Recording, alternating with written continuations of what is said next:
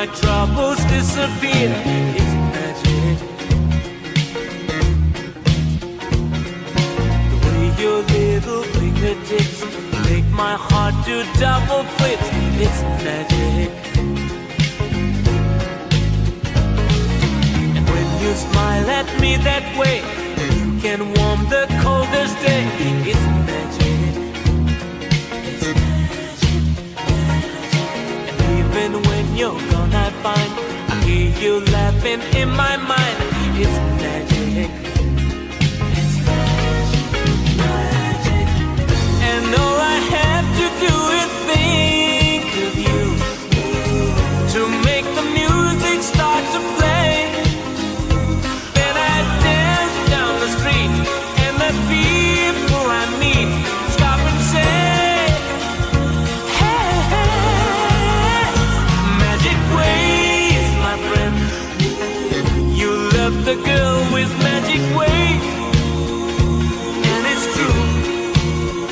I might as well give in. You cast a spell on all my nights and days with your sweet magic ways.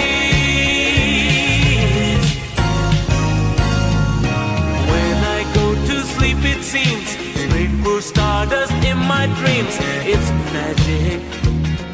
It's magic, magic. And in the morning when I rise, the mockingbirds all harmonize. It's magic. It's magic, magic. And when you want me, you just clap your hands, and I'll be with you right away. Then we'll float on a breeze while the leaves in the trees softly say, hey, hey, magic ways, my friend. You love the girl with magic ways, and it's true. I might as well give in. You cast a spell on all my nights and days with your sweet magic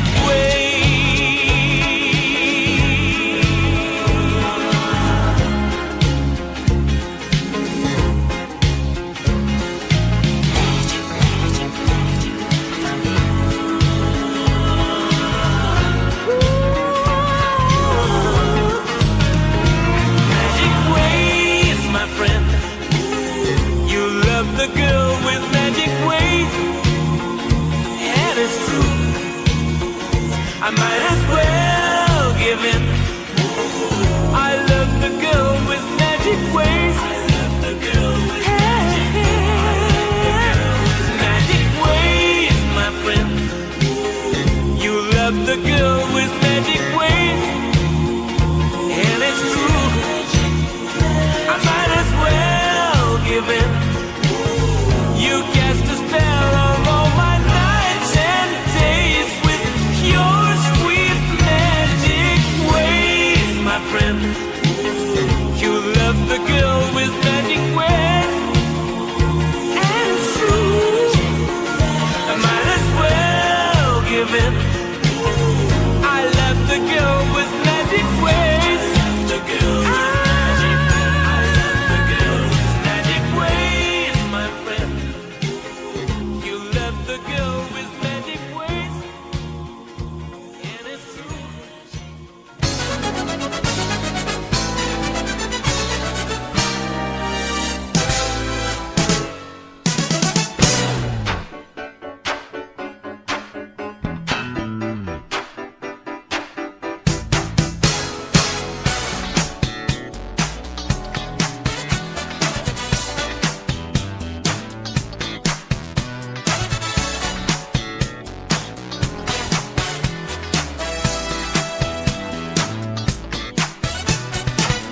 I heard them say that with just one look, you read a person's mind like an open book.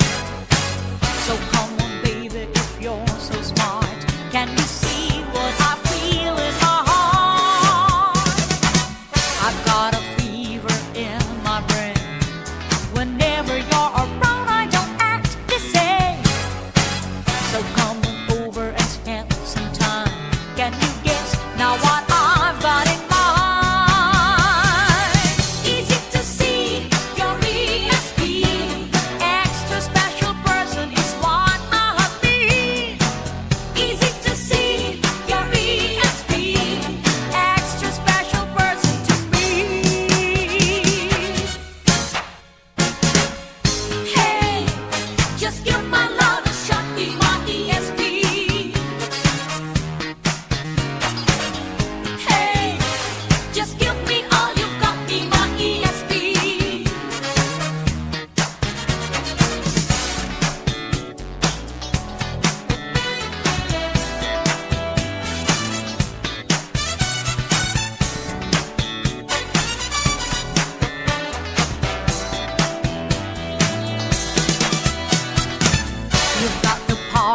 hypnotized. Nobody can escape from your X-ray eyes. Can't help it, baby, can't help but see. No one else does what you do to me. The way you move's extra sensory, and I'm really picking up on your energy. So come on, baby, tune in on me. I'm perceptive to your ESP. Easy to see your ESP. Extra special person is what Hello. I All right. Easy to see. Yeah, mute desktop audio. Where is the thing? Here's my camera. Yeah, this is ESP. Very good song. There it is. Hello. I've also changed the streaming setup today, so that's why we can do this bullshit behind me. All right, let me figure out all my windows. So I have everything. Hello, everyone in chats. Yeah, I moved everything around. Also, I have a cat now. Let's see if Glenda will come. Glenda, come here. Come here. Come on. Come on. Yeah, since I streamed last, I now have a cat. Quite different. Glenda, come here. Glenda is short for Glendale because that's the street she was found on. Can you get off of my computer? What? Level is a bit low. Let me check. All right, maybe that's a bit better. Come here.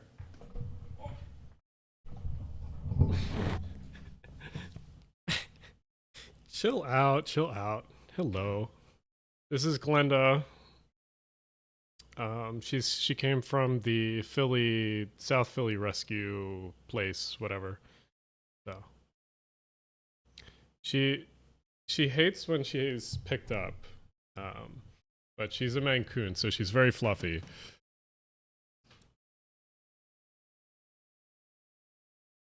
Let's see. So I saw someone mention earlier. Did I watch the City Nerd video about high-speed rail pairs? And I sort of did. I watched part of it and didn't watch the whole thing. It's one of those things where it's like we've known what we've needed to build for such a long time. We've known what we've needed to build for such a long time that none of his suggestions really surprised me. It's anyone that's been in transit spaces or spheres or whatever kind of knows what we already need to do. So did I get a haircut? No, it's probably just a different angle because normally my camera would be up over here. And then now that I moved everything, it's directly in front of me. So, hey, look, yes, green screen, yes. Yes, very good. I moved everything around. So my computer used to be facing into the living room. And I wanted to change things up. Plus, this is more conducive with streaming because I can put shit behind me and there's a wall. And like, this is the green screen back here. Yeah, I got the SEPTA shirt. Where is it? This side. Friend got me that. Where is... All right, let me sign into my one account on this side. The problem is I stream on the second YouTube, but I have to use my normal YouTube to see most of the content because it's so I don't get ads and I can see most of the people I'm subscribed to. There's a milkshake that also has coffee in it. Very good. I'm going to be up way too late.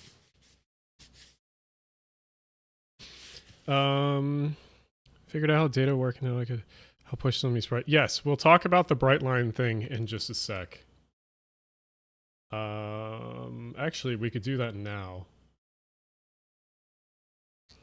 Let me find that actually.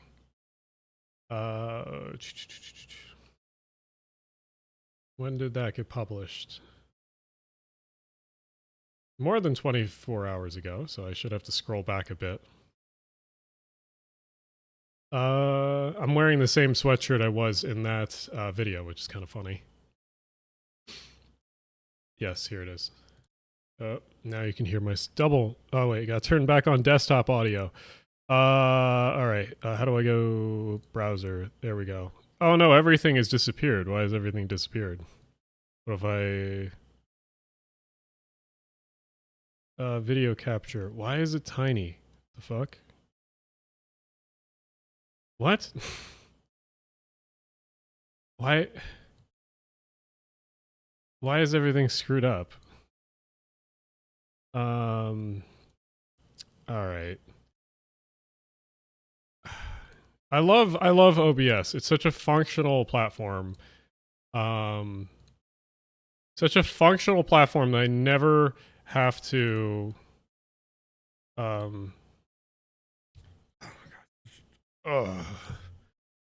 I hate OBS sometimes. Loves to be stupid. Alright. Get rid of this one. I had literally all the scenes set up and OBS just likes to do this garbage. There's chat. Why is chat? Okay.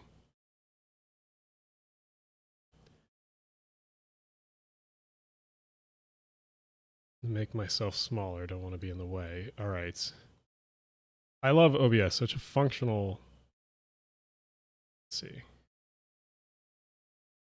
Now let me just edit my video output. 1 second. Filters. All right. What is it? The right side? No. Yeah, right. Right 200 probably. Yeah, that fixes it. All right. God, OBS. Fortunately, OBS is, yeah, well, there is other options, but like OBS is the easiest, most accessible option. So whatever. Also, my green screen, I need to screw with the settings a bit more. Also, it's probably, it should be lit up a bit brighter to have it work completely correctly. But do you ever consider making a video with the libertarian argument for transit? Yes, I do. I have thought about doing that. It's annoying though to do that, and that's the problem. But anyway, the problem with making a video like that. So yeah, when I originally checked this, it had something like 50 comments, and after my video. There was other comments not related to my video, but like we got a lot in because of that video. So I'm really thankful that you guys are able to comment on this because I obviously do not want Brightline to be delayed because that's the last thing we need is more delays in high-speed rail in the US for any reason.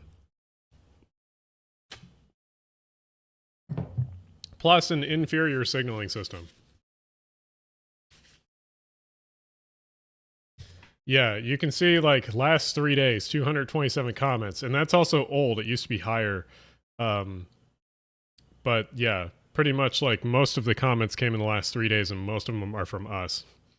Some of these are interesting because some of these, the bigger people commenting, well, Rail Passengers Association, I'm very good friends with them, and they commented for the waiver. The aluminum people work for Alstom and they commented against it, and then the steelworkers one was interesting because they commented for the waiver, which I think is very interesting. Need to move chat, hold on,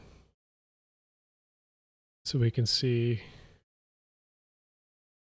Yeah, so we can see here they actually commented, where is it? Yeah, Brightline's waiver request. Yeah, essential to utilize Nevada DOT's Brightline's West waiver request for high-speed rail passenger train. So yeah, a few of the unions were for and a few of the unions were against. The main thing is that the the unions were basically just listening to who they're working for. So like the unions that were for or working for Alstom, which is the Aluminum Extruders Council, like they make car bodies, and Alstom is the one that got them to make car bodies. So they're listening to Alstom and giving their word for them. Same with Transit Air Systems, they're working for Alstom. A lot of the things in here that were companies, if we go through this, there's a lot of people that have commented and they're pretty cool. And I think a lot came from mine. We'll look at this one. Yeah, please consider granting the waiver. A lot of people came from my video, which I really am thankful for. But if we find companies, you'll find companies are either attached to Brightline or they're attached to... wait, why is ETMRS? I will explain this in a second. So where's one of the companies again? Thank you for all commenting here. Where's the company? It's got to be another one. But basically, yeah, companies were either attached to Alstom or they were attached to Brightline. No one was really lobbying for Siemens here, which I think is interesting. It's like Siemens doesn't really need people to lobby for them because they just make better trains. Siemens trains have had problems. The air intake on the chargers was kind of a dumb placement. Yeah, Alliance for American Manufacturing. Wow, I wonder what they're going to be in favor for.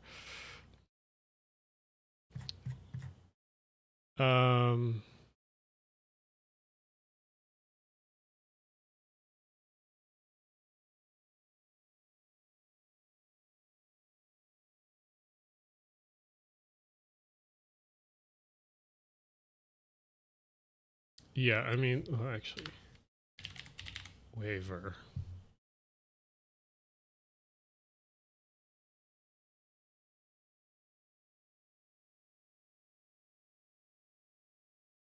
Interesting. Let's read this. The AAM is concerned that the Siemens proposal would produce the first two train sets outside the United States. Here, let me make that bigger. Let's see. What does AAM do? I can look that up in a sec, but we'll recognize American workers will witness first two train sets manufactured in Germany prior to completing the remaining 8 in the new factory in Nevada. We urge FRA and NVDOT to seek improvements to aspect Siemens proposal. Given that Alstom proposal will complete 10 state.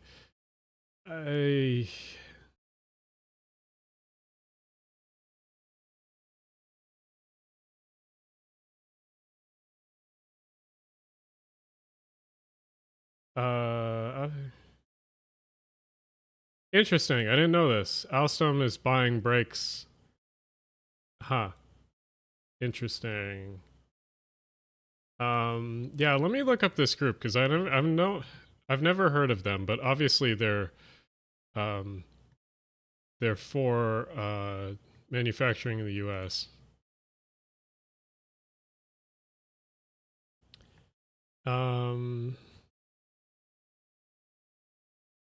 Who funds them? I assume public policy, research.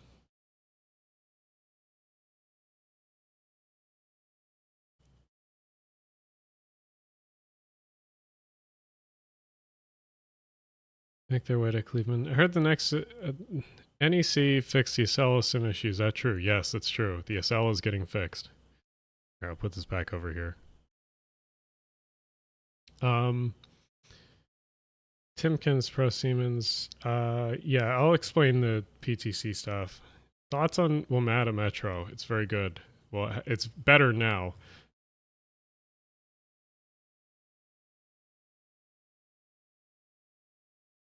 But yeah, they basically most of Alstom lobbied pretty hard for this stuff because most of the companies that were in this list, oh, this is a steel company, so it might be pro Brightline. Firmly believe in Pan-American. Yeah, Alstom.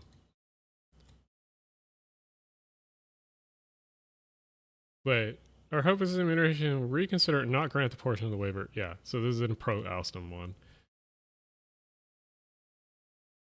Yeah, I'm hoping there seems to be a new wave of people in the FRA. Yeah, there's the WAPTEC one. Basically, they're right behind the Avelias, which yes. Will you revisit Syracuse? Yes, probably eventually. Alan, how do you recommend get started in urban planning? Good question. Reading books and watching videos, honestly. Or just going to places that are very good, and kind of observing the stuff around you and why it's like why you enjoy it. Just ask yourself that more when you're in certain places. Why do I enjoy being here?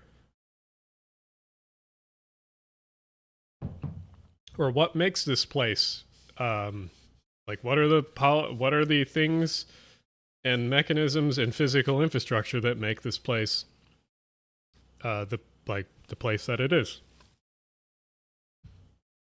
Okay. Go back to cam. All right, let me get screen working. Okay. That's annoying that it crops it when it's not even in the frame. Oh well. Let me start up a game because I have a few options here.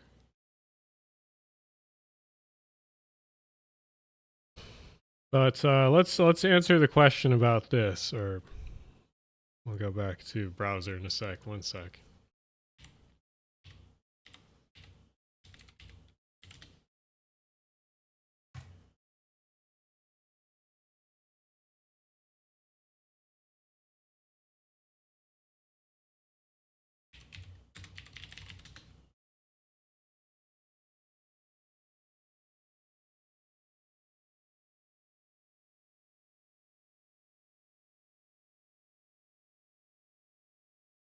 All right, pulling it up. Hold on. Browser. Okay. So this is hold on, actually, let me check something real quickly. Why does it do that? Okay. So here we go. So this is IETMS. So this is the most common this is the most common sort of train control in the United States. The places that don't have this, because it's places more likely not to have this, is the Northeast Corridor. It has its own system. It's called ASCES, I think it's called. ACES. Amtrak. Yeah, Amtrak has this stuff, which is based on the Pennsylvania Railroad system. And you can see, like, here's an old Pennsylvania Railroad signal system, or signals that are displayed in it.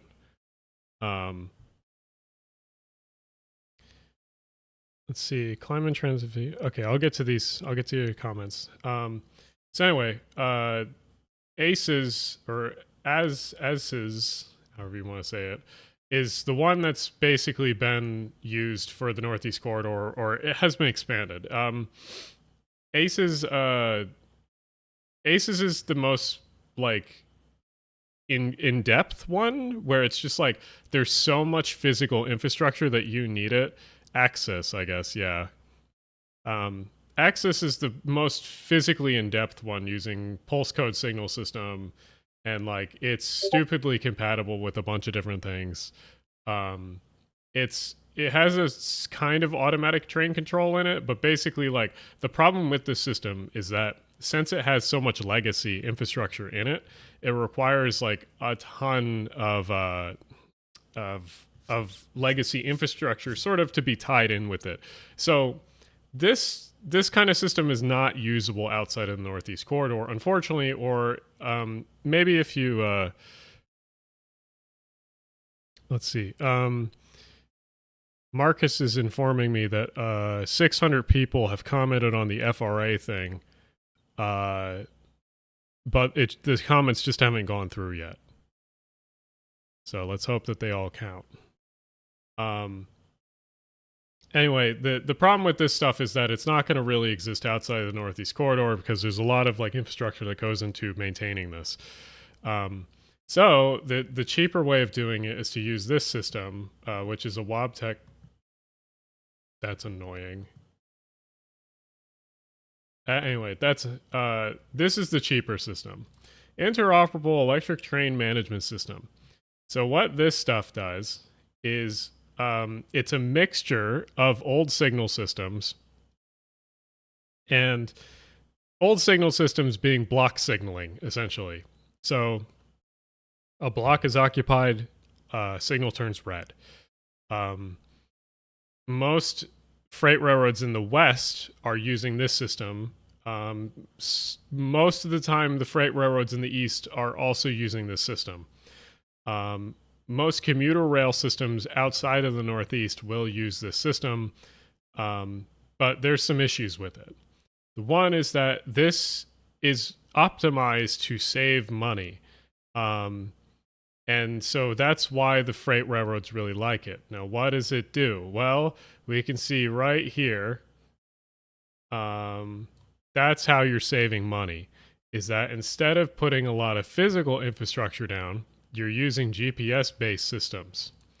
And basically, if you talk to any engineer that works for any of these railroads, you will know that they absolutely hate this system sometimes, or they refer to it as PTC, because PTC is a very broad term, and I have it right here.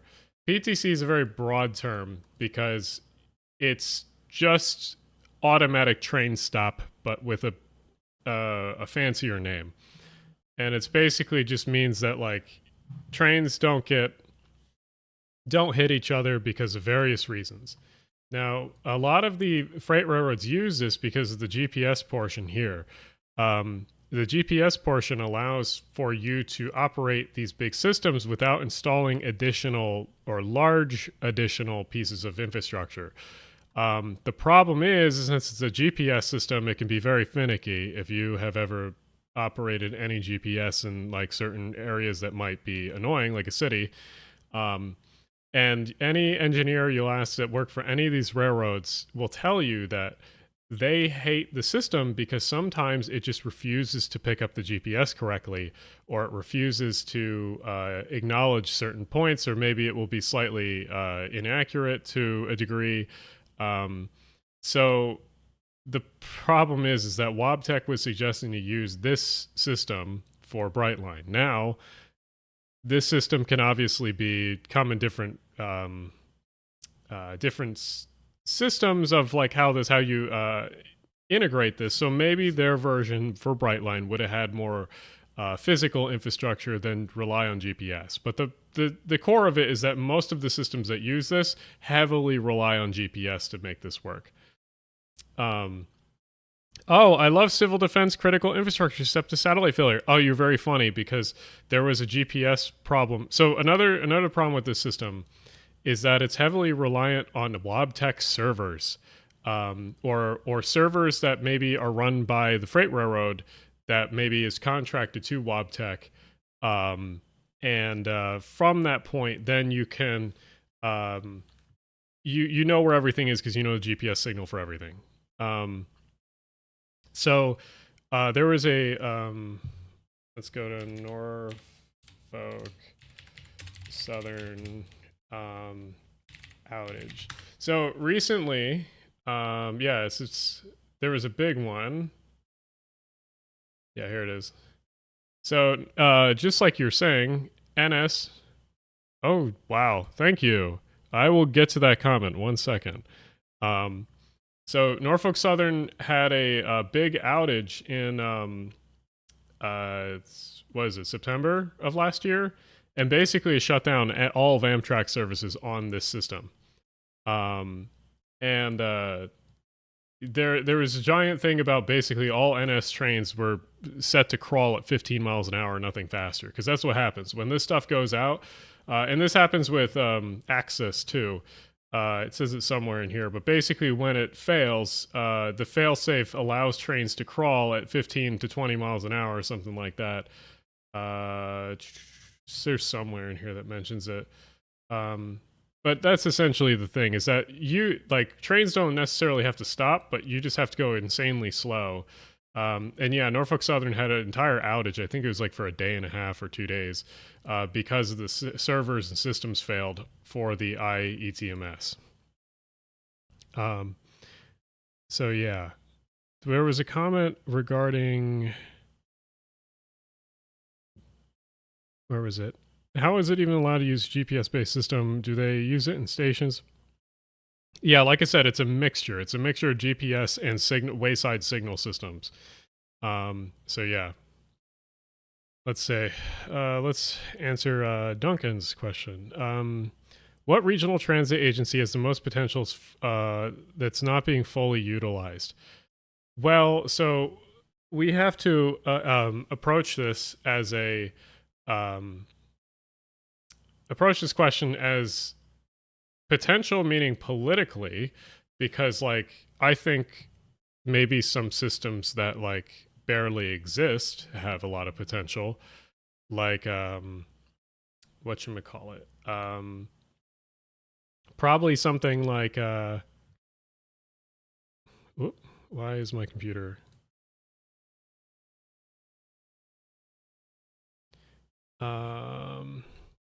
there we go.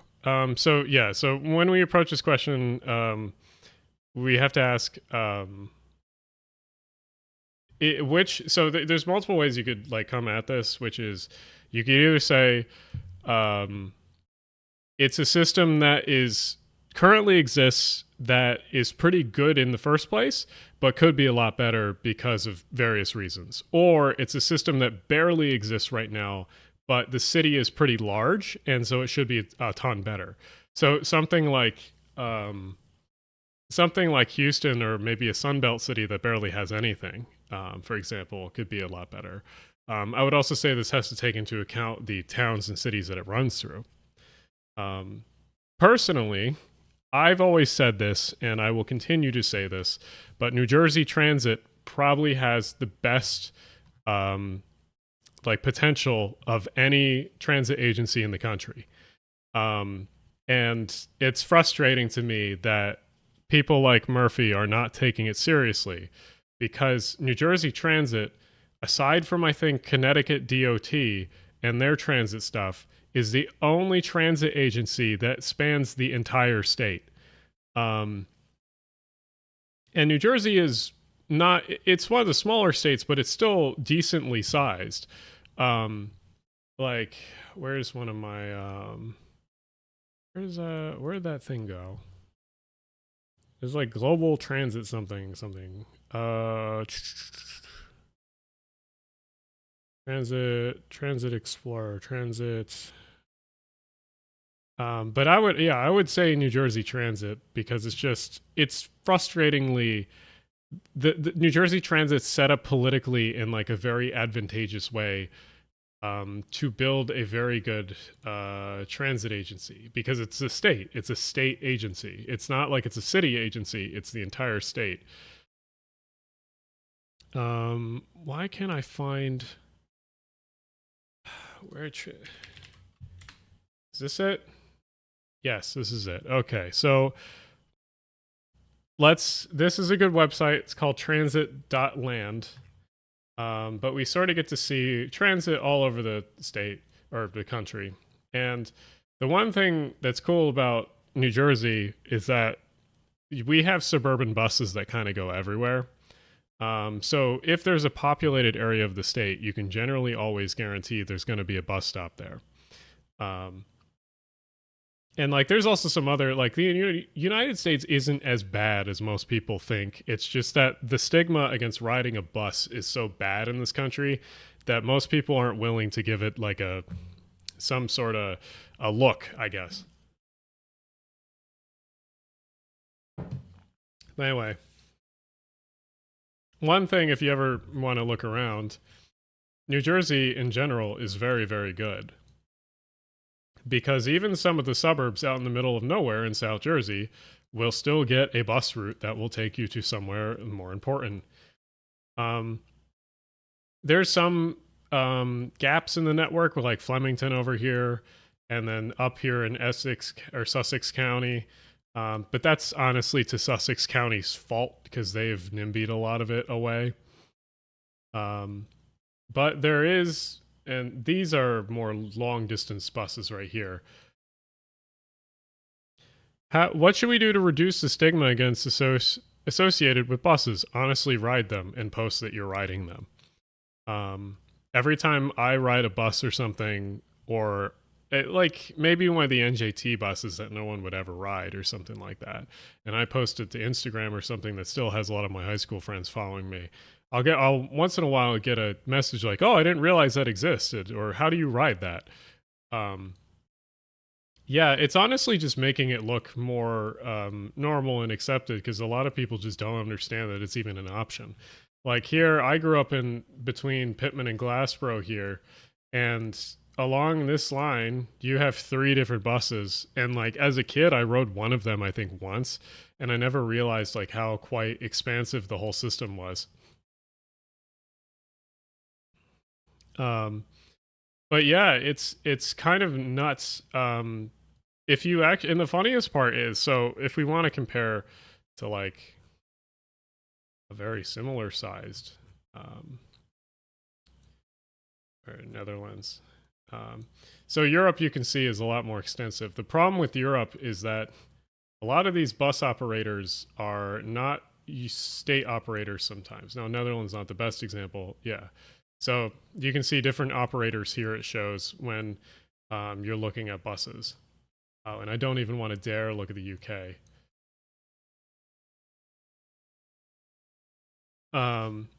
So yeah, and the same thing in the US. Sometimes you have different carriers. I mean, like here in Philly, if you look along Vine Street, you can usually see, or Market, for example.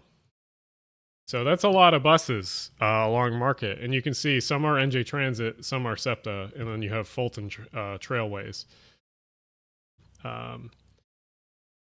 So it really depends. But yeah, the problem with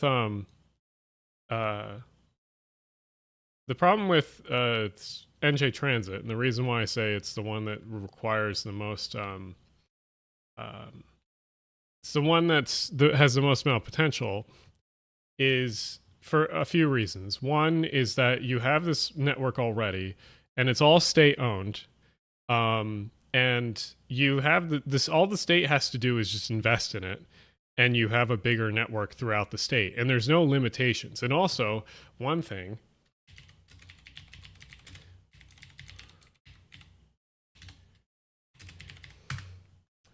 we go, no, that's not it.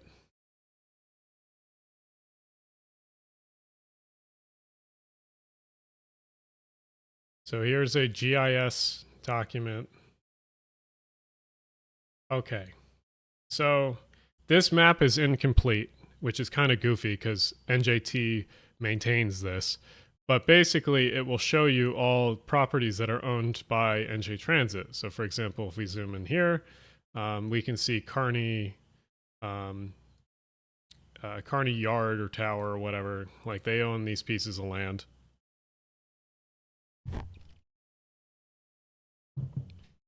But the wild thing is to say, let's zoom out. Oh, they don't have the, maybe the state owns that. But the cutoff, for example, New Jersey, the state owns the cutoff and owns a lot of, yeah, like this entire abandoned right-of-way here through suburbs is all owned by NJT.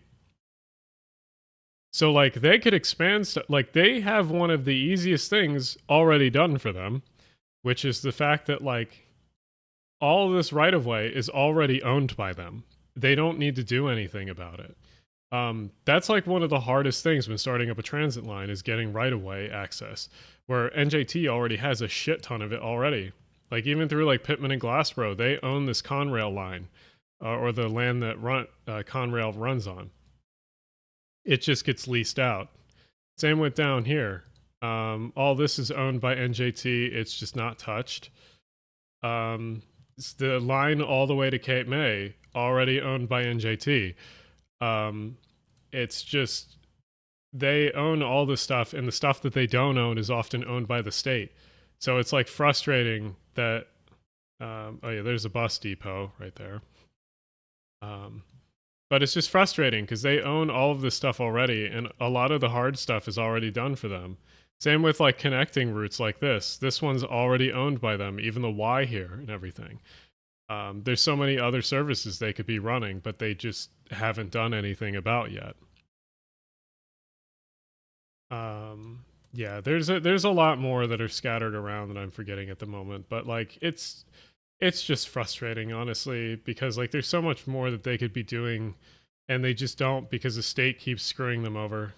Yeah, like here's some more. Right, the Mount Holly branch apparently is owned by NJT. So like, yeah, it's one of the most frustrating things is NJT could be one of the best in the. Oh, they own this entire right of way through the Pine Barrens. I forgot about this. You could, if you really wanted, you could go from like, what is this, Red Bank all the way to Winslow Junction to Atlantic City. That could be a new line if they wanted. I mean, it used to be the Blue Comet, but no one really lives here through the Pine Barrens, so it's hard to justify.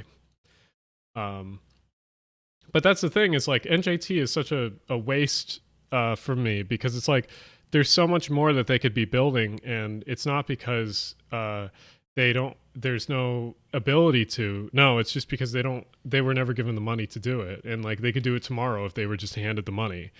Now there's some arguments about like what should you spend money on. Like one of the things we should spend money on is let's go take a look at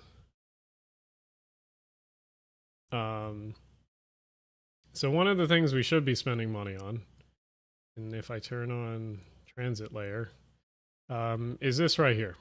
So this over here, that's the Raritan Valley line. The Raritan Valley line used to use multiple trackages. This lead up to, what is it, Cranford, whatever. That used to be the Central Railroad in New Jersey. And you can still see the CNJ main. It continues after Cranford and sort of keeps going straight this way until you hit Elizabeth. And there was another station down here, and you can see the old rail bridges right here. And that used to go all the way over here, and then it would crawl along the coast here, or there used to be a bridge that crossed right here. And it would go to Communipol Terminal, where you take a ferry across to the financial district. And if you've seen the commute video, that's shown off in there, Communipol Terminal and Hoboken Terminal. Anyway, because it doesn't take the CNJ anymore, because CNJ is not used, it goes up the Lehigh Valley line, which is up this way, and then up the Lehigh Valley. Instead of going through the Lehigh Valley line to Communipol, they merge it with the Northeast Corridor using this connection here. The problem is that when you merge with the Northeast Corridor, there's there's 5 or 6 tracks here.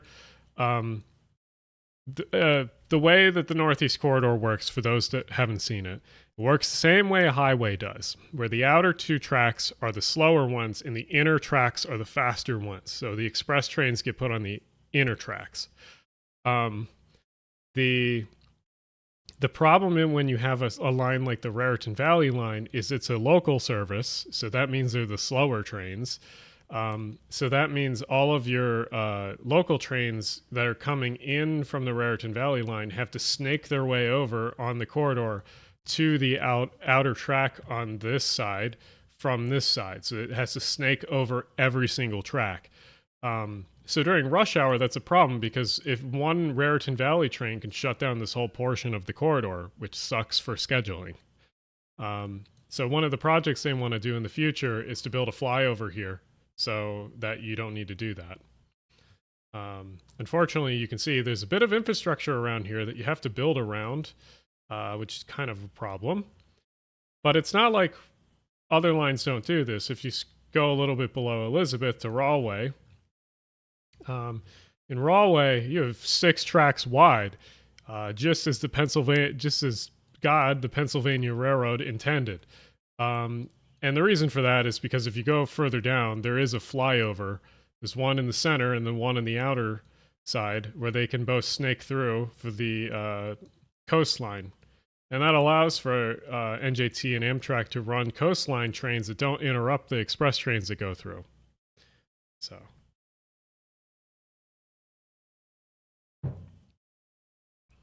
I might end up fleeing the northeast to the northeast. Is Philadelphia affordable?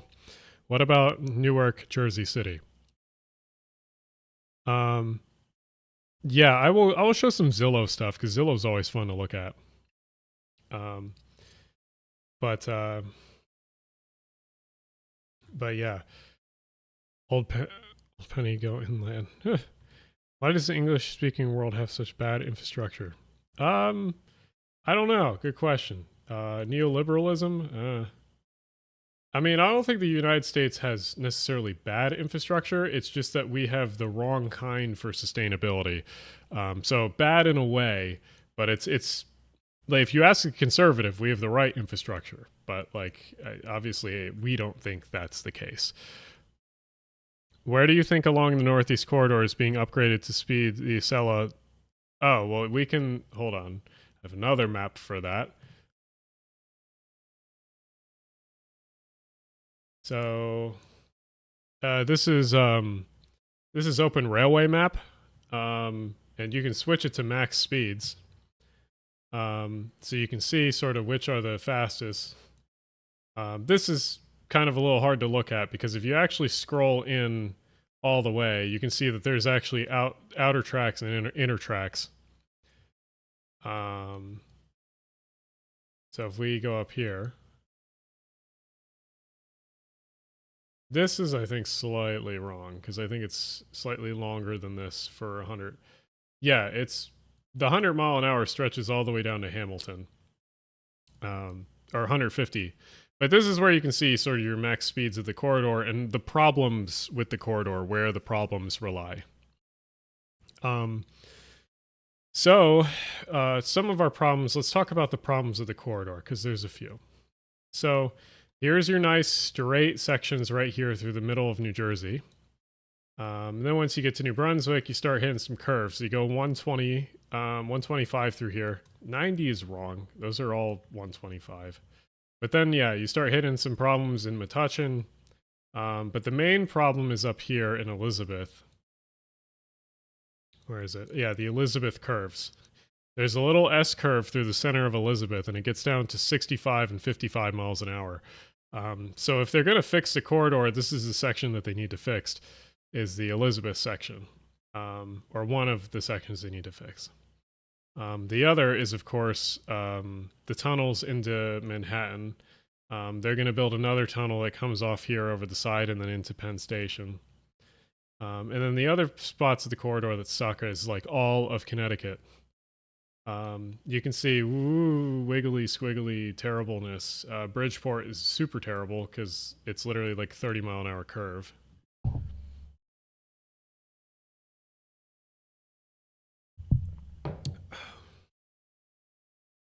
I was told that the 150 was only in service up to Princeton Junction that Amtrak will need.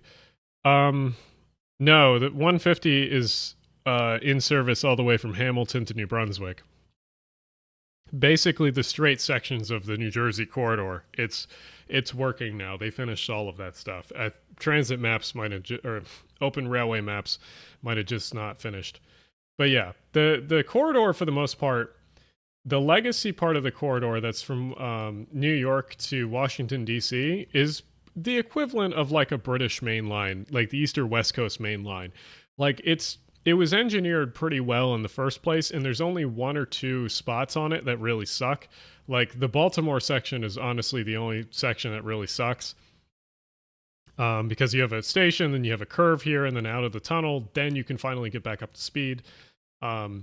So they're fixing that. They're making a new tunnel through Baltimore. But like, luckily that's after a station that they all stop at. So yeah, that's one of the main problems. Another problem is the Susquehanna Bridge, which is, or no, it's Gunpowder River.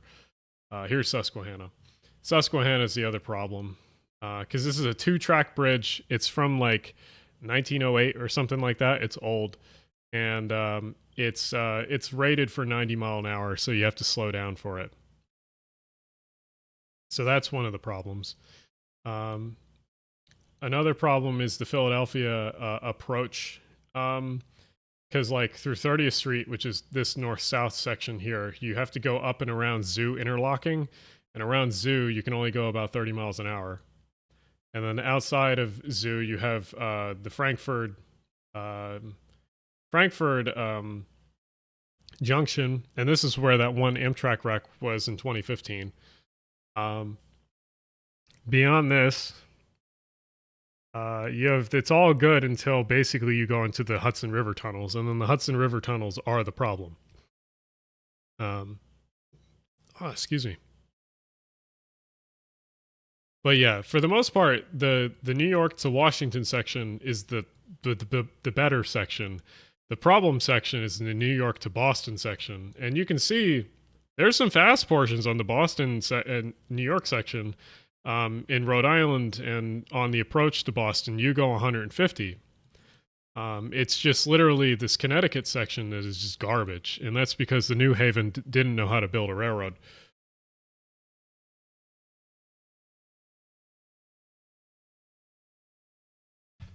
Yes, there is also GG1 wreck in Frankfurt.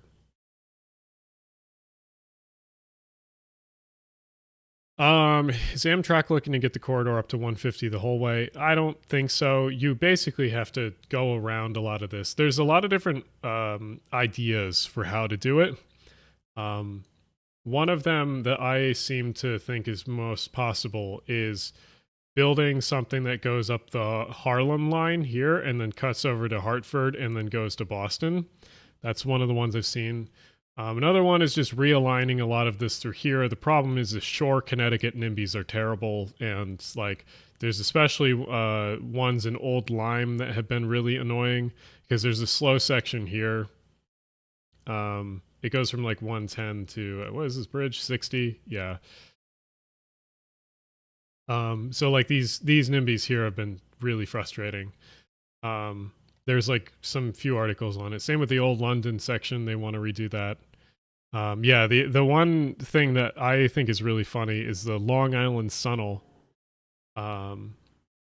So there's the idea that you could possibly run down the Ronkonkoma line, or most of the way or whatever, down to like Riverhead or even further, and then like tunnel across from like the end of Long Island to New London or something, which would be incredibly funny. Yeah, the nickname is the Sunnel. Oh yeah, the Northeast Corridor has a ton of NIMBYs, especially in Connecticut. Connecticut is like the main bad section. But yeah, I mean, there's a few projects for the corridor that I would love to see. But yeah, if we want, let's close some of these. Let's look at Zillow for Philly and some of the other Northeast cities because, let's see, you need to transplant Arkansas Mopac main line. And I get old heads say used to do 110. Yeah, no, I mean there's a lot of Western rail lines that used to be really fast because there's just nothing. It's flat. So, I mean, there's some flat ones here in like South Jersey here. These aren't, no one's marked them, but here, infrastructure. So, I mean, Atlantic City line is pretty straight. Not much to it. One of the funny things, so let's go to Rail Guide. Oh. Sometimes it does this. Rail Guide is funny because you can see a lot of the old main lines, and South Jersey used to be really goofy. Whoop. No, don't show location. Okay. Map is just refusing to work now? Question mark?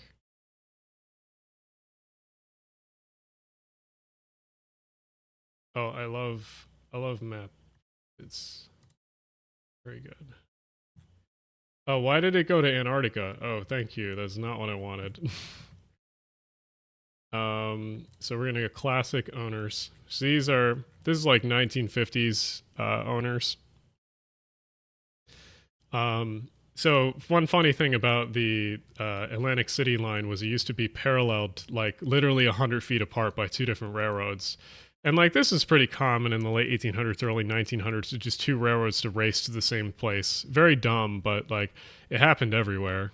I mean, Chicago, oh, the funniest one is Buffalo, in my opinion. There was like 7 different railroads coming here. Incredibly goofy. And like 5 of them all came from New York City. I think, where else? St. Louis is also very funny. There used to be like 10 or 12 railroads that all came to the same place. Incredibly goofy. Yeah, no wonder some of these collapsed, because some of them were so useless for the most part. Oh, I have a funny story about PRSL.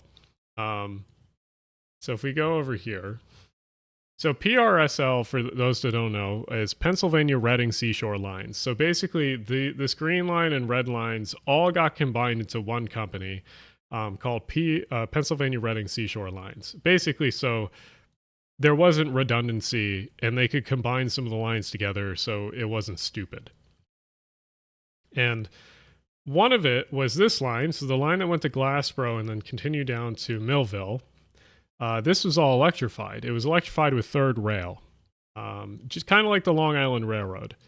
And I have pictures I could pull up of it, but basically, there was a little controversy with the third rail, as one city, specifically Gloucester City here, did not like the fact that there was third rail in their city. And if we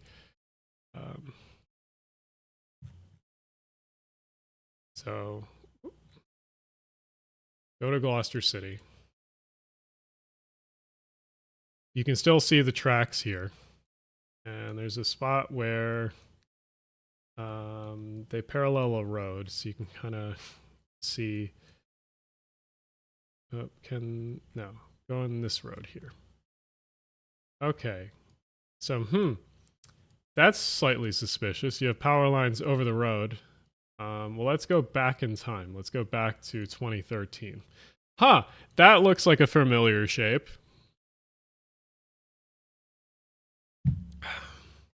That looks like an oddly familiar shape if anyone's from the Northeast.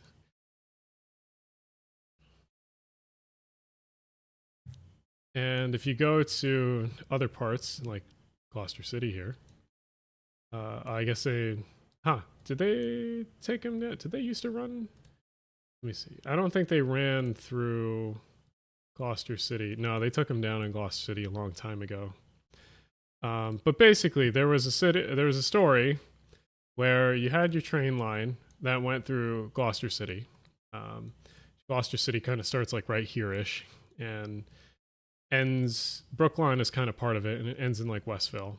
But Gloucester City was very angry because a dog got killed by the third rail, and a child almost got killed by the third rail. And so Gloucester City in like 1915 or something banned the use of the third rail in the area. So PRSL still wanted to run all of their stuff through here and through the area. And let me give you a look at what these trains looked like. Let me give you a look. So these were like, if you know what an MP54 is like, that's basically what they looked like. They looked like this. And you can see the third rail down here next to the train. So what was it? So these were essentially what was running. And you can see up here, that's a trolley pole. The trolley pole was added later, because this is an older picture. It's from 1947. This is one of the last years that I think they were running electric service. But part of the reason why they ended electric service, and part of the reason why it was frustrating for PRSL to run some of these services, is because of Gloucester City. And the reason why is because in Gloucester City, they banned third rail and because of the dog and the kid almost dying. And what they had to do, there was a brief period between 1911 and I think 1913 or 14, where PRSL said, fuck you. We're not going to stop in Gloucester City because now we can't restart the trains. So what they would do is from roughly just outside of Camden to Gloucester City, they would get the trains up to 60 to 80 miles an hour, and then they would hit the dead section of Gloucester City and coast all the way through Gloucester City to Brooklawn, where the third rail picked up again, and then they would continue on their way. But yeah, so they would get up to 60, 80 miles an hour and then coast through Gloucester City. Very much dudes rock like, oh, you're getting rid of our third rail? Okay, haha. But eventually, obviously, there was people in Gloucester City, and for the most part, it is a pretty dense area. And like, I think this is the old train station. No, that's not the train station. But or here's the train station. Yeah, there it is. So, they eventually made the train station again, and they stopped in Gloucester City again. But this time they put up catenary and some trolley poles, and when they went through Gloucester City, they would just run on trolley pole power, and then immediately when they got back to the third rail, they'd take down the trolley pole. So that's why electric operations in or on this line were always a bit more complicated than the normal line, and I think that it led to partially the reason why it got dieselized. Like in later years, they were using consists that look like this. This is a Baldwin S12 pulling 2 heavyweights. That's what it looked like later on. Obviously, this is a suboptimal commuter train because it probably didn't have as good as acceleration as the electrics did. Yeah, this is Haddonfield. So this is technically a different branch, but that's what they ended up running later on. I forget if there's a picture. Yeah, here's like, they also ran RDCs later on. Here's Winona.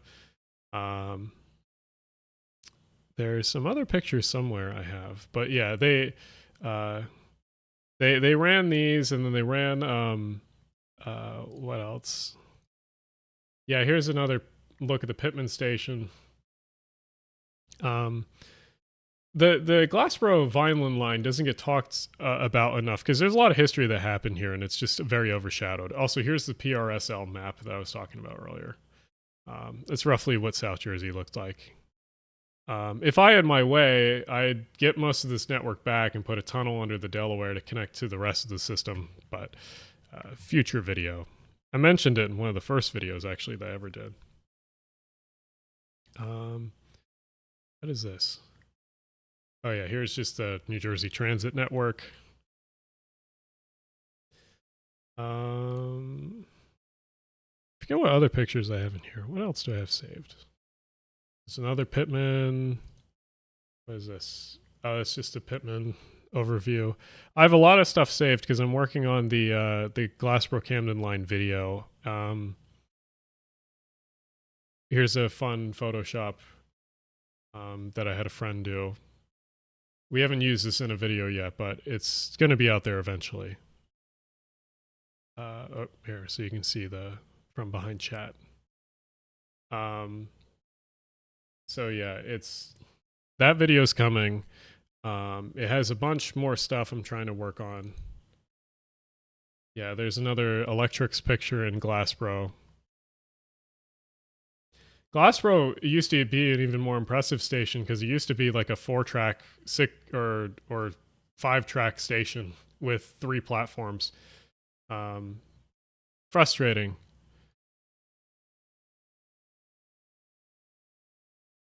Yeah, I did do an episode on electrification. So yeah, any plans for NJ Transit or SEPTA to upgrade their fleet? Yes, SEPTA is going to get the Silverliner 6s probably in a few years. They're probably going to be just Kawasaki M8s just modified for SEPTA. That would be my guess. Oh yeah, here's something I never released for the Glassboro Camden video. I had a friend, name is Sulo. They're on the Discord, but we had these made. So eventually, I'll be releasing these when the video releases. We also made a NIMBY version. Where's the NIMBY version? Here's the NIMBY version.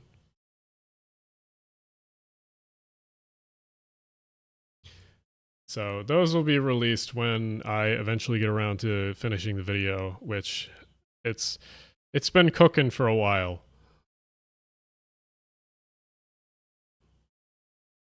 Can you get up to 100 miles an hour on a third rail? I think some of the fastest third rail trains in the world were on the British network, but someone can correct me there.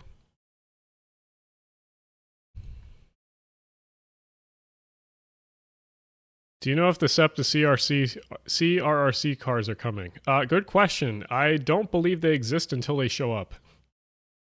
The blue and green Stadler GTW curse. Yeah, I mean, there'll probably be a Stadler flirt or something, but like the GTW is what we have.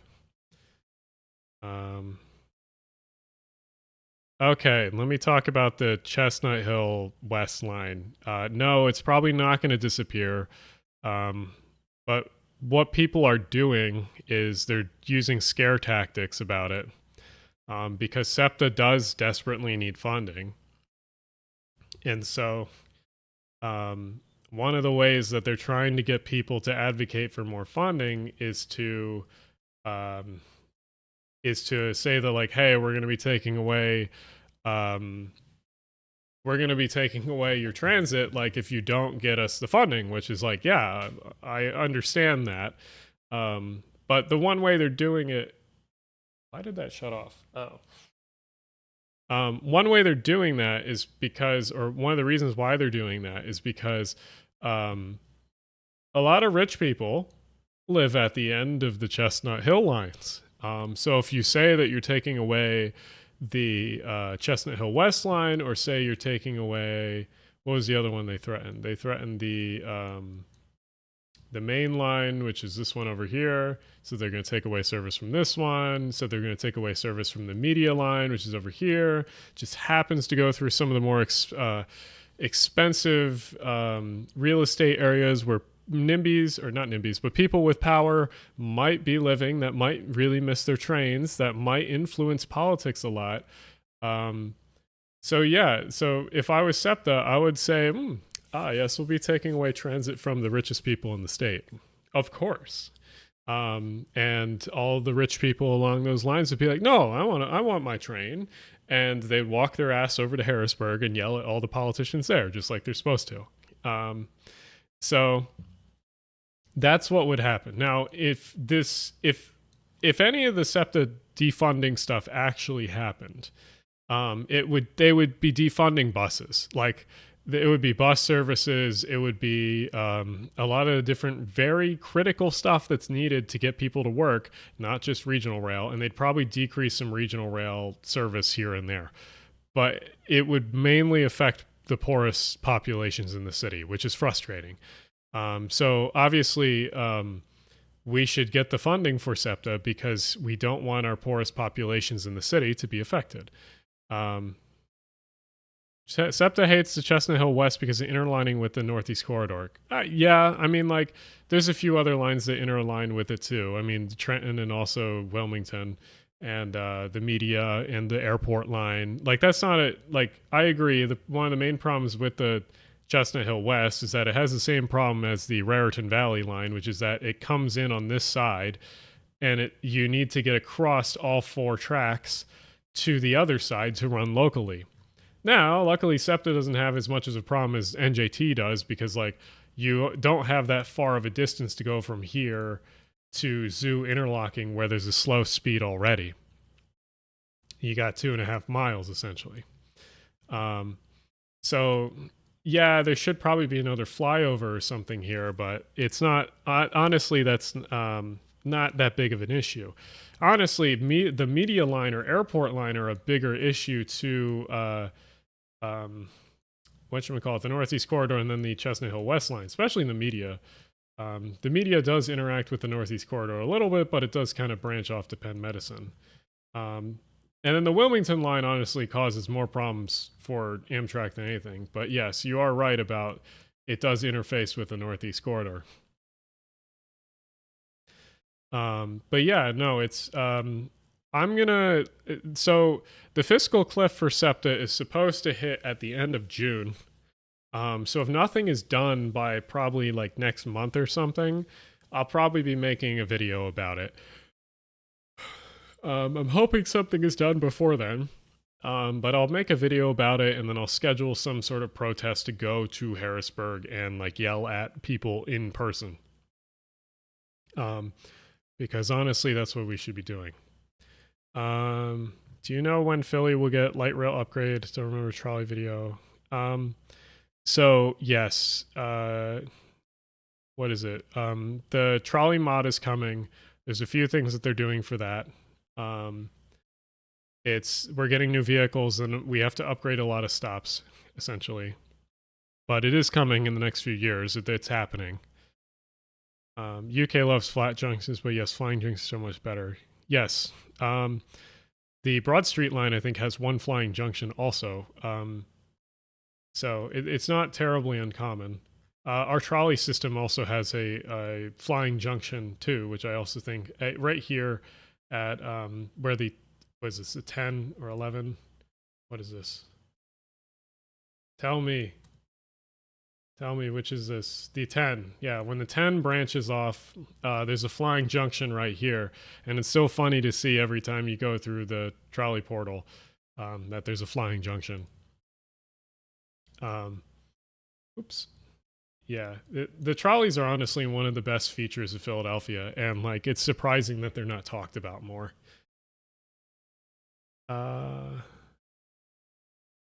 Since the tracks are on the opposite side of the junctions and Forest Hills, Redding, not common. Are the Girard trolleys coming back? Yes, they're coming back. For those that are asking, Girard trolleys is this line here. It's currently being bustituted. But the PCCs that were running on it, aka the old trolleys, they were running here, and they were taken on a service, I think, in 2019 or 2019. And the reason why they had to be taken out of service is because the salt used on the road was basically rusting the bottom of the trolleys. Because all the trolley infrastructure is still here. If you just zoom in, go in Street View. Yeah, all your trolley stops are still here. All your trolley stops are still here. It's just that, and the trolley infrastructure is still here. It's just the problem now is that the trolleys themselves are just having some issues. Because what was happening was that in 2019, the old trolleys needed to be redone because the salt on the roads from winters were eating away at the bottom of them for a long time. So they needed to be rebuilt. So what SEPTA did was put like 2 guys in a shed with all of them and basically had those 2 guys work on them for the last 5 years. And now they should be coming back into service sometime soon. We've been seeing them running trial runs of them every so often. So they are coming back, or they should come back soon. I like them because A, they're the old ones, and also trolleys are good.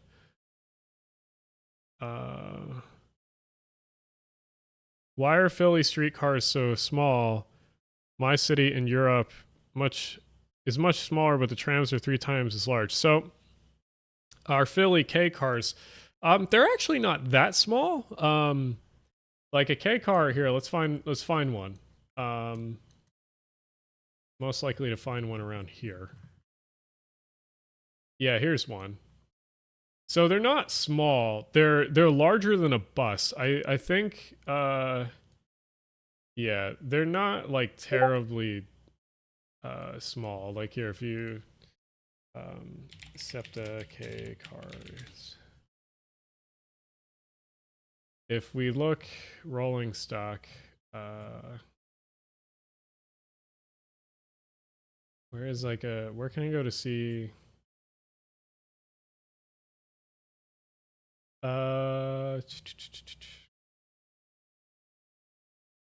Where is like the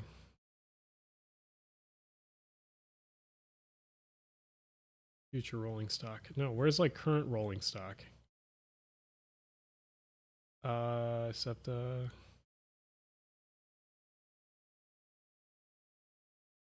Where's like the rolling stock? Excuse me. SEPTA light rail. Give me just a.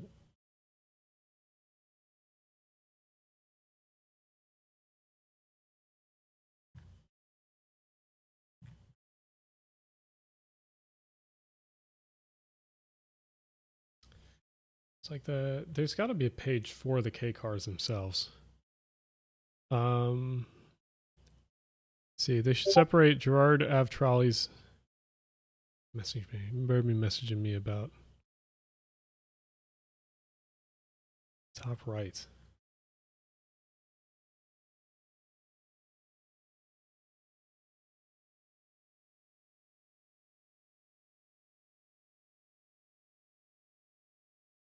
there like a? Oh my god, where is like the rolling stock?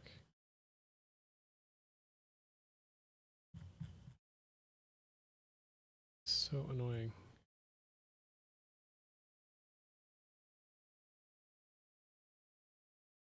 Oh, there it is. Kawasaki K cars. But there's like no. They usually have like specifications. Hold on. There's got to be. Yeah, here's the Trolley website. I just needed to see. Yeah, so they're quite long. And like these are actually based off of a PCC. They're basically just a Kawasaki version of a PCC. And PCCs are pretty unanimous around the world. Even in like a lot of Euro cities have PCCs.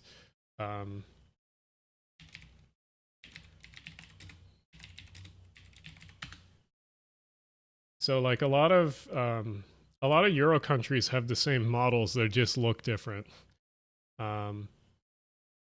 So like a lot of the even like Eastern European countries have essentially PCCs. They just come in different shapes and sizes. So there's one. I think is that a Dutch one? Yeah. This one's kind of funny. Here's a Washington D.C. trolley in what is it? I think that's some Eastern European city. Ah, someone sent me this.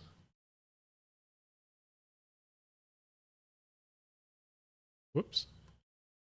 Yeah, so like, oh, there was articulated Kawasaki trolleys also, but Philadelphia never bought any of them.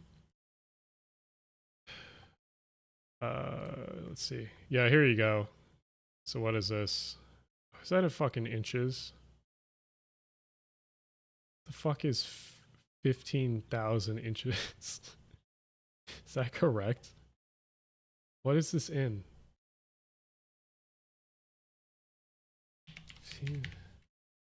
That 1,000? Inch to feet. No, that is not correct. This has to be like millimeters or some shit.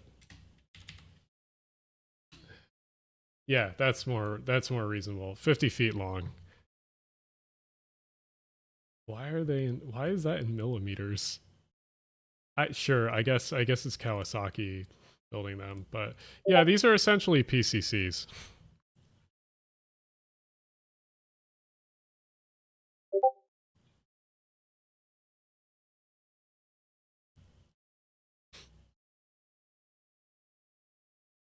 Let's see.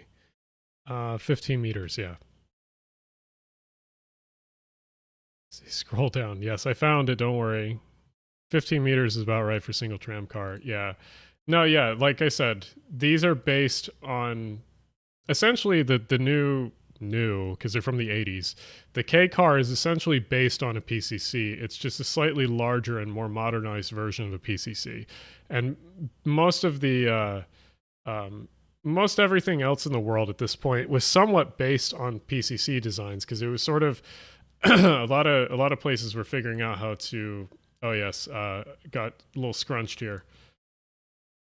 But most places were figuring out how to build trams or whatnot for single operator use, and same with Philly, same way. But yeah, European cities, same thing. A lot of them were based off of the PCC. And then there were other designs. Obviously, the Skodas. Skodas are pretty popular, and they were essentially the Eastern European version, or old Skoda. Yeah, these guys. These guys are essentially the Eastern European version of a PCC. And they will probably be running until heat death of the universe. Because these Skodas are, like the PCCs, are built just insanely tough. That's it.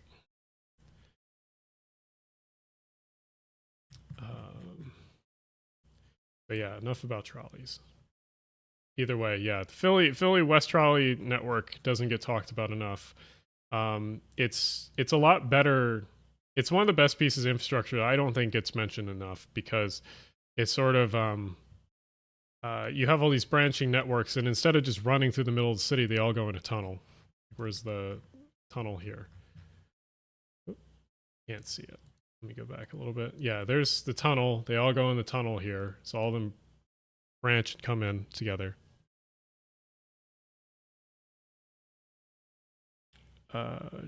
Pennsylvania gauge should be converted to standard gauge through services Philly downtown suburbs. Well, I mean, like, you could make the normal trolleys just go in the suburbs. I mean, that's essentially what they did.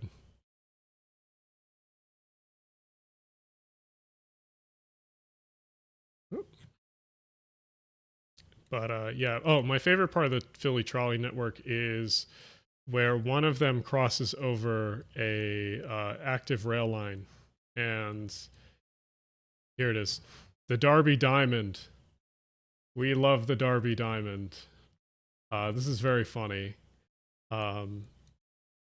Here is an active freight main line. This is a CSX main line, very heavily trafficked. CSX doesn't want a diamond here because the freight trains, that means they have to repair it. And the trolleys are light enough that it does the most cursed thing possible. It doesn't have a diamond. The trolleys just run across the top of the rail. You can see the indent of the flange of the trolley right on the top of it. So very cursed. But yeah, that's kind of how it's. Oh yeah, there's a trolley there going over. Funniest thing is, if you see a trolley going over the section, you can see the trolley pole go super high, because double stacks go through here. So the trolley pole has to basically go to max height so that they can fit the trolley wire over the double stacks. Derby Diamonds double stacks. Oh, that's train. Why did that? Yeah. Yeah, here you go. You have like a high cube box car going through here. Derby Diamond. I guess that's too specific.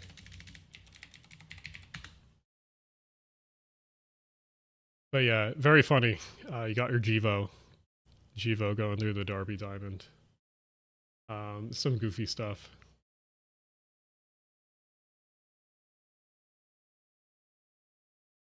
That's a good picture. Where's like... Okay, some guy has a video on it. Maybe we should watch that. Oh, what is this intro? I love Foamer intros.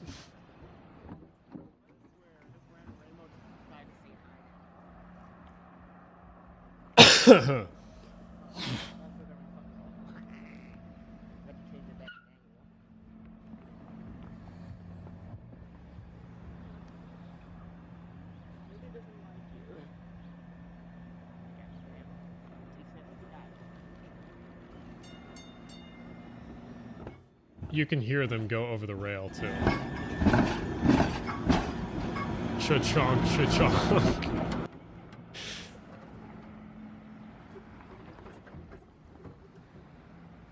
Yeah, SEPTA Trolley also debunker for the double stack. Yep, essentially. Is it possible Trolley to derail on non-diamond? Possibly, but very unlikely. Also, the ditch light's very funny.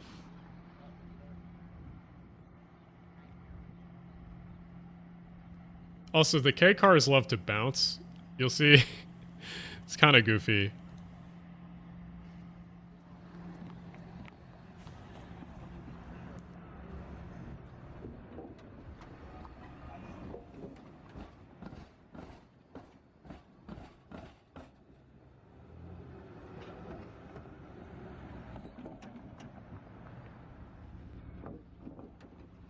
But yeah, the trolleys are fun. They're definitely one of the better forms of transit in Philly. Let's see, where's the freight train? Oh, here we go.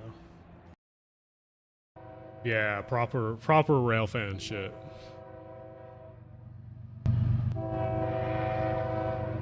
Oh, you got some, what's behind it? Oh, that's why, you got the foamer units, okay. Oh, you got 3 of the foamer units. Okay, so that's why they were out there filming.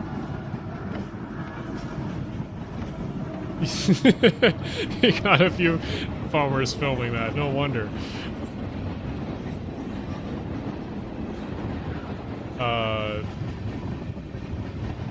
The funniest... Yeah, you got... Okay, a more normal freight train coming through. Does this have... I don't know if they run high double stacks on this. They may not. As foamer standing in very safe locations. Yeah, so there's high cube boxcars, but I don't see any double stacks.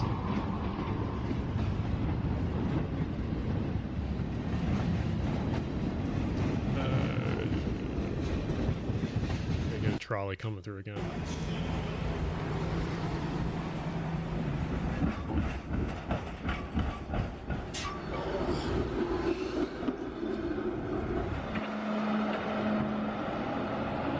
That doesn't, people driving around gates, luckily, oh God, this Foamer outro. Luckily people driving around gates isn't super common here, but yeah.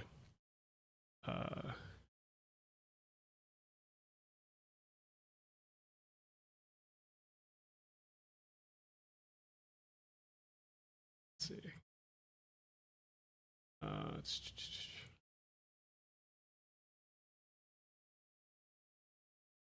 But yeah, Philly has a lot of interesting rail infrastructure, I'll say. Trying to think, there's another man's definitely here fouling the track.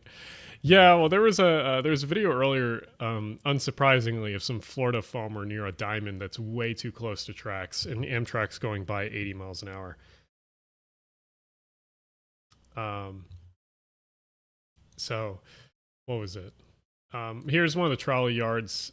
So, part of the problem with the trolley modernization package is that, sadly, rent prices, housing are astronomical downtown area. Well, I can show you some cool locations where rent prices are quite good, and it's also a good neighborhood. Getting hired RTO. Yeah, I'll talk about that a little bit another time. But yeah, oh, here's some of the PCCs. They're in the back lot here. But yeah, part of the problem with the trolley modernization is that the newer trolleys won't be able to fit in a lot of these yards, or at least not all of them. I think this one's fine, but some of the northeastern ones are not. Let's see. Yeah, we'll look at Zillow for a sec. Let's see. Oh, let's see. I think part of the issues with the railroads with electrification is that the existing bridges over the line aren't tall enough. Yes. So part of the thing that you could do with this is that electric trains, I mean, the most notorious of these, let's go up here. One of the most notorious things of these, is it this bridge? Yes, this bridge. Can't see it on Google. Let's see. So one of the most notorious places, oh, come on, there's got to be a picture on here.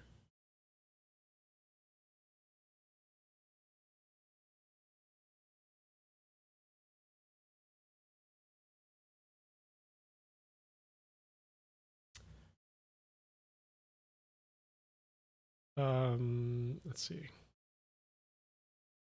Oh, come on, there's got to be a better picture.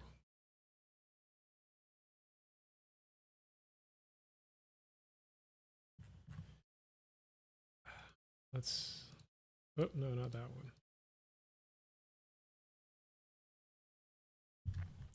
So electric trains, even in like existing bridges of the line. Yeah, so one of the solutions to that is to do something like this. Is that you don't need to have electrification everywhere. You can either run on battery briefly, or you can do dumb shit like this. Oh, where's it? Or is this just opening and closing?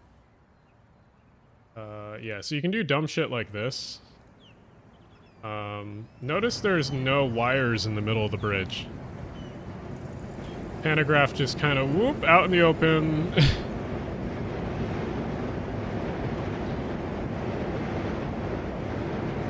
So like, and like, granted, if a bridge was too low for electrification, you'd probably lower the pantographs for a little bit, but it's not like impossible that you could do something like this where there's just a gap in the electrification. Let me see if there's a different video.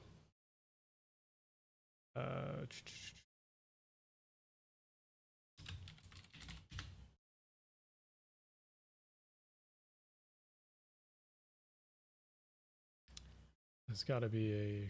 Come on, there's got to be far more videos. Yeah, I've watched that one before, but this is essentially... And it's funny if you go on like a regional or something across this. Yeah, if you go on a regional across this, you actually lose power to the entire train when you go across this. But, like, essentially, like, this isn't impossible. You just lose power for a little bit. Zoop, he's out in the open and gets it on the other side.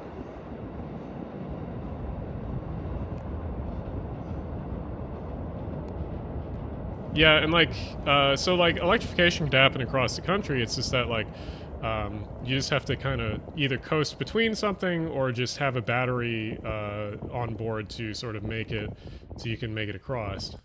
So, like, it's not unreasonable to do something like that. Is this just raising and lowering? Okay.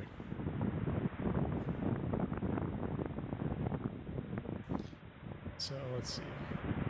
So, yeah, long-distance electrification wouldn't be too difficult if you did something like this. Ugh. But what was it? I am going to, so let's see,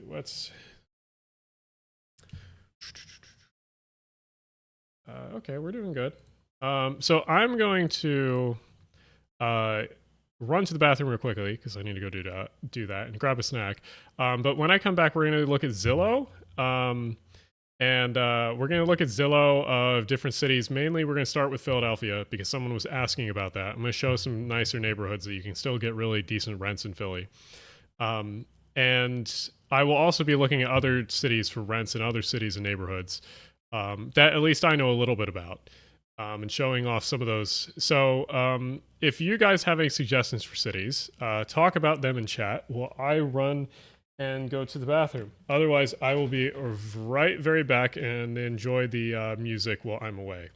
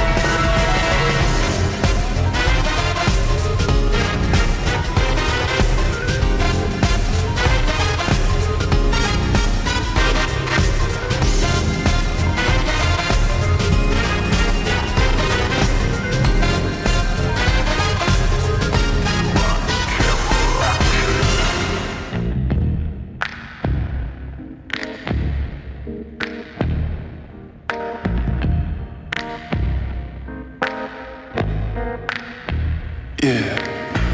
Used to think I was fine on my own, yeah. Had a house, but you made it a home. I'll be your light on your darkest day. Just don't love me half the way. Used to carry the weight of it all, yeah. Before I had you there to break my fall. Ain't no mind you what your friends may say. Just don't love me half the way. We're half of the way to being broken hearted. We're half of the way unless you let me in. We're half of the way from being back to the start. So don't love me half of the way. I can see you were lonesome as me, yeah. You said you could use some company, yeah. I chip away, but your walls don't break. You still love me half of the way. You're half of the way from being broken hearted. We're half of the way unless you let me in, darling. We're half of the way from being back to the start. So don't love me half the way. You can say that it's only a game. I don't mind playing the fool, but nobody wants to hold half of a hand, and nobody breaks half the rules. No, no.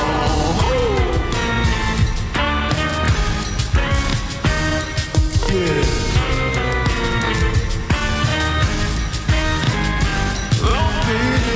I'll be your light on your darkest day.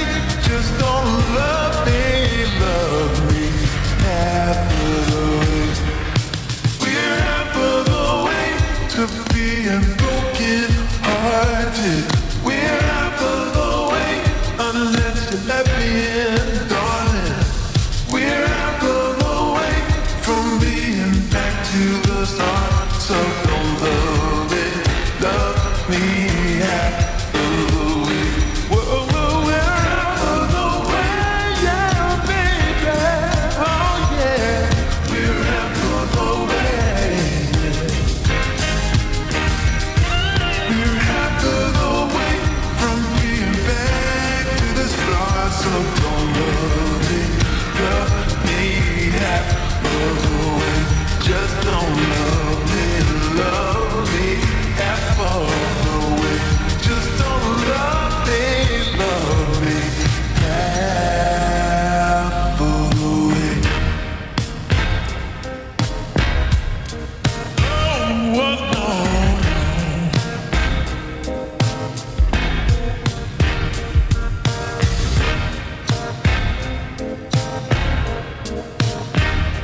Play it, yeah.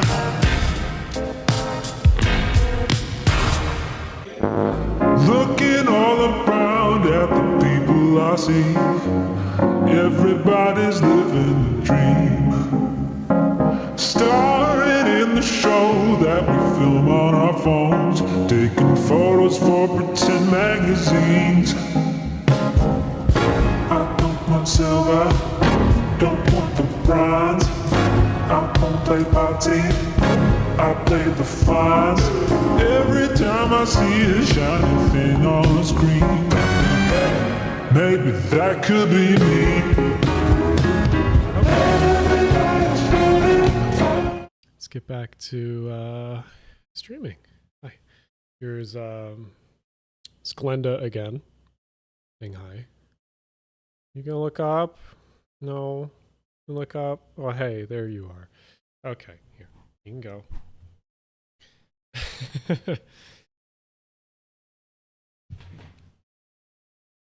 Okay. So, let's see. Let me scroll back. Scroll back in the video. Yeah, in that video, that's the that is the X2000, the train that we should have gotten.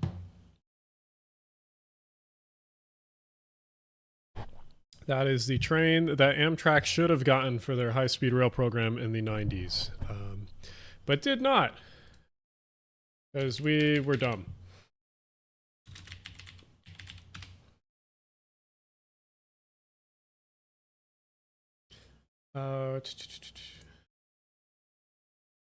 Okay.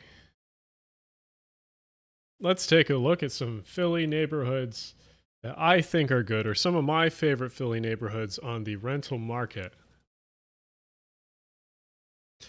Browser. There we go. There's nothing in the top right. Let's drag chat up here. Not really anything to look at up there on Zillow. Okay. So some of my favorite neighborhoods is like everyone knows about Northern Liberties and Fishtown over here. We're going to look at some of the lesser talked about neighborhoods that I think are pretty decent. Obviously, South Philly is very good. I love South Philly. It's definitely talked a lot about. Like some of my favorites are over here. Like Graduate Hospital is about up here by South Street, and then if you go Port Richmond or whatever down here, tons of really cheap and available stuff. Like I see a 1K here. Let's see what this is. Looks like a studio. Yeah, this is a studio. Oh no, apparently it's a 1-bedroom. A typical row home subdivision where you have a row home, you have one level of the row home is essentially yours. Yeah, Kensington. This is not bad. I mean, it's small. Yeah, this is a studio. I don't know why it's just 1-bedroom. This is a studio. Well, like studio for 1,000 in one of the better neighborhoods in the city. Because you're above Washington Ave, so that's technically still Graduate Hospital area. But yeah, I mean, like here, if we do, this is the real way, maximum 1,600, because anything over 1,600 in Philadelphia is unreasonable in my opinion. Or unreasonable for a starter place. Also, I have picked up, speaking of Philadelphia, I picked up my wine glass. Whoop, there you go. Let's see if it'll focus. Please focus. There we go. Got our Philadelphia etched wine glass. So yeah, so here's a $9.95. It doesn't say a square footage, but this looks like a studio also. Yeah, this is a studio. So fine. Actually, this is on the cross street, whatever. Forgetting what this one is. It's not forgetting what that cross street is actually. The 21 and 20 stories up in Dallas. Yeah, no, I mean the Sun Belt cities are quite different. The main thing is that you're actually in a walkable neighborhood, because I'll show some of these. So let's for example look at this $1,000 here. So it's at I've actually had a friend that lived right near here and right next to here. So let's look up that. So let's look up what you get for $1,000 for a studio here in Philly. Now, obviously, a studio is kind of small, not for everyone. Oh yeah, I had a friend that lived right fucking next to this place. What the fuck? Yeah, I've been into one of these buildings. Yeah, cute. What building was this? 2018? This might be my friend's old apartment up on Zillow. That's funny. But yeah, this is what $1,000 studio gets you. Pretty nice neighborhood. Got your old church at the end. I don't know if I think that church might be abandoned or looking for a new congregation at the moment. But what do you have? You have your cafe at the corner. Oh, permanently closed. Oh. But let's see, what else is right by this place? Because here you go. Here's the sandwich between the church buildings. Kind of funny. I think the 17 is right here. One of the, yeah, 17. 17 is an 15 minutes or under bus here in Philly. So it comes 15 minutes or less, which means mostly every 10 minutes. So you got a pretty frequent bus. You got a little park. Well, that actually looks like a kid's playground area, I think. Yeah.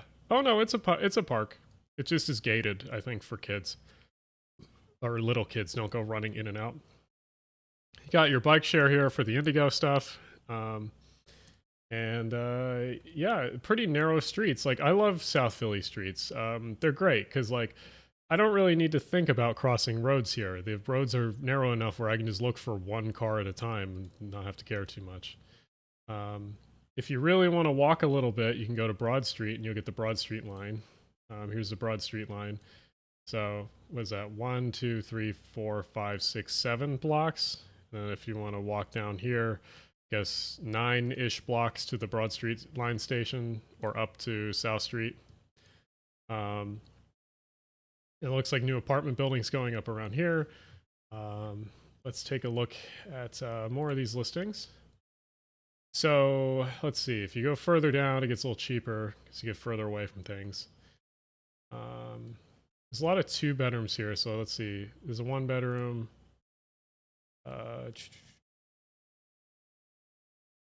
This is getting really far down there. Because I have a friend that lives near Reed Street right here. There's a 1.1. So this is a 1 bedroom. Well, let's go north. South Philly, a lot of people know about South Philly.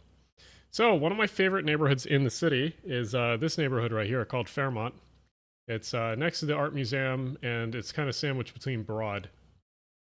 Fairmont is generally considered a more nicer neighborhood, in my opinion. Hold on, let me check something real quick. Okay. Fairmont is generally considered one of the nicer neighborhoods in the city. I stayed at 16th and Lombard when visiting a few months back. Loved it there. Yes, that's a good spot. Fairmont's considered one of the better neighborhoods in the city. So let's see what you get for living in one of the better neighborhoods in the city. So 1.1K in Fairmont. Wow. This must be... What's the catch? What's the catch here? Right, 1 bedroom. Free gas and water. Huh? What's the catch here?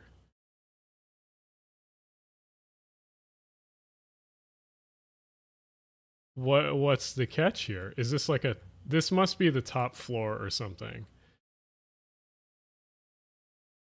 I mean, other than the carpet, this isn't bad. Insufferable landlord, possibly. The wood shelf hanging, that's funny. It's tiny. Honestly, this isn't that tiny for 1100 in Fairmont.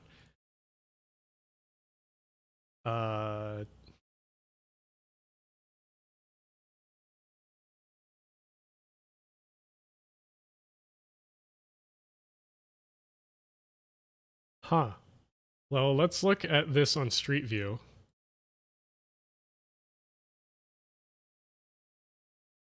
Okay. Oh, it's on Spring Garden.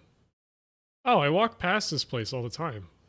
Why is this so cheap? Oh, I think it's because it's the back unit. Okay, so a lot of Philly buildings are like this, is that the original building is this front portion, and then later on, they built this back portion, which is kind of along an alleyway, which you can see like along here. So if we go on Street View, this alleyway is probably how you get to... Wow, that door looks fucking cool. This is a cool building. Yeah, so you're going to be facing the alleyway, or most of your windows, I'm assuming, are... So that's probably the catch.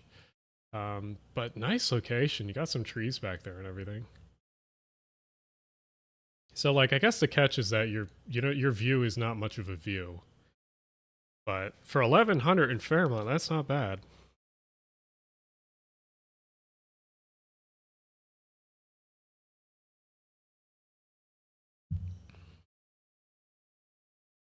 Yeah, Spring Garden's not bad. It's definitely one of the busier streets, but I mean, it's still like or one of the wider streets in Philly. This is unusual in Philadelphia to have a street this wide. Um, but oh my god, yeah, that's a great location because like I've gone to there's a pub around here. Where is it? Yeah, the Green Room. This place fucks. Um, this place is awesome.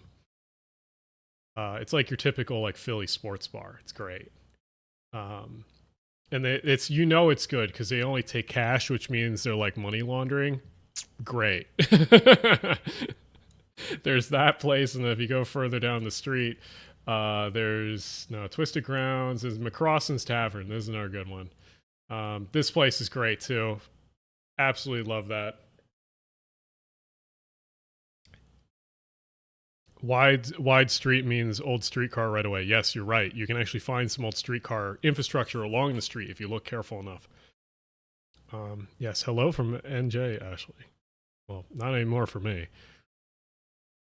So yeah, no, if you look along Spring Garden in certain places, you can actually find old pieces of trolley infrastructure if you look hard enough. Like, actually, I don't need to look that hard. That pole right there looks like it was probably a trolley pole.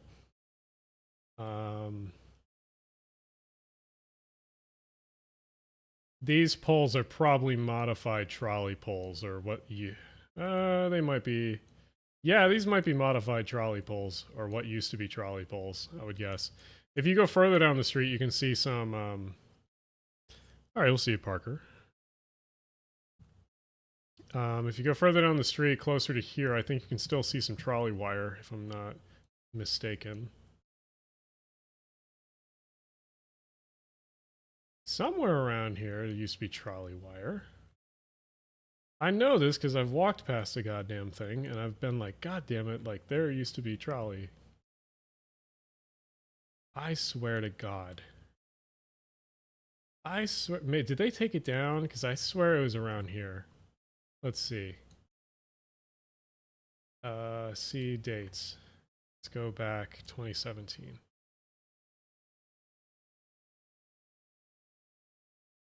Am I insane? I swear to God.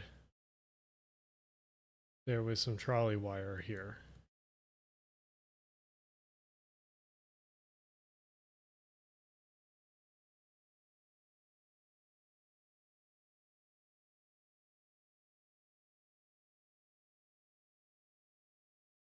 I'm going insane. Maybe it was here?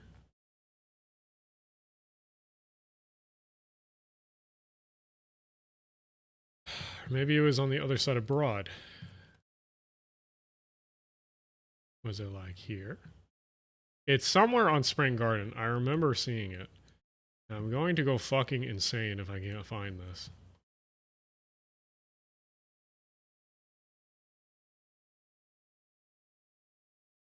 Maybe it was where it intersected the 23, which I think is here.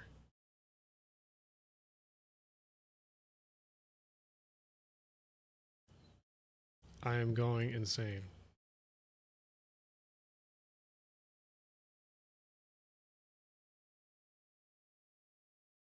It was on Spring Garden. Use Google Earth program, you can look at historical images, usually go back. Yeah. I've used that before. I'm just also like going insane because I swear to God, it was on Street View quite recently.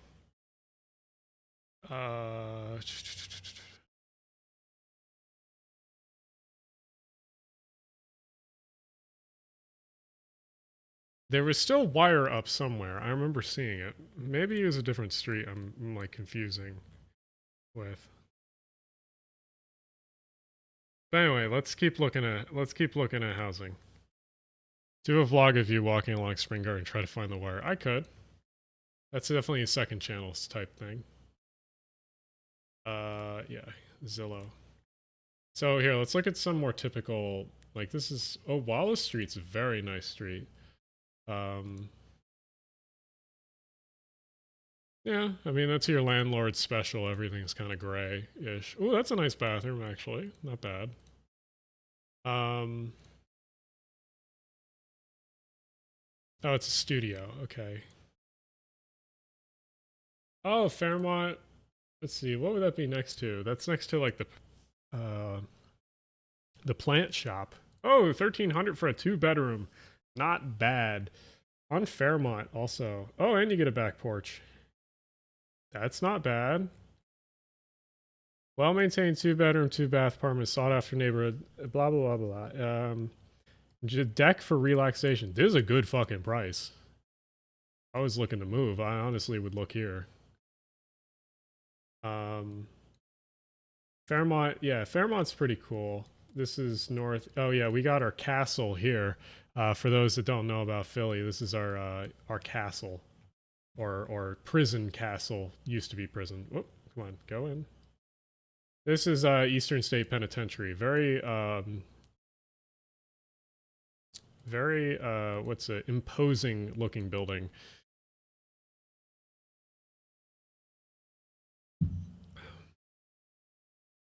They do a cool Halloween thing here called Fright Fest at Eastern State. It's pretty cool. Used to be a prison up until the mid 1900s, basically. But yeah, this house that we're looking at here is Eastern State. This parking lot has to go. I'd explode it.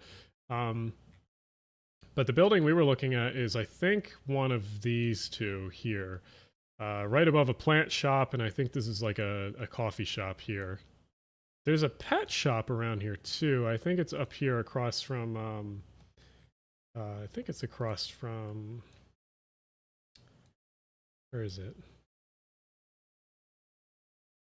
Where's the pet shop? There it is, pet shop. Yep, there's your pet shop. They have cats in the window a lot of times there. It's fun to go look at them.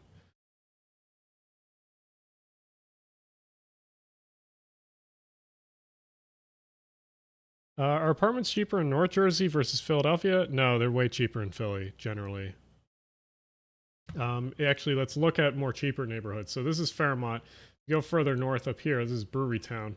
Brewery Town is a very popular neighborhood right now because you can get some wild deals for apartments. Like here's something 2-bedroom for $1,200. It's quite a big one, it looks like. Also looks like top floor. So at full 2-bedroom and nice bathroom for $1,200. Ooh, that's a nice building. That's a nice entranceway. Okay, that's a cool spot. Is this on Girard? Yeah, it is on Girard.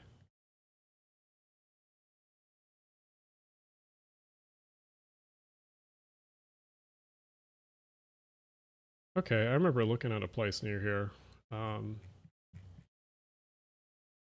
So yeah, here's Girard, or here's the place we're looking at. This is the Trolleys, or the Girard Trolleys. Whoops.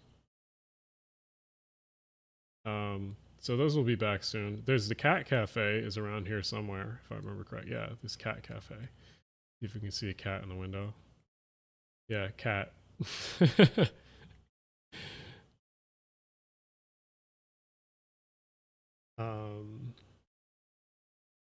Let's see. What else in Brewery Town? A lot of stuff in Brewery Town, very cheap. There is a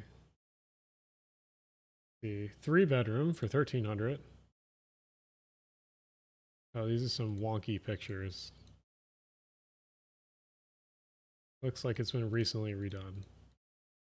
But yeah, this is kind of your typical stuff that you can get. Like here, a 1,600 3-bedroom or 5,550 3-bedroom. So not terrible. Schools are the main reason families leave cities. Yeah, it's Philly is weird because the public schools in Philly are very hit or mainly miss.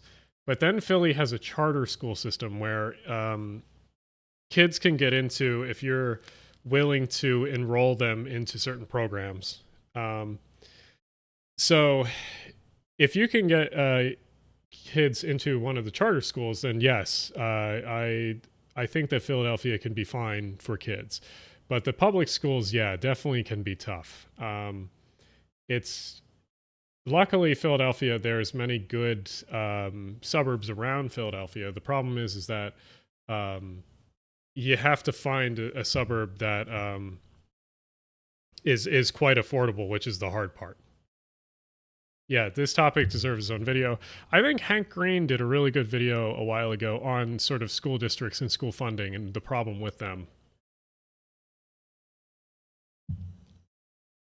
How would I even begin with fixing Philly's school district? I would put someone I think is very competent to fix this stuff in charge. Even though I hate great person theory, I think to fix something like Philly schools, you need that. You also need the backing of the state, because the problem is half the problem with Philadelphia's schools and a lot of other Pennsylvania schools in general, is that the state fucking hates schools. And like the Pennsylvania has to get better at that shit, and they are. Shapiro's been a lot better with schools and funding and rules with funding, and yeah.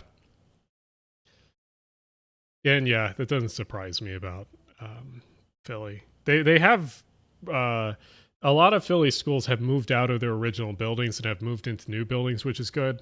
But yeah, charter schools. That's my problem. Is charter schools do get a lot of flack, and arguably, yeah, they should. But I do agree, and I've had some friends that are parents here in the city. And I'm like, when I hear they're going to charter school, I'm like, that's fine. I don't, like, honestly, if I was in your situation, I'd probably do the same thing. Let's see, worst Philadelphia neighborhood to avoid, and what is a nice place neighborhood? Worst Philadelphia neighborhood, I think most people know, is Kensington. There's a, so, where is it?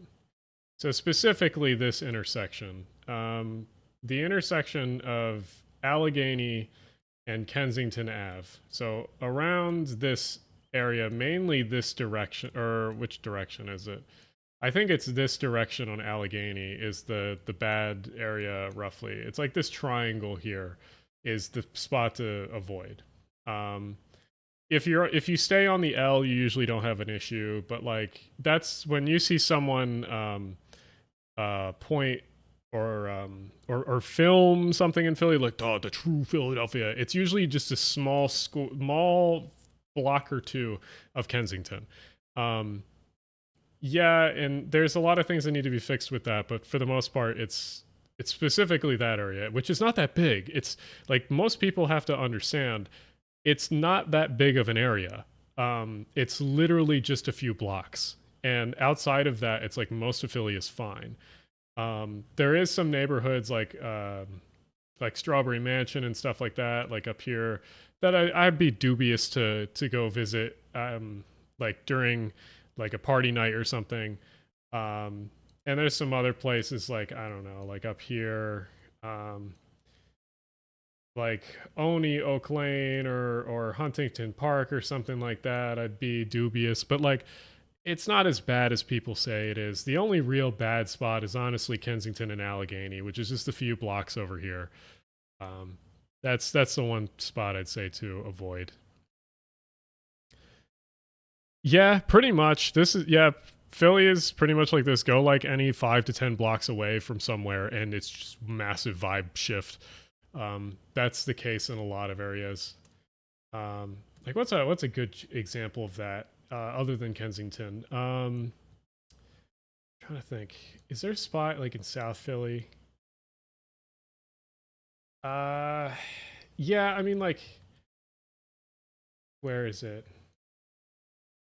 Like, Gray's Ferry is dubious. Over here probably. Like, so Southwest Philly doesn't get talked about a lot, but like, over here in I even forget how to fucking Kingisson. I fucking forget how to say this, but this area right here, this section, the lower section near the industrial area, is quite concerning sometimes. But like the vibe shift from the bottom of this area to the top near Baltimore Ave is wild. because this up here, beautiful neighborhood, wonderful people, never had an issue. Bottom down here, questionable. But it's, for the most part, Philly has a like bad rap because of just Kensington and Allegheny. King Essing, excuse me. That's one of the neighborhoods I've just never.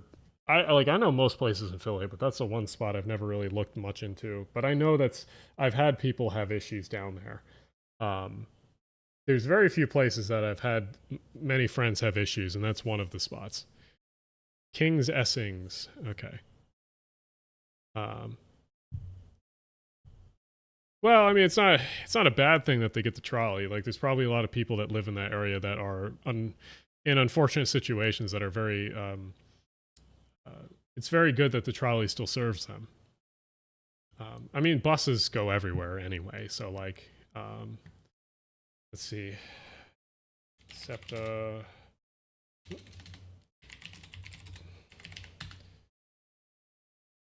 So SEPTA made a really, really good bus map.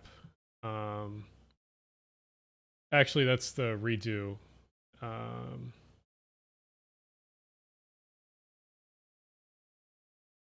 Can I have this? Yes, open. Oh no, where's the... Okay, I guess it doesn't exist on... Problem is if you look up the SEPTA... Come on, please show me... Okay. So the thing is if you look up a lot of SEPTA maps now, they'll come with the buses. Because some of these buses are really, really frequent. What is... Okay.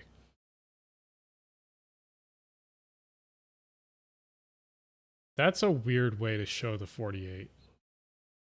But anyway, any of these buses that are in red, they're buses that run 15 minutes or less. So they're quite useful. So even though the trolleys are more physical infrastructure, the buses are quite useful in some of these buses because of how frequent they run. Like, I personally ride the 33 and the 48 all the time because they're just super useful to get into Center City. And many of the SEPTA buses are these articulateds. Most of these routes that run the 15-minute or less are the articulateds. But yeah, let's look at a few more listings and I'll look at a different city. One of my favorite neighborhoods is Manayunk, because I think Manayunk looks like a small San Francisco, just not expensive. So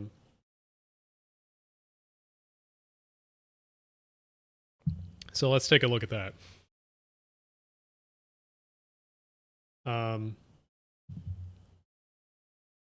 Let's see. So here's some in Manayunk. Let's see, the 1200. What's a 1200 like? Tiny, looks like a studio apartment. Yeah. Let's look at something more interesting. 1300. One bedroom. I guarantee it's not 2,000 feet. But this looks pretty decent.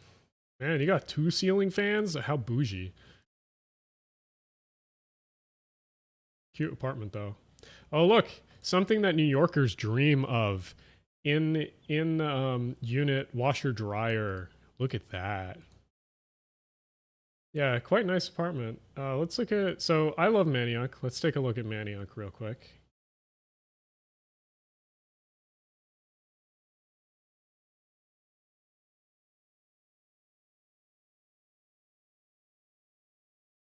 Let's see. So, Manayunk is quite cool, in my opinion. It's one of my favorite neighborhoods. So, this is quite hilly here, I would say. These are super steep hills. And the hills don't stop in this neighborhood. They're everywhere. And then you have your elevated train that goes through the neighborhood. You have regional rail.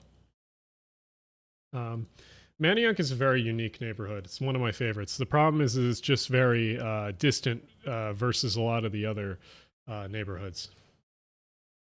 But then, like, there's a bunch of bars and stuff down here on Main Street. It's very good. Let's see. One of the main reasons to look down upon is surely lack of good maps, especially user-friendly maps. Yeah, I'd agree.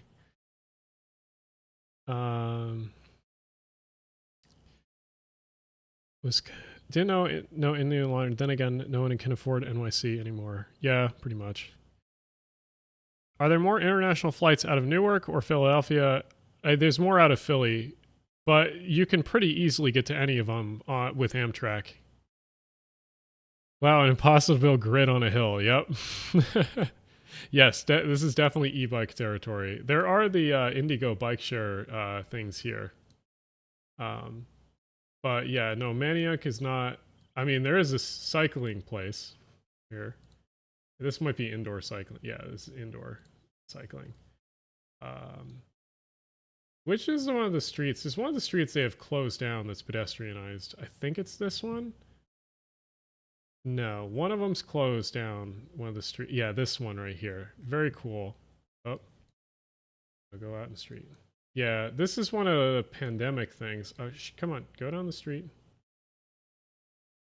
Why is it showing 2019? Show like a newer street view, please. Is there not a newer street view? Anyway, this street is entirely closed down now. It's really cool. There's like an art decoration thing. It's pretty neat. Is regional rail infrequent? This is during rush hour, it's every 30 minutes. Oh. But during off-peak, it's every hour, unfortunately. Otherwise, there is buses. There's multiple buses to Manioc. The most notable, I think, is the 61. Okay, you have three of them. You have the 61, 35, and 62 come through Manioc. How would you store an e-bike if you cannot fit in your apartment in Philly? Where I live now, there's a separate bike room in my apartment. Well, see, I live in an apartment building, and in my apartment building, there's a bike room. But like if you live in something like this, then it depends. You either lock it up outside and take the battery out, or in an alley, or you take it up to your apartment, say you have like a folding one, and leave it in your apartment. But like, yeah, it depends. It very, very much depends on which apartment specifically you're in. Like here's an apartment building over here, it looks like. Yeah, there's a bunch of different ones here. Actually, this might be just a normal building. Here's 1400. 1400, one large one bedroom. Oh, wow. Exposed brick.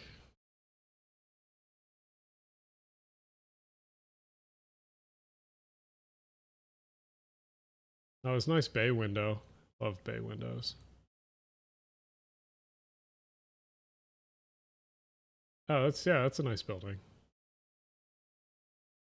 This looks like a rear-facing room along the rail line right there. So let's see. Where is that? Okay, so after the church, this building right here. Oh, so it's one of the front-facing, I think. It's just facing this wall. That's what we were seeing. Let's see, can we still see the Reading logo? Because sometimes the Reading logo peeks through on these. You can see the Reading Railroad logo still peek through in some of the buildings. Yeah, but pretty nice spot. Side street.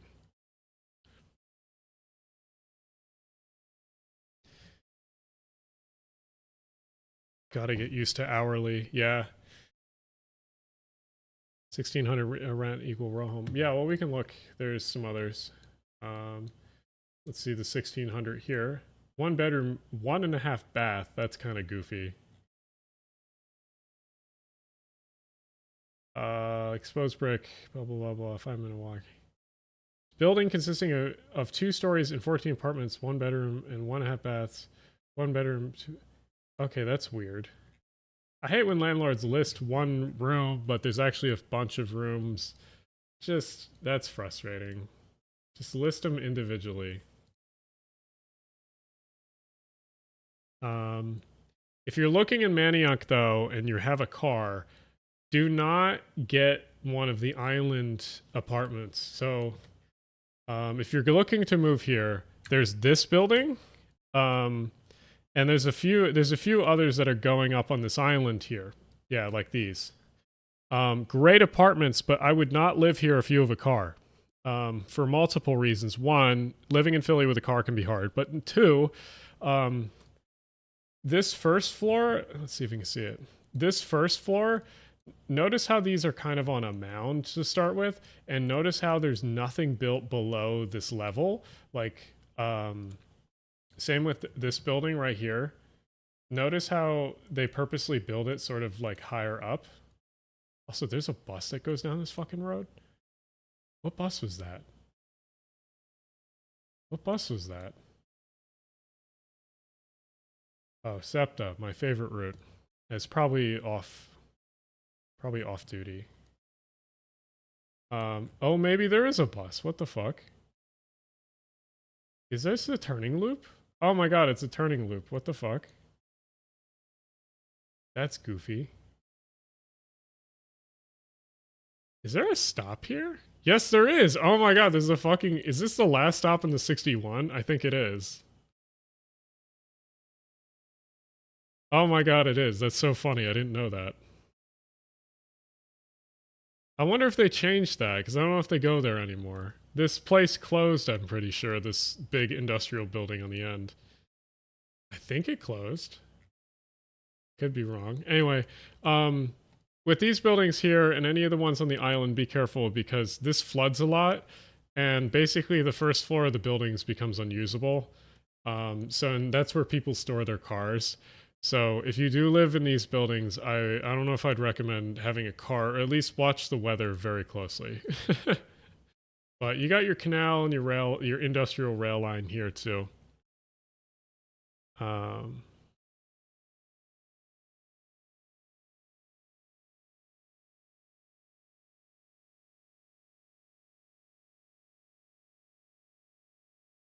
Let's see. So yeah, let's look at some other cities. Let's look at a secondary city in the Northeast. So Harrisburg is another good example that I think is undervalued because I think that A, it has good train service, and then B, it has Philly type living situations and streets.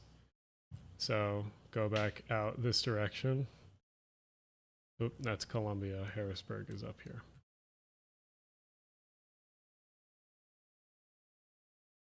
So yeah, let's look at Harrisburg. Harrisburg has some really nice spots. Yeah, I think around here would be good. So 810, 2-bedroom, 1 bath, 810. Pretty standard, like nothing too, but let's look at this. Let's look at this address.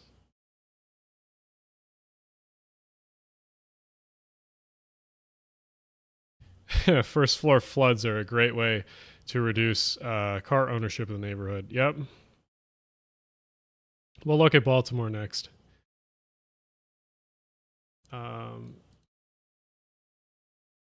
So yeah, so you can get a 2-bedroom, 1 bath, nothing crazy.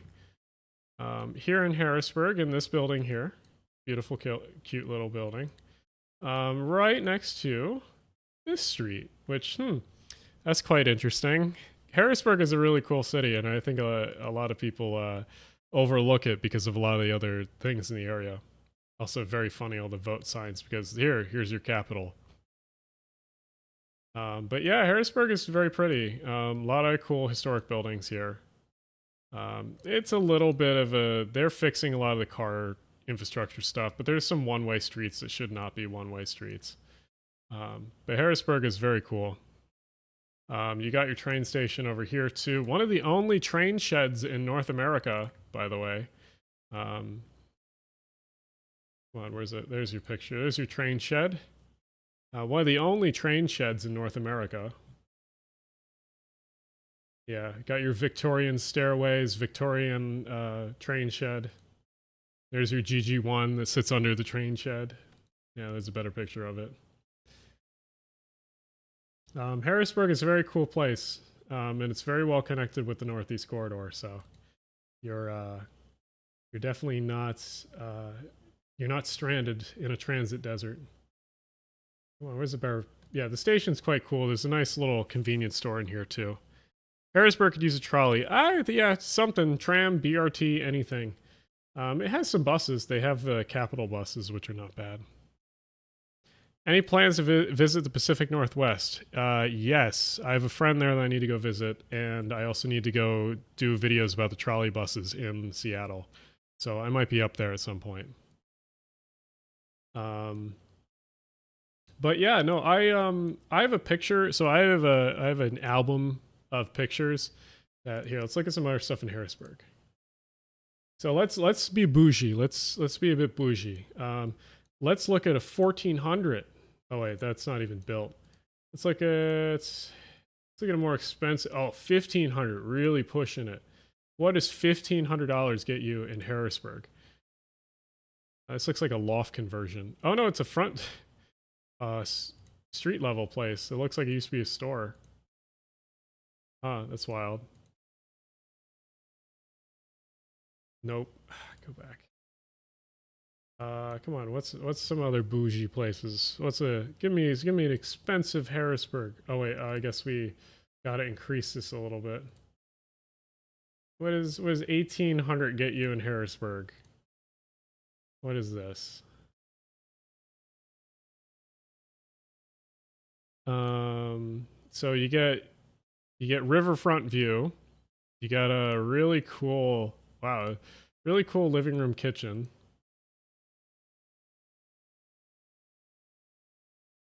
Nice washer dryer. Really cool building. What is this? It's over North Front Street, Harrisburg. Let's look at that.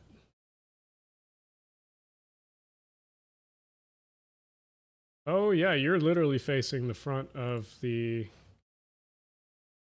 So this building right here, it looks like you're the second or third floor in this building. And there's your view. It's kind of neat. And there's this biking trail is very cool. But yeah, there's a lot of... These used to be like mansions, essentially, for politicians and different... people that lived in the area along the riverfront here, and a lot of them have been converted into housing with broken up into different apartments, so they're not one whole building anymore. There's also new apartment buildings like that one. Let's look at some other ones. Actually, I think this is the building we were just looking at. Doesn't look like it has any renders. New. All right, 1400 in Harrisburg. Oh, this is a cool loft look-through area.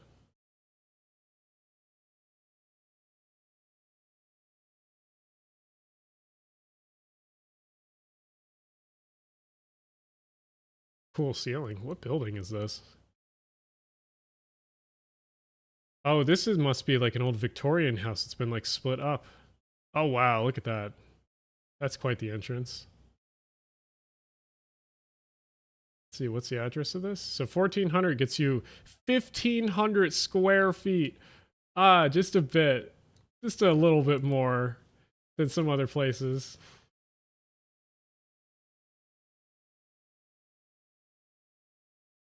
Where is this? Search. No, not in Philly.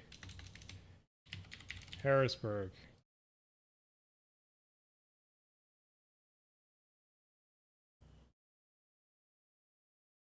Yeah, so this building right here, which is across the street from, what is this? Oh, it's an old fire station. It's converted into a restaurant? Oh, it's closed. That's a cool thing, though. What's over here? Vegetable Hunter, Vegan Cafe, and Brewery. Oh, that's very hipster. Yeah, no, Harrisburg's neat. I mean, a lot of Pennsylvania towns are like this. And it's a shame that like Harrisburg and some of the other ones are the only ones that have rail service anymore, because there's a lot that are like this. But yeah, we can look at check out Open Jersey. Well, someone suggested Baltimore, so let's look at Baltimore. Baltimore is weird. Baltimore is weird because it can kind of very much range in So Baltimore has bad neighborhoods, obviously, because Baltimore is not liked by Maryland. Maryland and Baltimore have a very toxic relationship, to say the least. But you can get some ballin' ass units in Baltimore because of how cheap it is to live here. For example, everything that's coming up on this map is under 1800. Let's reduce that even more. Let's reduce it to 1600. Everything on here is still under 1600. Okay, let's make it 2 bedrooms or more. Apply. Everything under here 1600, still 2 bedrooms or more. So let's look at downtown Baltimore. What do you get? What do you get for 1400 2 bedrooms? Like, absolutely insane. And like, I guarantee, yeah, like this building probably has a bunch of amenities other than let's see, there's got to be some like insane unit. That was the one we looked at. Yeah, let's look at the ones over in the Harbor area, Harbor District over here. This is the nice neighborhood in Baltimore, is over here. Let's look at what you get for 1500. 3D tour. All right, here we go.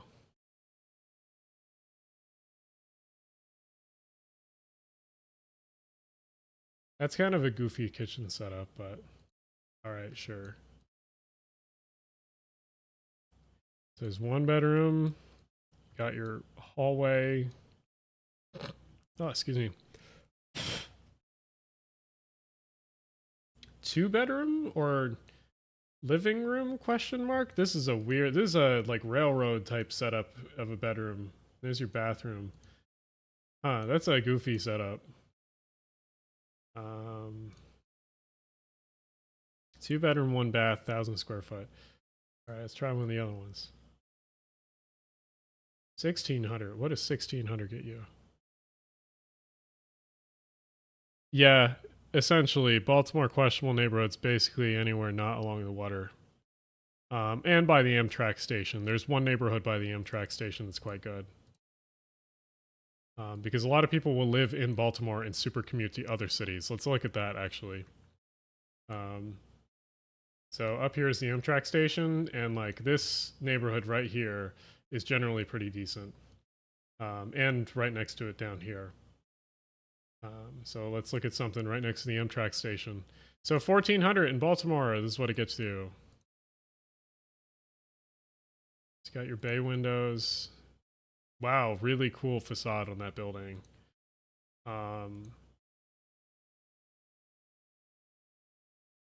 Why is there 3 of them? Is it because you're sharing them with neighbors? Oh, and then basement storage, I think. Okay, let's read this.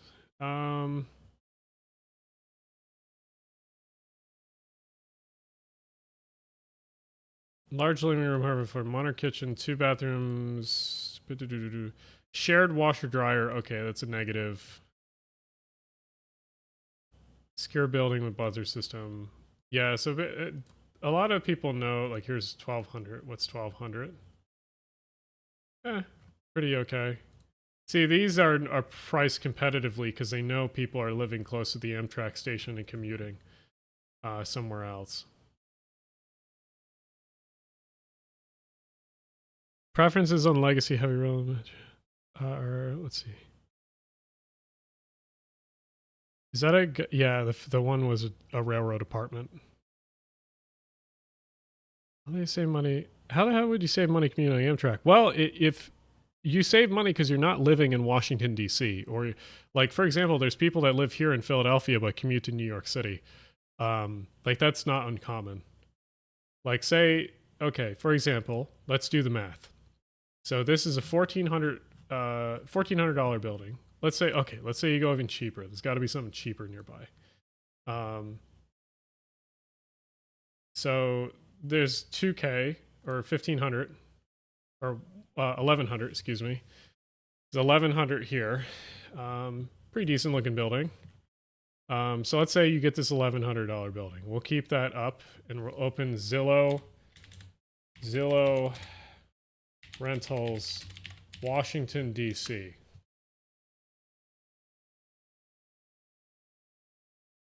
let's say you work in Washington D.C.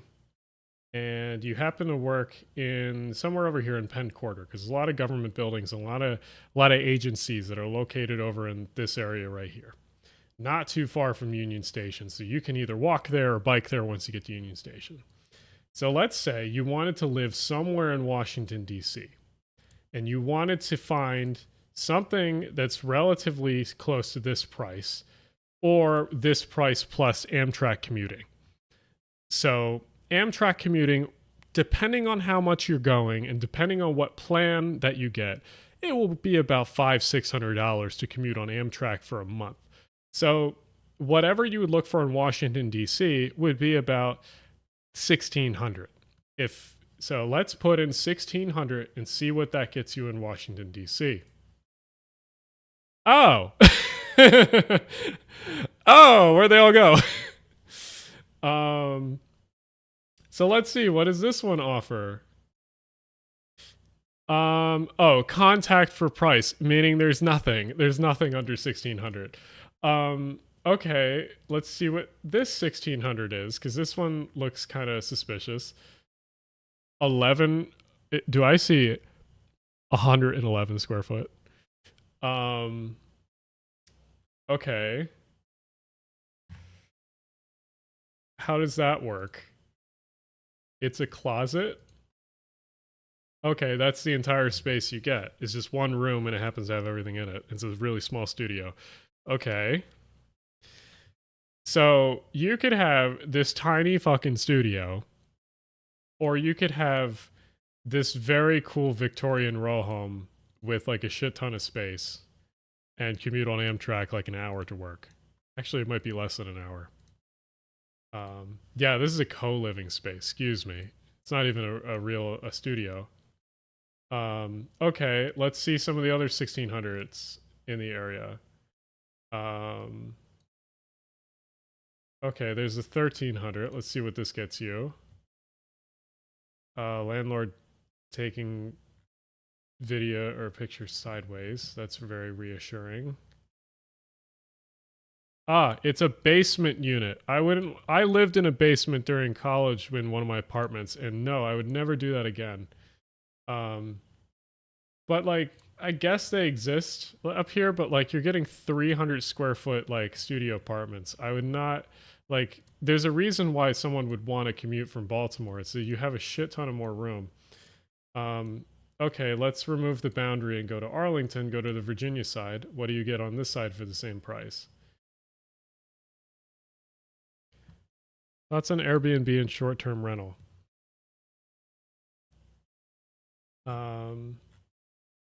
Okay, so is this a, no, this is, so it sounds like 1,300 is a suggestion. I don't think you're going to get that price. Okay, let's see around one of the metro lines. Here you go, here. Oh, co-living. Studio starts at 1,600.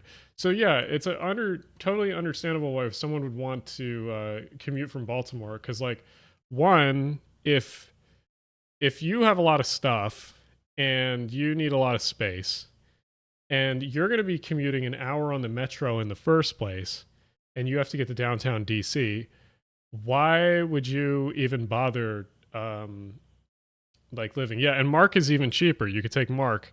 Mark is also, now granted, someone might want to save a little bit of time and also have nice bathrooms and have like nice seats, so that's why they might take Amtrak versus Mark. But still, like, there's a reason why people super commute, is that like it is a decent option if you want more room and don't want to like have to deal with Washington DC stuff. Well, even Arlington is expensive nowadays. Like, you might like, here's an okay one. It's a studio, but again, it's a studio. It's like you're getting more room in Baltimore if you want it. And like some people really, really, really prioritize room over anything else. Like, and we could look at another one in Baltimore. Like here's one, or no, it's a little bit more expensive. So let's see. We can look at something along the light rail here in Baltimore because you can basically ride it to the Amtrak station. Here's 1100. 1100 for 950 square foot. And look, it's like very newly renewed. You get new appliances and everything. So it's like there's a reason why people would want to live in Baltimore over Washington, D.C. or even Arlington, is because they get all that room and they don't have to deal with. Also, as much as I think Arlington is a decent place, let's look at the urban fabric of Arlington versus Baltimore. For the most part, much of Arlington looks like this, where it's all single family homes and you have a lot of parking lots and car infrastructure. And granted, it's not all that bad. Like, this is a very quiet, quaint neighborhood. It shouldn't be, because you should be building a lot more stuff. But for the most part, it's not bad. Now, Baltimore, on the other hand, let's look at the same spot that we were talking about. So I think that house was around this section of Baltimore. So that one that we were looking at is around this section over here. Like, yeah, you're definitely living in a lot different place when you're in Baltimore versus Arlington or Washington, D.C. Like, very much you're living the city life, not the sort of suburban-ish city life. So it's definitely like there are different things for different folks and what people prioritize, I guess.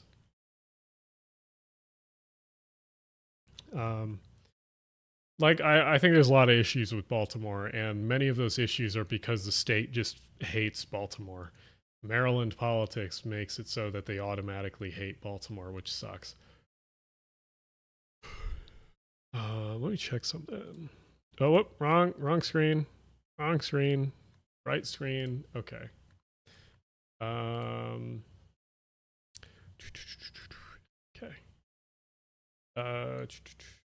So yeah, so like I said, Baltimore definitely not perfect. There's a lot of issues with it, but I also think that like people are reasonable to want to live there over certain places in Washington, D.C. Check out Reading, PA. Could be super commuter city. It's, when Amtrak route gets established there. Possibly. Reading is a good, decent bit away unless you got the Amtrak. Like, how far away is it? Like, let's roughly measure it along the Schuylkill.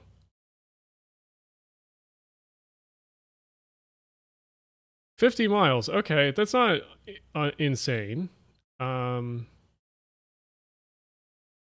Let me look up Reading Railroad timetables.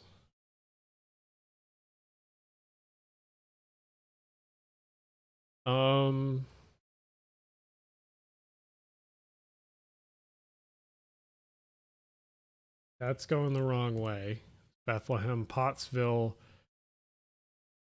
Okay, where's Reading should be along this.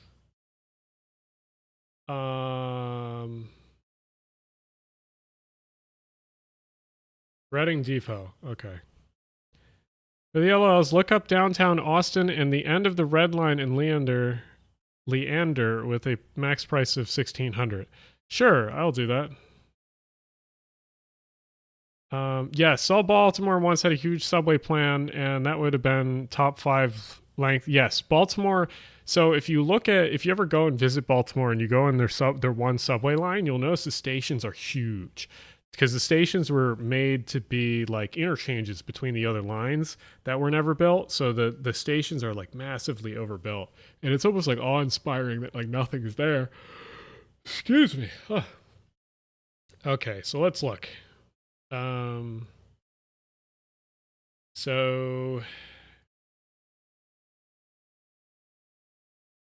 am I reading this correctly? Oh no, we should be going to this side. Okay. Okay, so according to the historic train, 7:30 it leaves Philadelphia, and 8:56 it gets to Reading. So that means it's an hour and 26 minutes, which isn't unreasonable. That's doable if you took a train from Reading to Philly. And that's using historic timetables. Let's hope that the modern day one would be slightly faster.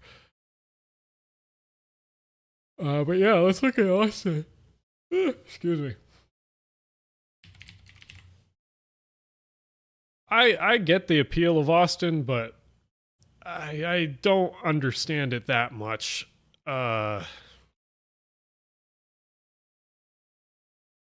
A lot of the Sunbelt cities, I don't quite understand the appeal other than if you get a job there. Austin, though, has some nice geography. I will give it that. Like, outside of the city. Let me get rid of... Yeah, we'll keep it on this. Any. Apply. Okay, I'm not totally familiar with Austin neighborhoods, but, like, I know that anything outside of downtown... Well, there's a lot up this direction. What's a $1,200 Austin apartment like?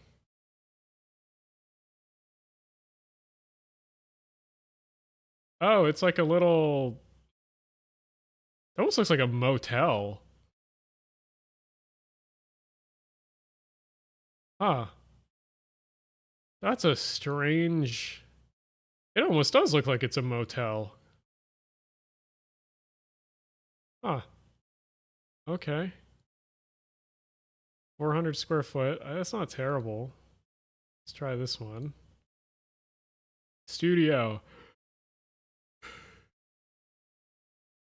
Oh, it's got like a dingbat style where it's like first floor is yeah. I knew Austin had expensive prices, but I also knew it has a lot of these still where it's very affordable for the most part. The problem with Austin is that everyone has to have a car because transit is not the most reliable thing, if I'm correct. But let's look up the address on this and let's compare addresses.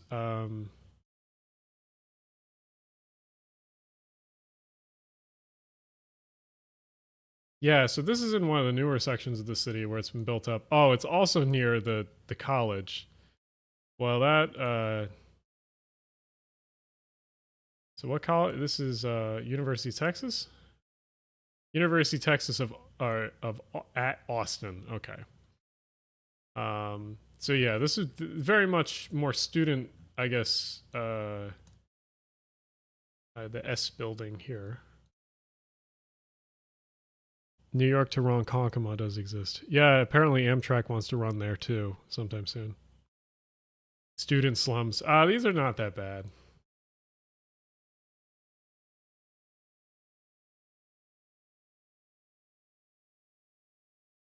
Let's see. Where was that one building? Oh, it's that. Okay.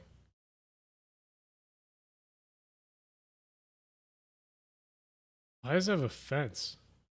That's goofy. I guess it's oh, is this... Wait a fucking minute. What? Is this a frat? Is this a fucking... Or did... was it taken over? Is this the same fucking building? Oh. Or is this a different building? Is this like behind it? Oh, it's behind the frat? Question mark?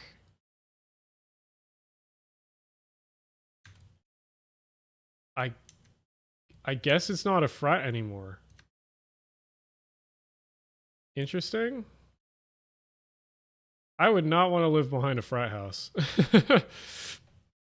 No thank you. I would pay to not live there. Alright. Let's try away from the college.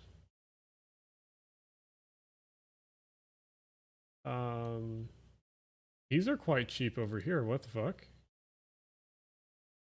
1 bedroom, 2 bath. What? Is that correct? Is that... Hello? We have a room for rent. Okay, so it's not... Okay. There's a lot of tomfoolery going on in these listings. All right, let's try above near this park. Okay, 1600. 1 bedroom, 1.5 bath. That is some interesting layout design.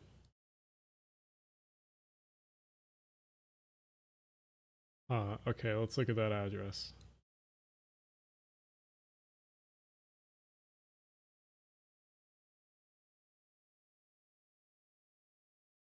Okay, so that's a new apartment building. I have heard about this. TxDOT wants to widen I-35. It's one of the many things that's on my list to do for advocacy stuff. It's one of the many videos I have to do for advocacy stuff. Ugh. So badly, the people could not vote on the measure that includes it since TxDOT knows about the opposition. Yeah, it's frustrating. Also, this is a quite hilly area here. What kind of transit do you have around here? So so let's see, how far away is this from downtown? So let's say you work down here somewhere. How far away is this? 2 miles. That's not far. All right. So say I wanted to live here and not drive. What is the bike and shit infrastructure like? Because I see some bike gutters, I think. All right, there's a bus. And a person on a bike. Crazy. Crazy how that happened. What is the bus frequencies like? Let's look at that.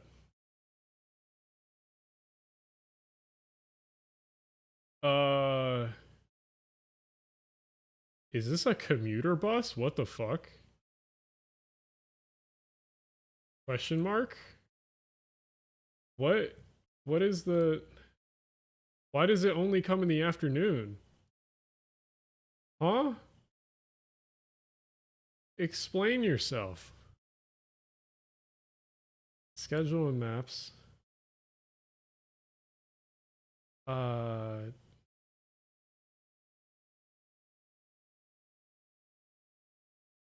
656.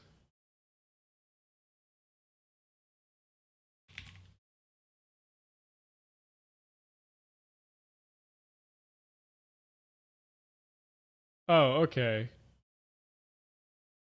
So, okay, that's not terrible then. What is this? That's pretty frequent in the morning. Every 8 minutes, roughly? And then does it get worse out of rush hour?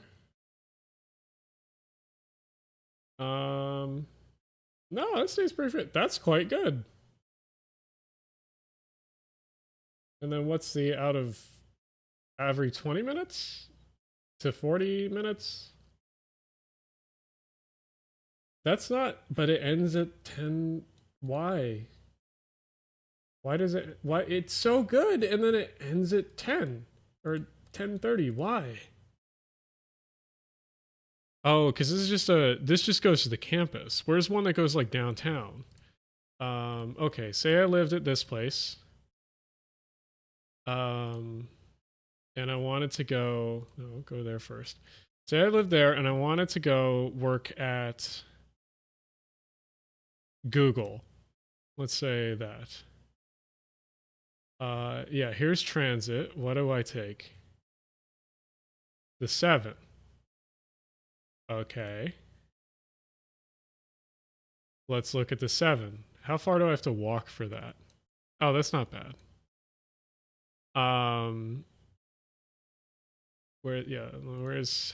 Let's look at the 7. 7. 7.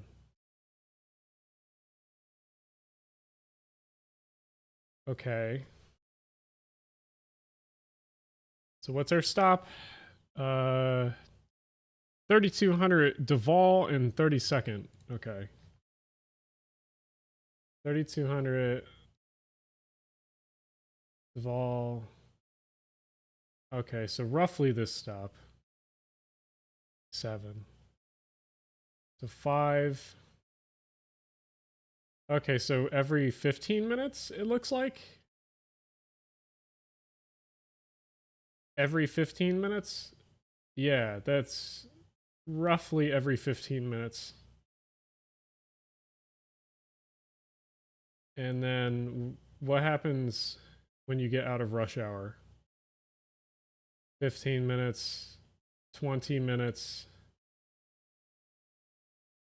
20 minutes, 20, 20, 30, there's 30 minutes, 30 minutes, 30 minutes, and stops at 12:44. That's still early, in my opinion. You should at least be running transit till 2 a.m. Real cities run transit at least until 2 a.m. Realer cities run transit all night.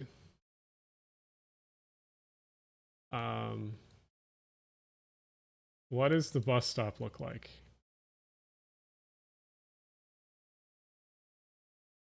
Is it just a sign? Yeah. But this is a little like, okay. There's a little dignity. They do give you a little concrete patch at least. And it looks like people probably sit on that. Yeah. Regarding the broken bricks here, probably people sit on the bricks here, I would assume. Is there one on the other side of the street?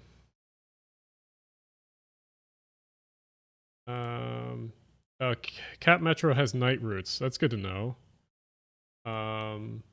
Where's the other direction? Okay, it's down here. Let's see. Okay. So, oh, they got a trash can that's better than some other places. And probably people sit on the steps here. That would be my guess. Still could be better. It's not terrible, though. I've seen worse. And then what happens to the 7 when you go past campus? Let's see, where does... Oh, so it goes... No, it goes on the road we're looking. What about the stops in campus? Okay, you got a bus stop.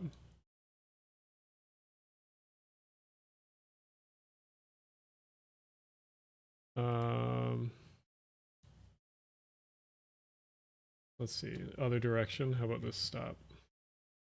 Okay, you got a little bus stop. It's not bad.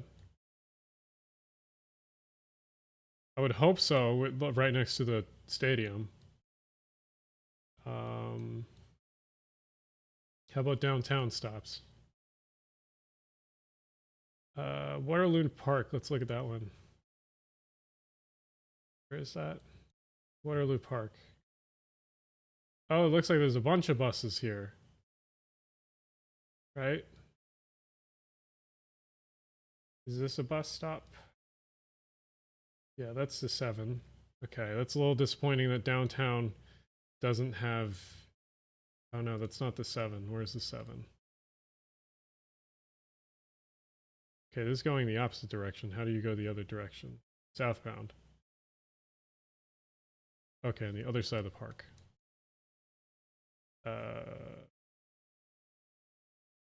Where's the stop? Okay, it's up. Ooh, that's a big building. Where's the bus stop? It says it's like right here.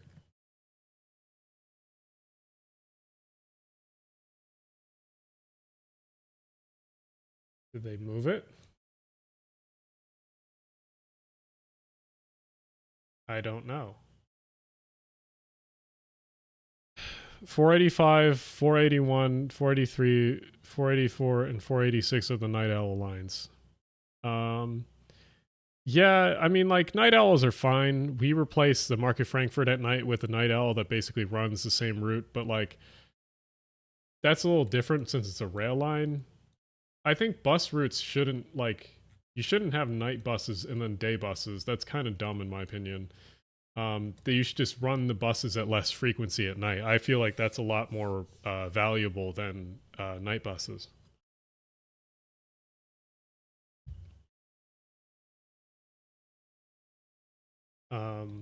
Yeah, no, I mean, the thing about Texas is like these prices are still relatively affordable in downtown Austin.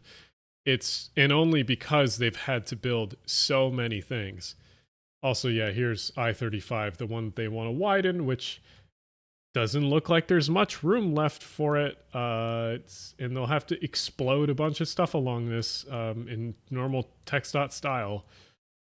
Yeah, especially this section here. There's no room. Absolutely no room. And they'll have to explode some of this stuff, I'm guessing. Insane agency. I need to do a video on TxDOT, honestly. If I'm going to do the I-35 video, I'm going to do a TxDOT video. Because I-35 is only a symptom of the illness, which is TxDOT.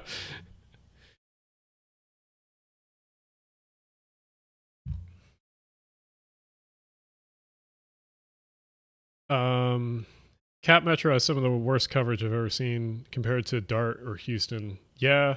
I mean, Austin, well, the problem with Austin is that the transit agency is only catching up to the growth of the city. That's the main problem. Because Austin has grown so much faster than a lot of the other stuff, a lot of the other cities, and the transit has not caught up. Obviously, the train line is woefully underutilized, and also it doesn't go to the right places. It kind of goes out of its way to go the wrong way, in my opinion. So if we turn on transit, we can look. Well, it doesn't even come up on transit, but the rail line is this thing here. For those who don't know, Austin does have a train. It has a singular train. It kind of starts out here next to the convention center, and it's a DMU route. They use the Stadler flirts. Or I think they're no, they're GTWs, I think. TxDOT wants me to start a video or start a channel. Yeah, no, I should do a TxDOT video. It's probably worth doing. I should go to Texas first. I do like visiting places before I totally rag on them. Yeah, the problem with this line is it's single tracked in a large part. I think this is the old Katy, or it's either the Katy or the Mopac. One of the, let's look it up. If Brian, if you're in chat, you'd know.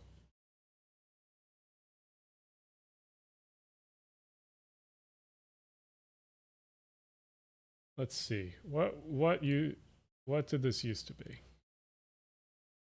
Southern Pacific? Huh.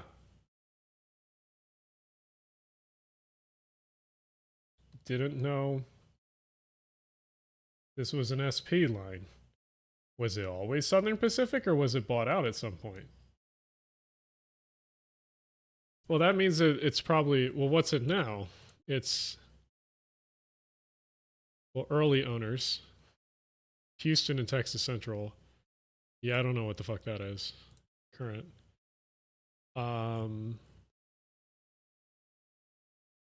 Austin Western. That's got to be a class 3 or something. Let's see. Was it? I know. Because it's basically, yeah, the reason why they were able to do this was because it was so... I was wondering, yeah, I was looking up what this Austin beltline that they used for the commuter rail was, but I guess it was Southern Pacific originally, but now it looks like Austin Western, whatever this is, I guess. Austin Western Railroad.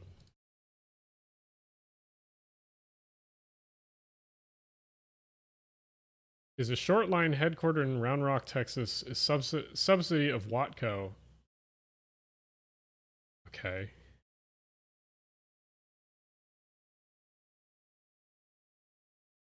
Is Watco related to Wabtec? I don't think so. No, it isn't.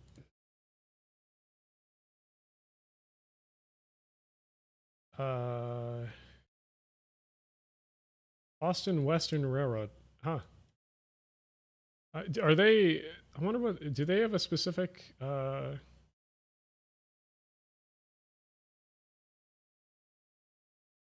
Okay, so they do have like a livery kind of thing. Are they mostly doing coal, it looks like? Oh no, it looks like some kind of aggregate. The old, is it SD70?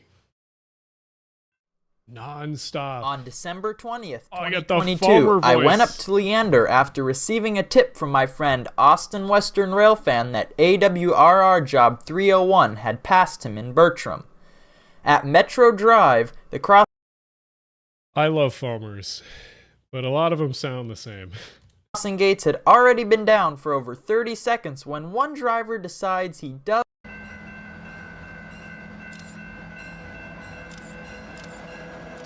Okay, SD38, SD38, SD70, I think, SD40, SD60. I'm probably fucking that The up. weather, traffic, and my brain all weren't on my side for this chase. Oh, I'm aware of the Rethink 35 people. I follow them, or a decent amount of them, and if I do the TechStop video, I would definitely include them as part of it. The overabundant water on my camera lens should explain the first one. I then SD60M. Okay, I get those two confused a lot. They've got an interesting mix of power here.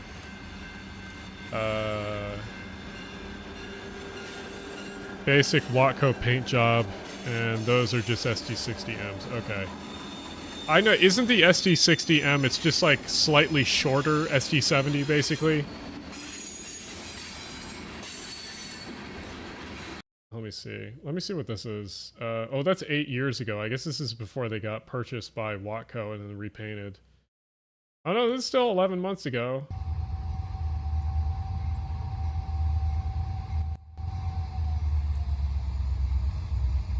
(1930s) SP bridge. Okay. Oh, I got the friendly crew. Passenger foamers greater than freight foamers. I would agree for the most part. Freight foamers can be fun, especially the ones that will kind of sit there and point at each individual freight car and like be like, oh, that used to be X Baltimore and Ohio or some shit like that. Those are the fun ones, but the bad ones are the ones that are just like super duper freight foamers that just like only like freight, nothing else.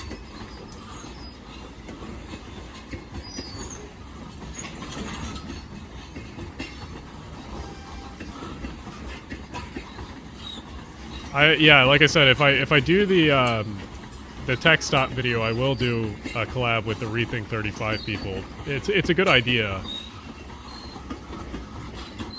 I mean, they're not going that fast, so I would assume that the track is not the best.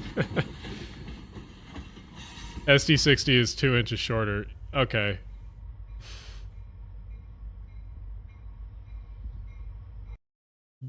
Wait. This track, yeah. That track looks kind of...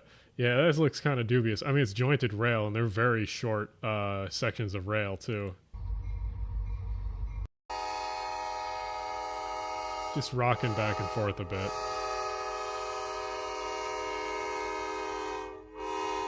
Oh my god, hey, GP20s are kind of cool. Cat, what are you doing? Cat, what are you doing? The cat is gonna get stuck behind the cabinet. Cat, get out of there. Glenda, come on. Oh yeah, look at him rocking back. Oh, look at that track. Hell yeah. Look at... God's best condition class 3 track.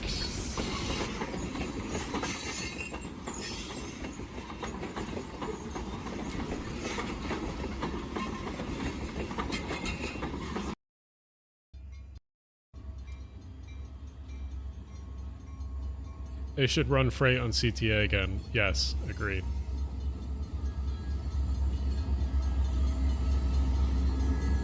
Wait a minute. What is this? Is this... Is it... Freight foamers, what is this? Is this a SD60 with a standard cab?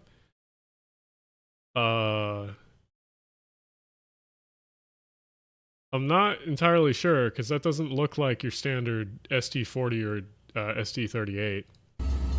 Unless I'm wrong.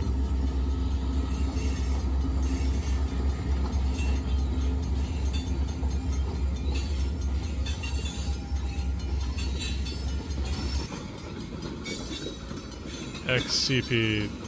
Oh, it's ST50 standard. Or standard cab ST60. Okay.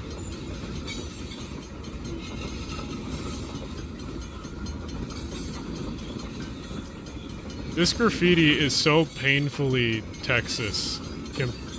This graffiti is so painfully Texas compared to the Northeast. Holy shit. Like, what was the one I saw?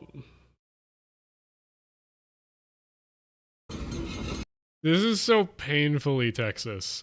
This graffiti. Like, you wouldn't see that in Northeast.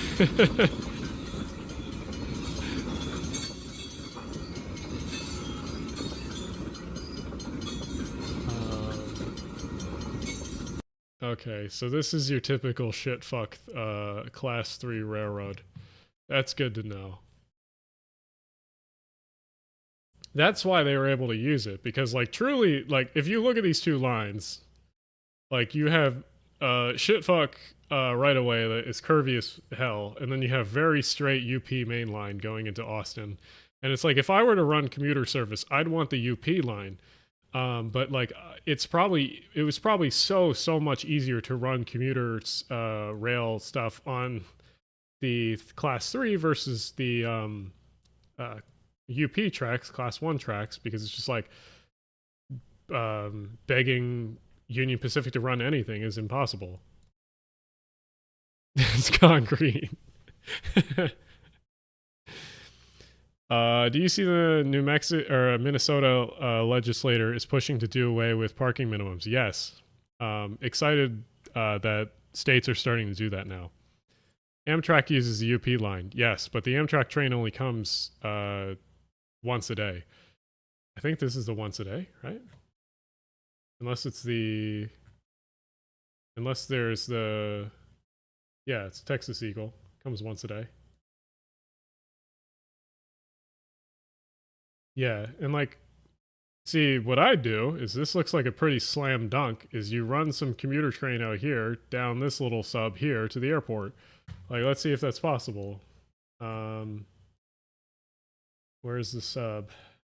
There's the sub.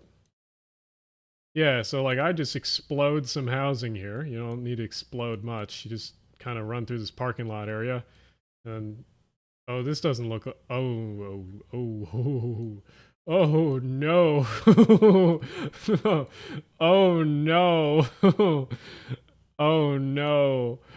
Oh, is the right of way still here though? Okay, it is.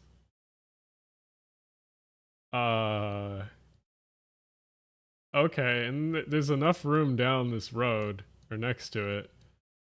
Then where's the airport? You could run to the airport using this. Yeah, you could do it. Yeah, there's enough free land. You could run something down here using that little subdivision. Spur to the airport is getting rail trailed in a year. No, no, don't get rail trailed. No.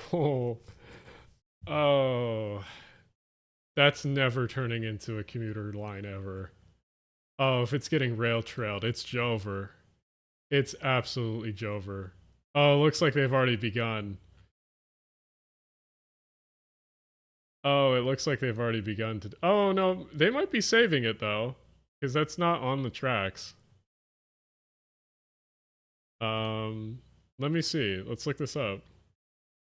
Bergstrom Spur Urban Trail.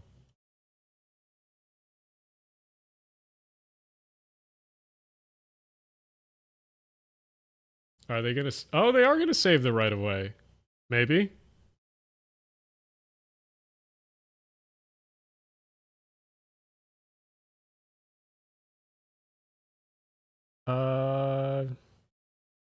City of Austin, once complete, you try long and connect this. Are they gonna save the rail line now? Prioritize community enhance urban identify important links connection. Okay.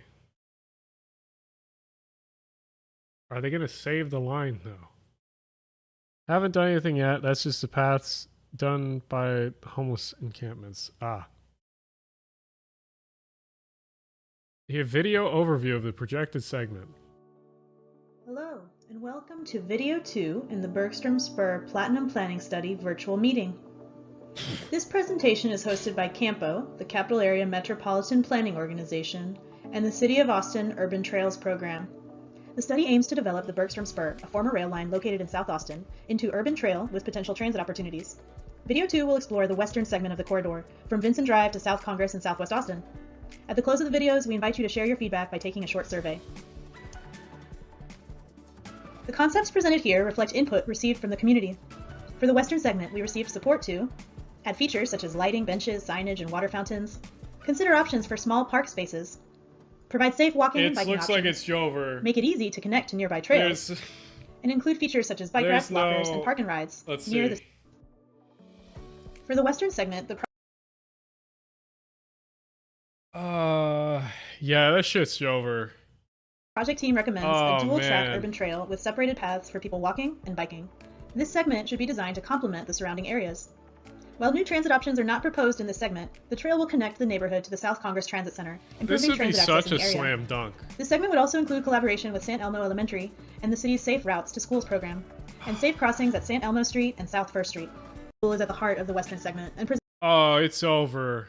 It's over. They're using the whole right-of-way. Oh, it's so over. presents an opportunity for school activities and outdoor learning. Maps, directional signage, lighting, and landscaping would provide a safe and enjoyable experience for trail users of all ages.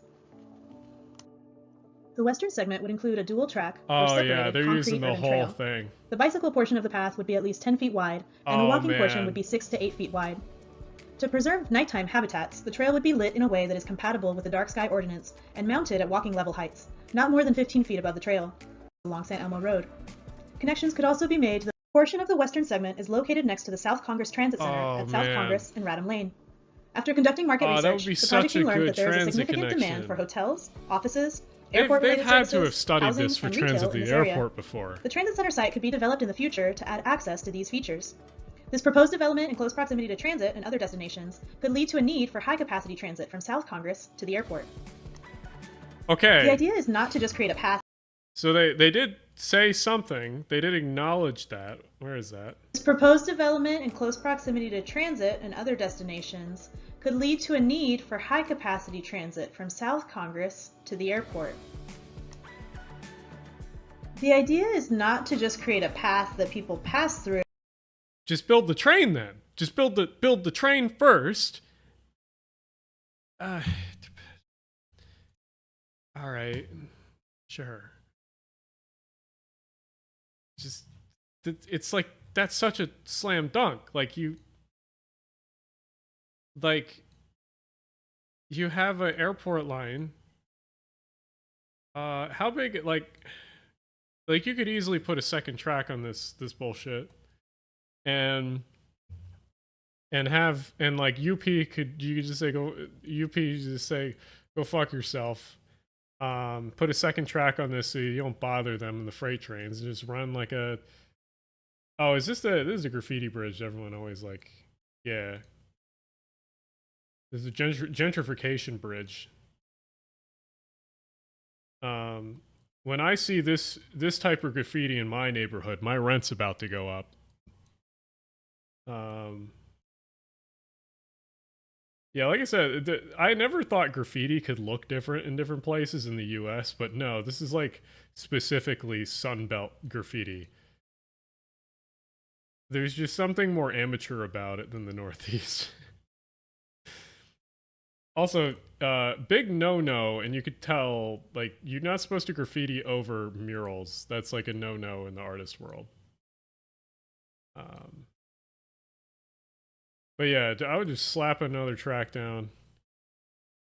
Yeah, true. I mean, that's the hard part about building stuff. Well, it seems like specifically the Austin metro area is the most cursed area when it comes to transit.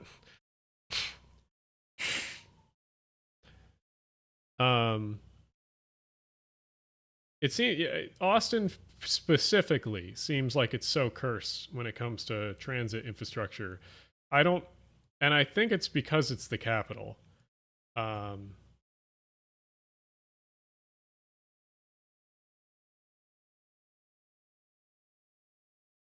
should do a video about that because like graffiti, this looks like distinctly different, like graffiti wise. Kat, what are you doing? Are you getting in bed? Okay. Houston gets fucked over the most, and San Antonio. How does Dallas get away with it? Because Dallas has the most comprehensive. Wonder why that's called electric.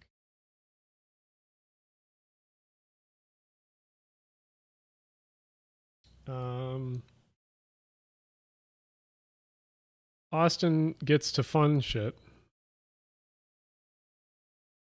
Austin wasn't a big city until recently. Yeah, well, Austin has a fuck ton of money. That's the difference. Because all this new development and everything. I really don't understand why people are moving here. Why specifically Austin? I never quite understood that.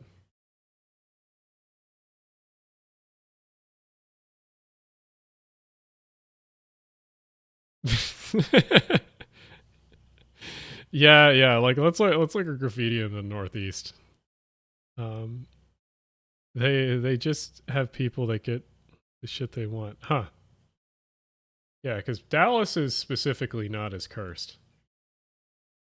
Where would I find more Austin graffiti? I want to see Sunbelt graffiti. There's got to be some goofy ass shit somewhere.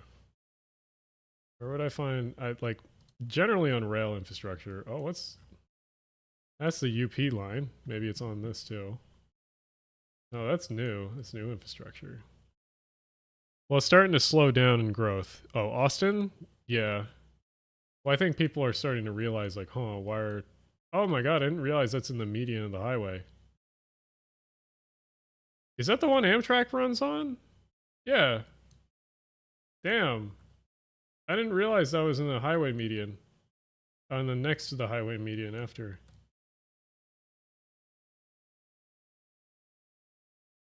Huh.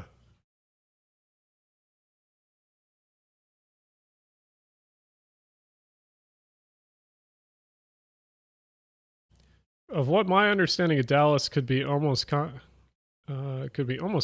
yeah. Mopac Expressway. Dallas gets the money and the products, but squanders by failing to do any good TOD. Yeah, that's pretty much. That's why the highway is called Mopac. I didn't know that. Huh.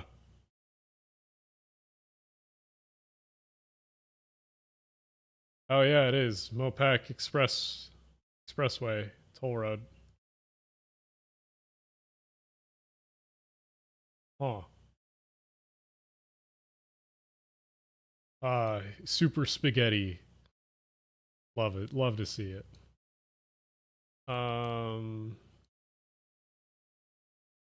Let's see. Where would I find other Austin graffiti? Where's some more rail infrastructure? Over here, maybe? Need some bridges.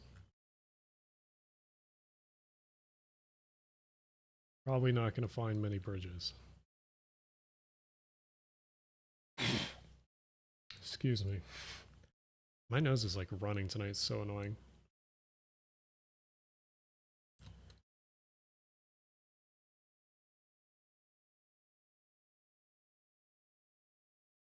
There's a turbo spaghetti right there. Because you have roads, highways, and then more roads. The rail goes under I-35 east of downtown. No way to get worse convergence highways in Newark Airport. Newark Airport is okay. So like, the weird part about NJDOT is that even though they'll force like very stupid, goofy shit, generally they try to keep it very compact. I'll give it to them for that. But part of the complexness with the compactness also comes insanely cursed road layout design.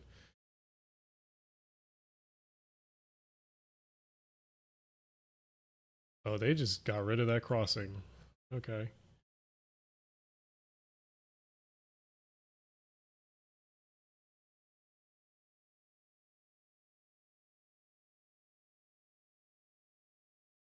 this is the difference between like Texas and Florida. Is Florida, this would be a grade crossing. In Texas, they make it actually go over each other. That's the difference between Florida and Texas. Texas actually puts money into the road infrastructure to avoid rail infrastructure. Florida, they do not. People say they're the same, then they're not. Texas is willing to spend the money, at least on the infrastructure, to make it different.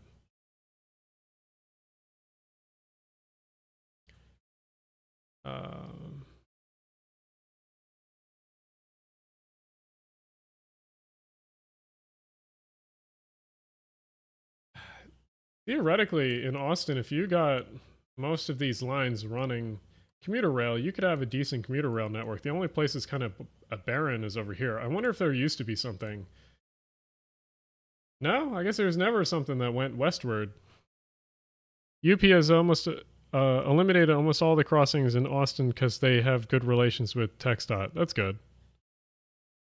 That's, I guess, one good thing about being able to lobby the railroads is that they'll just get rid of shit like that. It's weird that there was nothing going west here. I guess there's not really anything, or wasn't really anything built out here for a long time. Thinking MARTA would have similar service to the NYC. Yeah, I guess looking at the terrain, there's not much that would be built out in this direction because it's very hilly out in that direction, or this direction, so. Rail guide often omits former interurban rail. Okay, well, let's check. Open Railway Map might be able to show some.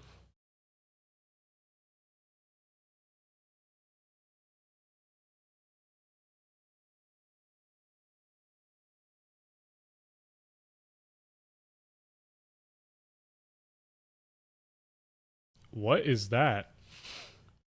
Is that the light rail plan? Didn't they scale this back? I thought they omitted one of the lines here or something.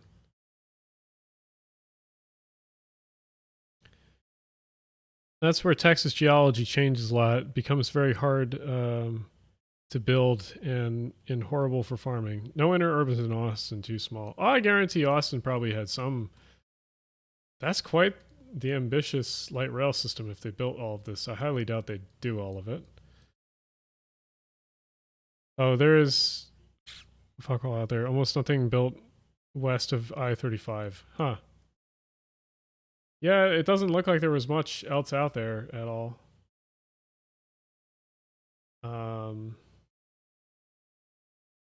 Why is this marked as a station? What is here? Is there like a tourist train or something? Is there a tourist train? Oh, is it the zoo? Oh, it's a little tourist train. Okay.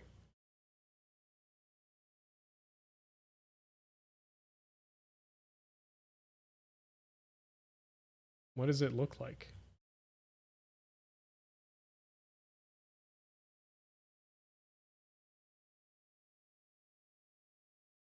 Austin did not have an interurban. It was tiny, irrelevant town until World War II. Waco was bigger. Zoo train thing in the park. Oh, okay. What did that say? Oh, okay.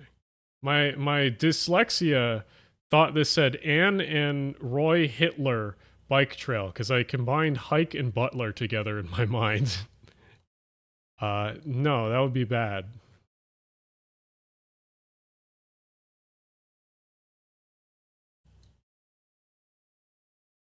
Yeah, a little zoo train thing. It's like a mini F40. That's funny. Yeah, let's look it up.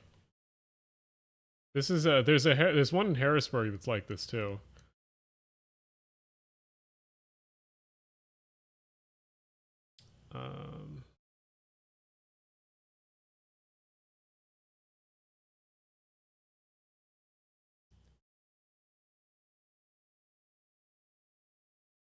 Restorations continue with brake testing and track adjustments.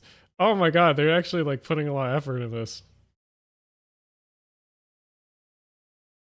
The Zyke Zephyr. That's There it is.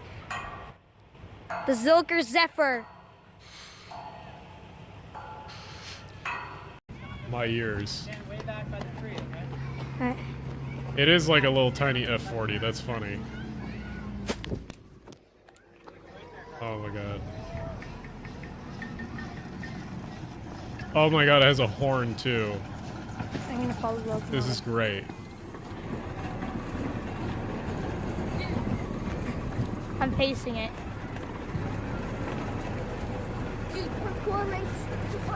No, That thing is beat to shit. Yeah, no wonder they had to repair some of it.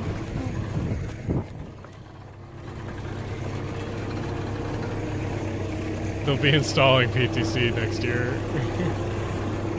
Alright, I need to find a slightly more stable video than this one.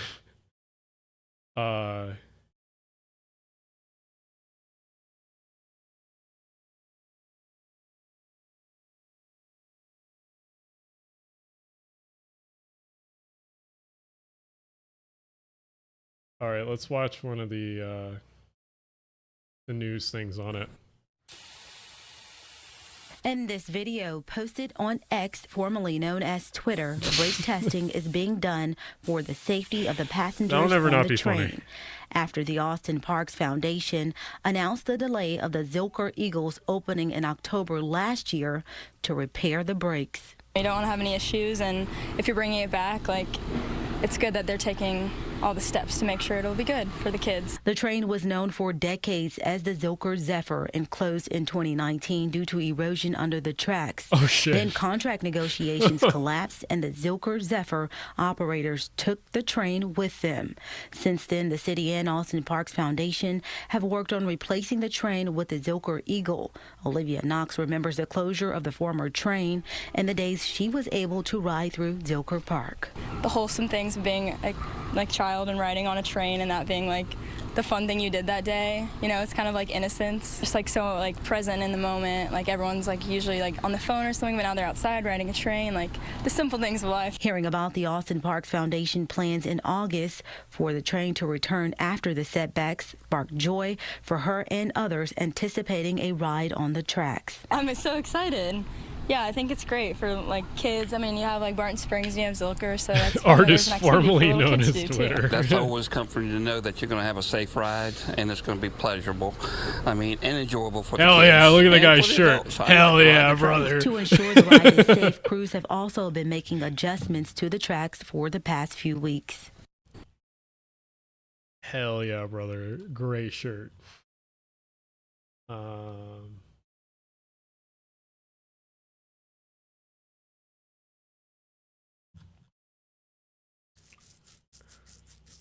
Okay.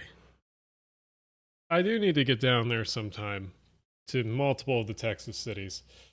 I want to try the curse thing too, getting between the Texas cities using Amtrak also, which again, such a cursed idea. It's possible, not easy. The main problem is the San Antonio, like you have to do basically Dallas, Fort Worth, Austin, San Antonio, then Houston. Because the Fort Worth to San Antonio, that's daily, but the San Antonio to Houston is only 3 times a week or whatever. You should go during eclipse week. It's not a bad idea.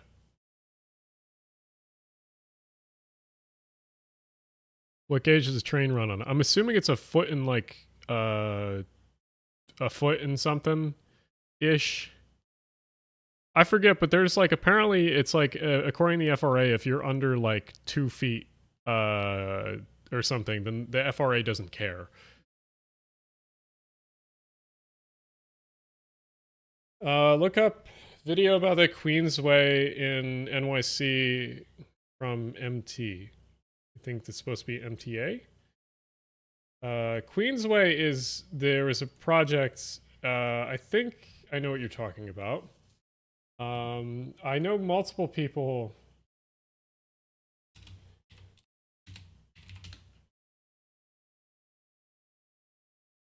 Oh, Mystic Transit. Earlier this year, I created a video talking about the Rockaway Beach. Yeah, I've heard about this project. A few people I've talked to a few people, and some people disagree if it's useful, or agree or disagree if it's useful or not. Beach branch. So we'll watch this. A deactivated rail corridor once used to transport passengers from the Rockaways to central Queens. The line was deactivated due to low ridership. However, in recent years, 2 bus lines which generally parallel the former rail line have become overcrowded. So, conversations about the reactivation of the Rockaway Beach branch begun. Nova.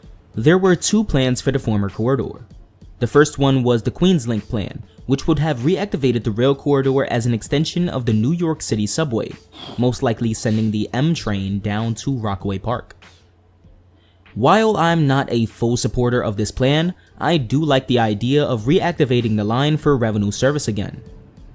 Not only will it relieve congestion from the overcrowded Q52 and Q53 select bus service lines, but it will also provide a faster way to this is less of a Foamer voice and just more of a I know a lot about this voice. Foamer voice is a little bit different. Reach northern and central Queens from the Rockaways and vice versa.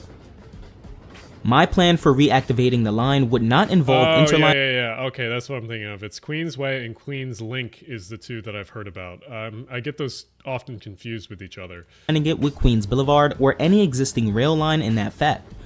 But if you want to know more about that, you can just watch my video dedicated to the topic, which will be linked in the description down below. The MTA actually conducted an environmental review for this plan not too far back, and the results weren't that good.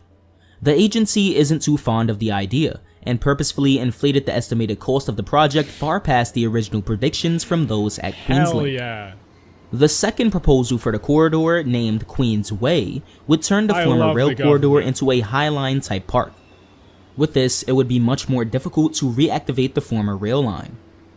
This proposal was ultimately chosen, and as of last week, Mayor Eric Adams announced that the city would pay nearly 25% of the overall cost, $35 out of $150 million, to construct the new green spaces.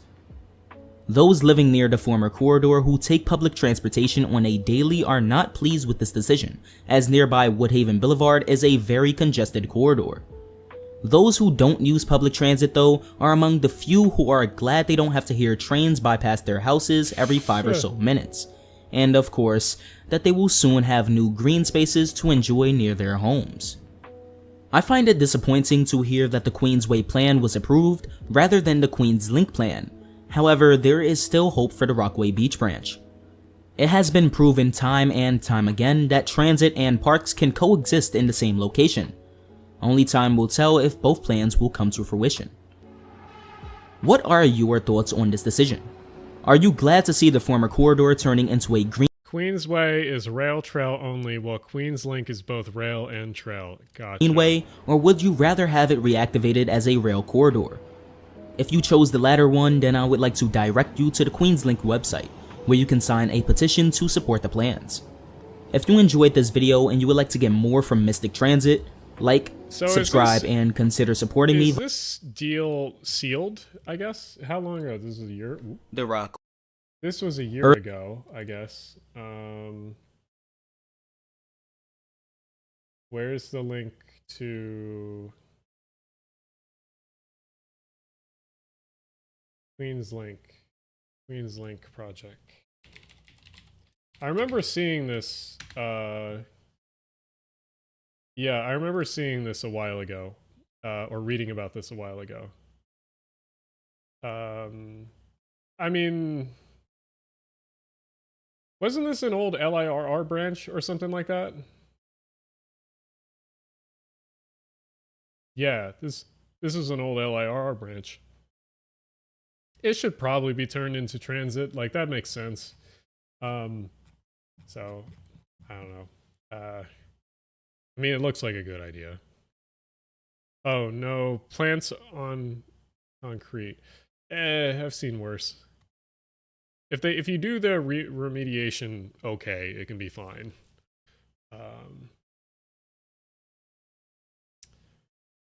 Let's see.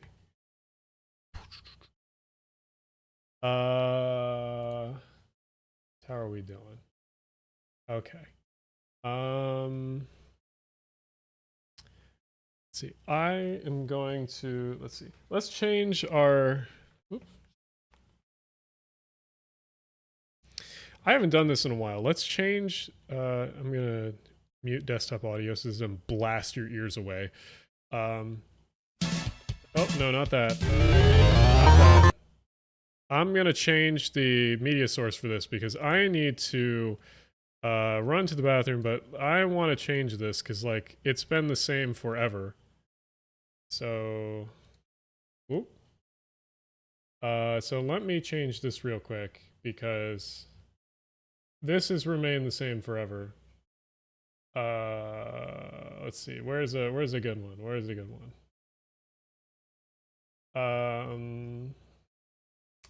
What should we change this to? Ah, that's a fun one. All right, I will be. Oh, where's okay? Desktop audio. Okay, I'm gonna run to the bathroom real quick. I'm gonna actually play a video game when I get back, and I'll probably be streaming for like another hour-ish, and then wrap it up. But yes, I will be right back. Gotta run to the bathroom because humanly bodily functions important. Also get more water. So be right back real quick.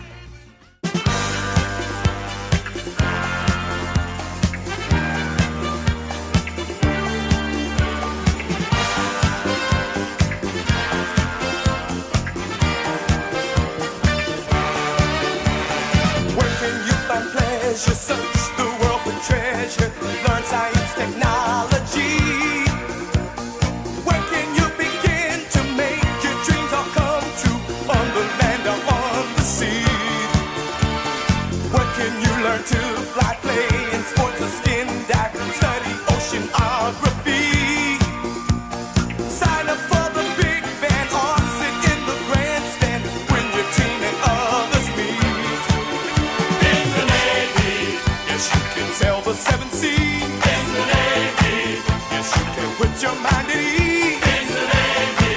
Come on now, people, make a stand. In the Navy. Can't you see we need a hand? In the Navy. Come on, protect the motherland. In the Navy.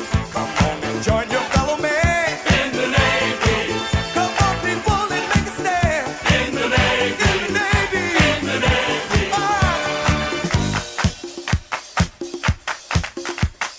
They want you. They want you. They want you as a new recruit. If you like adventure, don't you wait to enter the recruiting office fast. Don't you hesitate, there is no need to wait. The signing up new seaman fast. Maybe you are too young to join up today, but don't you worry about a thing. For I'm sure there will be always the good Navy protecting the land and sea. In the Navy. Yes, you can sail the seven seas. In the Navy. Yes, you can put your mind at ease. In the Navy. Come on, people, and make a stand. In the Navy. Can't you see we need a hand? In the Navy. Come on, protect the motherland. In the Navy. Come on and join your fellow man. In the Navy. Come on, people, and make a stand. In the Navy. In the Navy. In the Navy. In the Navy. They want you. They want you. They want you as a new recruit. Who, me? They want you. They want you. They want you as a new recruit. But I'm afraid of water. Hey, look, man. I get seasick even watching it on the TV. They want you. Oh, my goodness. They want you. What am I going to do in the submarine? They want you. They want you. In the Navy. In the Navy. Yes, you can sail the seven seas. In the Navy.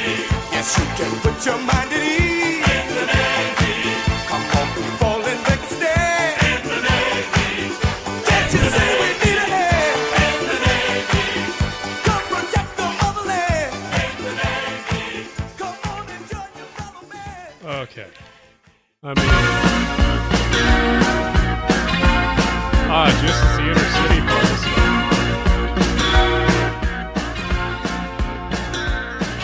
This was one of the funnest music videos. This one, yeah, this one I sort of had.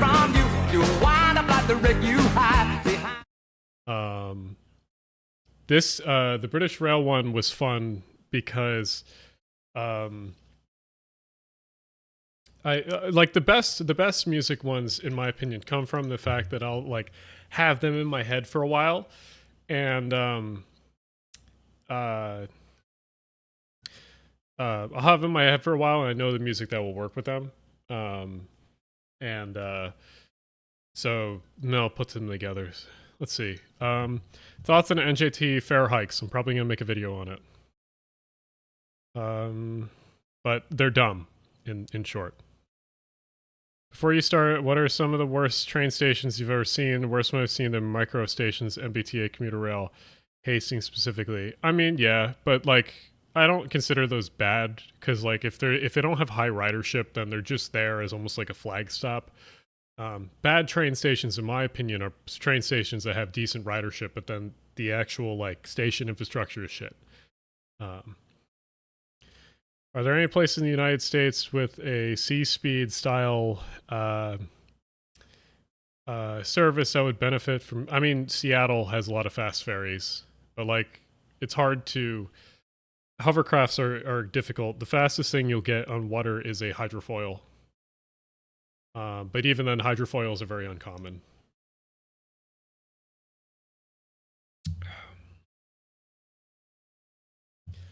Do you think SEPTA Regional Rail should be converted to subway lines? Possibly the Chestnut Hill West line and the Manioc line. But I do a video on that. Possibly the airport line could be converted too.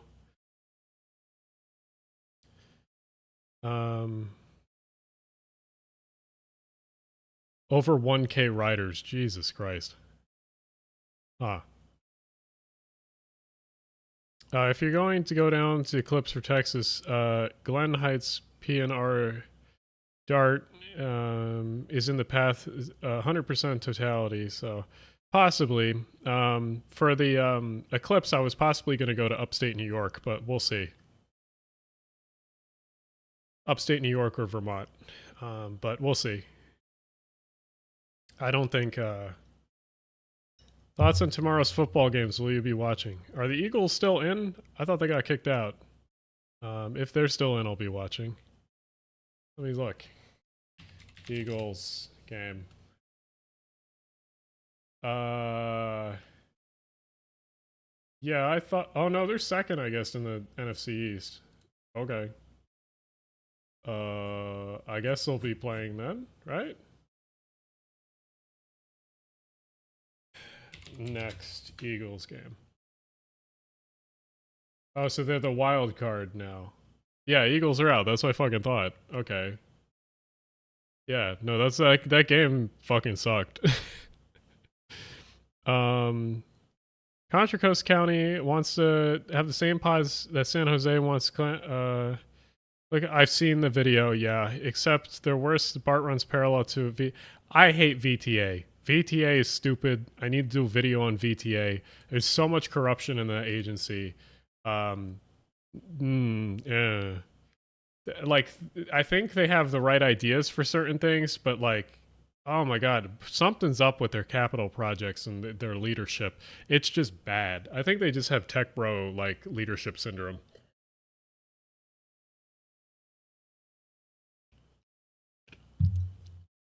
Oh yeah, Glenside, Lansdale. Wait, I thought Glensdale. No, Glenside definitely has high platforms. What?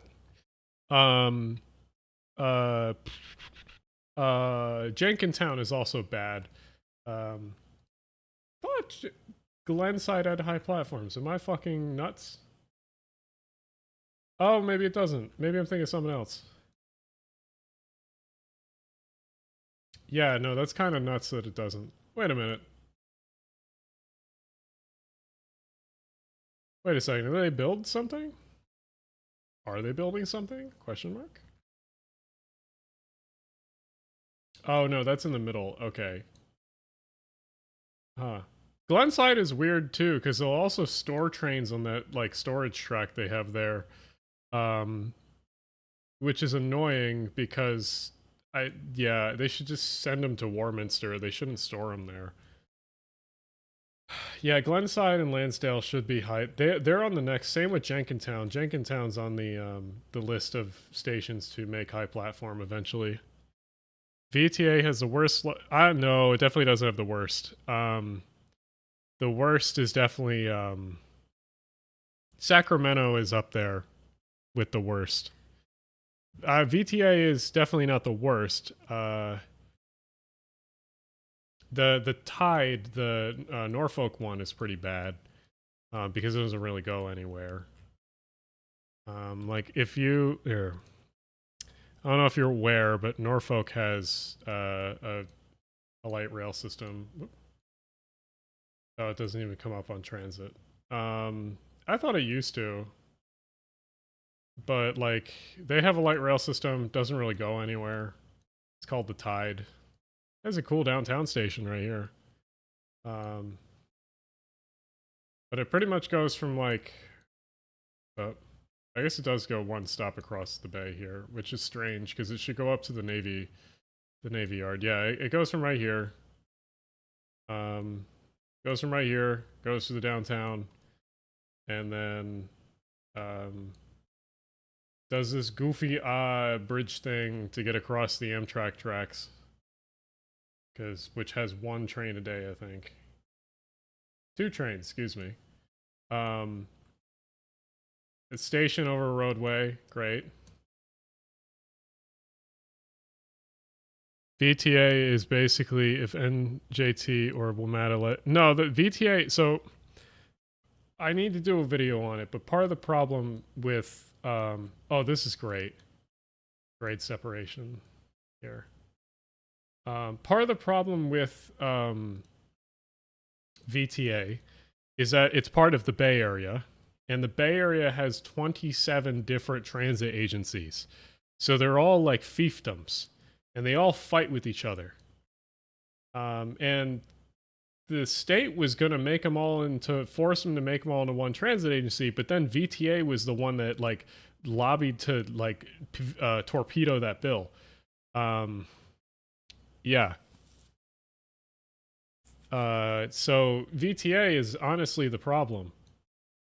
Because if they weren't there to torpedo that bill, the Bay Area would have gotten a lot better by combining a lot of the transit agencies together. So, yeah, kind of annoying. Also, the tide would be better. This thing, if it extended down the rest of the right of way, which is a straight line all the way to Virginia Beach, then it would be extremely useful. But they haven't done that.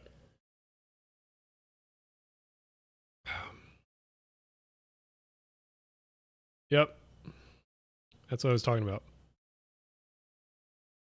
No, kill. Do not turn it into a bike trail. Kill. It should be turned into transit. It should go to Virginia Beach. It makes sense. There's literally the right of way goes all the way here. NIMBYs are fucking insane. It's so easy to do this. It's so easy. It's literally right there. Oh my god, it kills me. It kills me. It literally, and if you like the rails, yeah, the rest of the rails are still there from the old train sub too. Insane. Insane NIMBYism. Kill. Stupid. But yeah, no, I like let me find it.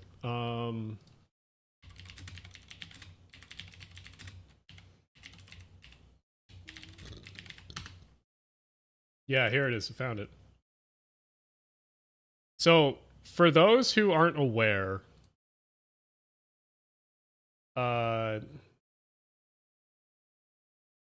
this is the insane shit that is the Bay Area. It is 27 different transit agencies. Insane. Insane. That not even all of them are on here either. Every single one of these agencies has like staffing, they have management, they have like a treasurer, they have like a government structure, they have people that are getting paid for all this shit. You could cut out so much middle management if you made this all into one system. The reason why this is the way it is because no one really knows who would be the big person in charge. Honestly, like BART is the biggest system here. BART or Muni or Caltrain would probably just be absorbed into BART. But like the thing we're talking about, so is VTA. VTA is the one down here. VTA is basically San Jose's metro area, but it's basically the Bay Area. So yeah, and the biggest four, I would say, are BART, Muni, AC Transit, and VTA, which is down here. Caltrain kind of, but it's its own thing, really. So it's just like, this is really stupid. This is look at this. You even have fucking like balkanization where like there's two of them inside of another one. Stupid. Stupid. And then you have Amtrak, and Amtrak is mixed with like Ace, which should be probably Amtrak. Like, stupid. Like, for having the smartest people in the world apparently in this area, this is incredibly stupid. And I thought like the fiefdoms of the Northeast is bad. No, this is like a whole nother level. Yeah, and like SMART, who's another train agency, has nothing to do with any of the transit areas in the area because they're run by they're a totally different agency from the other ones that they run through. Plus, they have nothing to do with any of their trains in the area. Insane. Insane. And then this was all torpedoed. The state was going to try to consolidate some of the stuff, but then VTA down here torpedoed some of that with lobbying. So it's like, stupid, stupid, stupid. Stupid, stupid, stupid.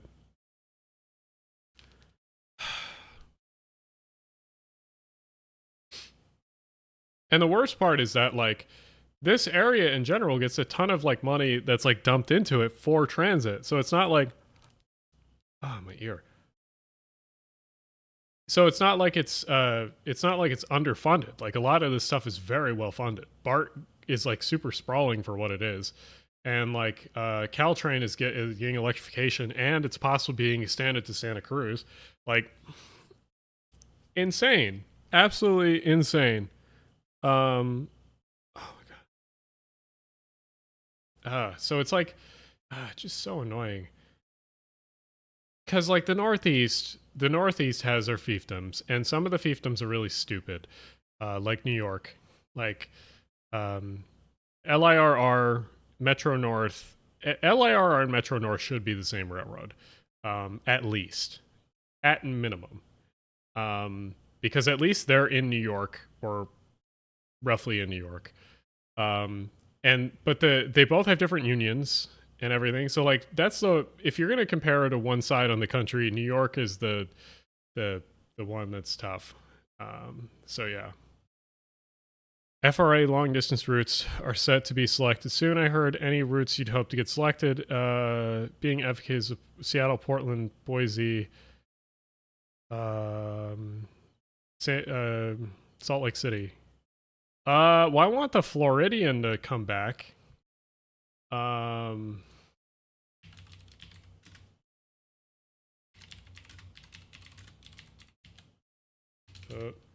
Distance.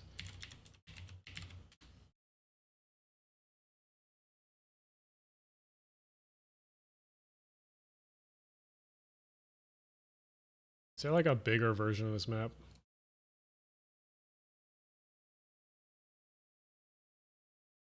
There. Oh, it's Rail Passengers Association. This is a good group. If you want a good group to get advocacy for, this is a great group. Okay. Oh, the Floridian is not suggested. Huh. Because this would be the Floridian. It's the Chicago, Indianapolis, and then comes down here, Nashville, Chattanooga, Atlanta, down here, connects, and then to Jacksonville, blah, blah, blah, blah. So, like, the fuck is that? G3, what the fuck? Oh, Gulf Coast, Twin Cities, California High-Speed Rail. Oh, so that's interesting how they mark those.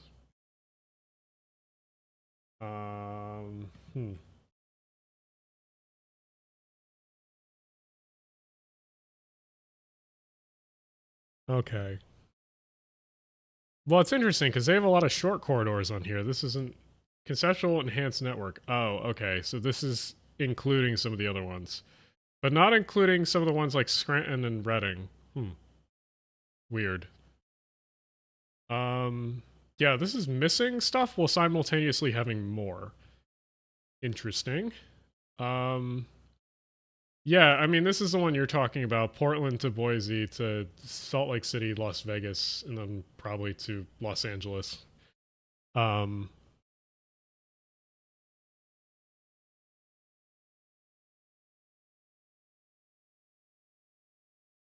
Lost all respect for them and Santa Clara County. Will never move back to that county. Absolutely zero sympathy from me. Yeah, no, I mean, I would love the Floridian to come back. I would love for a Broadway Limited to come back, but I don't think that's one being studied. Yeah, this was studied in the Corridor ID study. I have it in the video. I mean, any of these right here, this one would be great. Oklahoma City to Indianapolis, or I don't know, they're probably going to Chicago or something. This one is talked about a decent amount. Minneapolis to Des Moines to Kansas City to Tulsa or something. Or Minneapolis to Sioux Falls, Omaha, Kansas City. Salt Lake City to Cheyenne. That should just be, that's an obvious one to do. Or it'd be Salt Lake City, Cheyenne, Denver, probably. That makes a lot of sense. That's also the UP main line. So, like, you got a strong arm UP to do that, but you could probably get it done.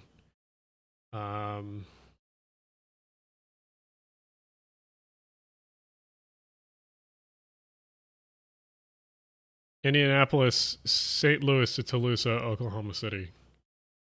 Yeah, then that would be cool. I forget what railroad that is. Is that Mopac?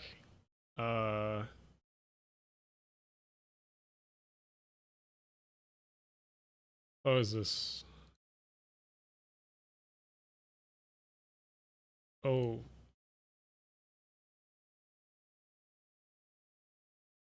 No, it's red. Frisco. This is the Frisco. Okay. So this is now BNSF. Right? What's this now? Yeah, BNSF. Okay.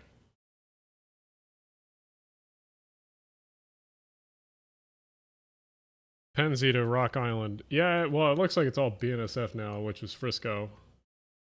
Yeah.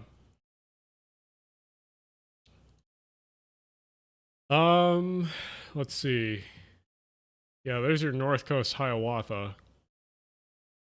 El Paso to Fort Worth is interesting. I think that's UP.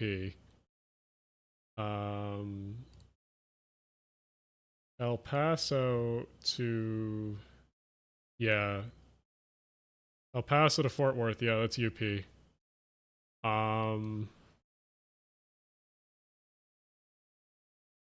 Let's see. Albuquerque to Amarillo to Newton. That's BNSF, I'm pretty sure. Whoop. Let's close these.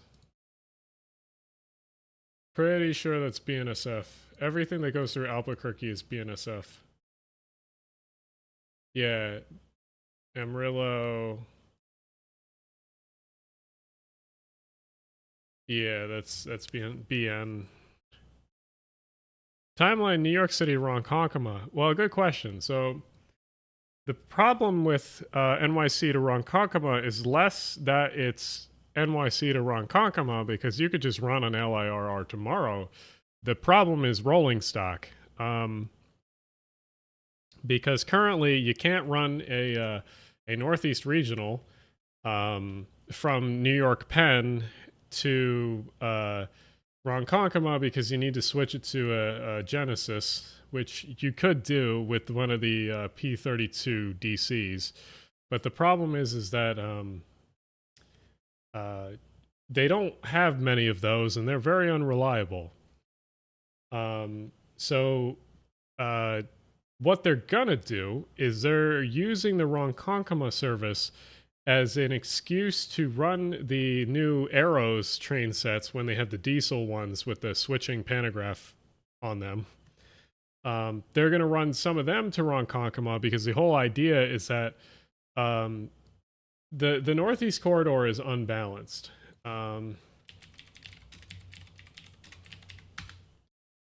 Amtrak...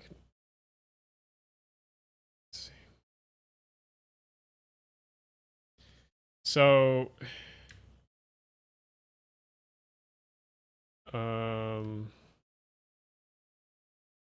so if we look at the corridor,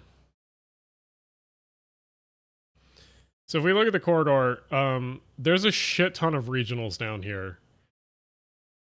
Let's see. There was serious push to reroute the Southwest Chief in onto the other BNSF route about 10 years ago. Wonder if they still do that. Do you think SEPTA will ever use the Morrisville line, some sort of orbital regional line? Probably not. So the reason why they want to do it is there's all this Virginia bullshit down here. That's all regional services.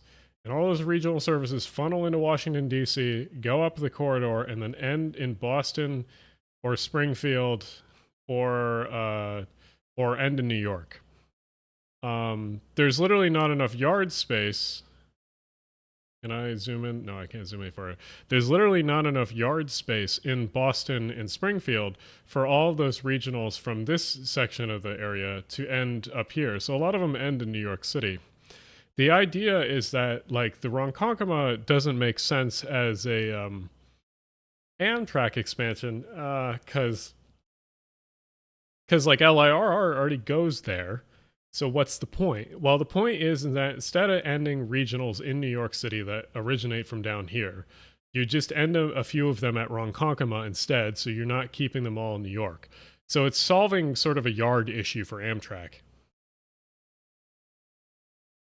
One thing that isn't discussed is European versus American malls. Adam Something did a good video on that, but also Prague urban planning is beyond goofy. It is. I'll be in Prague possibly this year. So I'll possibly be doing a video about that in the future. I mean, I never talked about my travel plans. Let me do that while I rev up the fryers or start up the video game. Could you put a link to this in chat? Link to what? Link to what?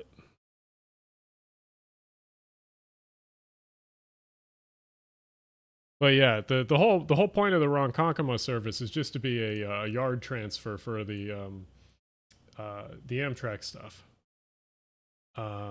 Nothing more than that. All right, here, chat question. Can I do a poll in chat? Is that possible? No. It's possible. Oh, I can. All right. Game. TF2.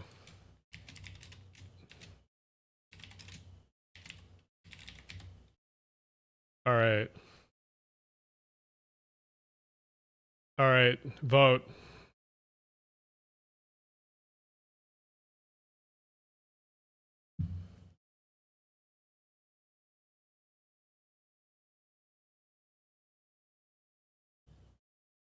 I doubt Alan will see Jason if you go to the Netherlands. Probably not.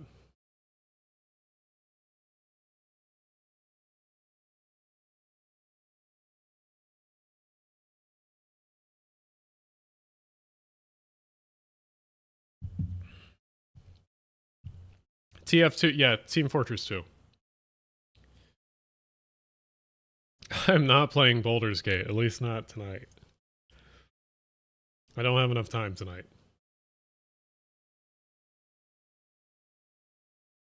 We'll play something else some other time.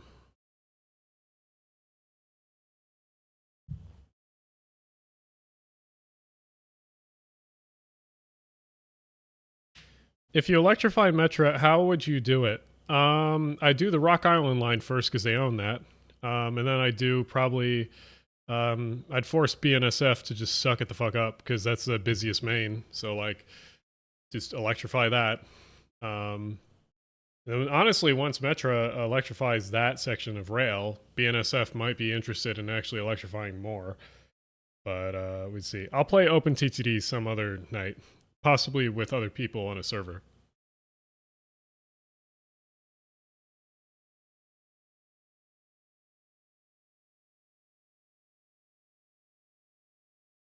Really hoping the Green Bay service gets done. Well, the Green Bay service will just be a rail extension of the Hiawatha. Apparently some of the Hiawathas will go to Madison, some of them will go to Green Bay. Or at least that's what I've heard.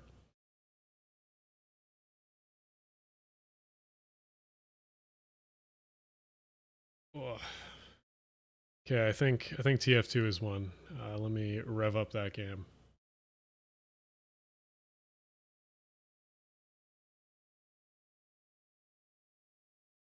So, this is some Alan lore, Alan history. So back in like 2015, 2016, I used to play Pro TF2 with a bunch of people. I have way too many hours in this game. Unfortunately, I'm not going to be too good tonight because my mouse is like fucked up at the moment. Like the Y-axis on my mouse is not as sensitive as the X-axis, so I need to get a new mouse. Currently using this guy. Oop, is a Logitech G700. Oh, what is my thing doing?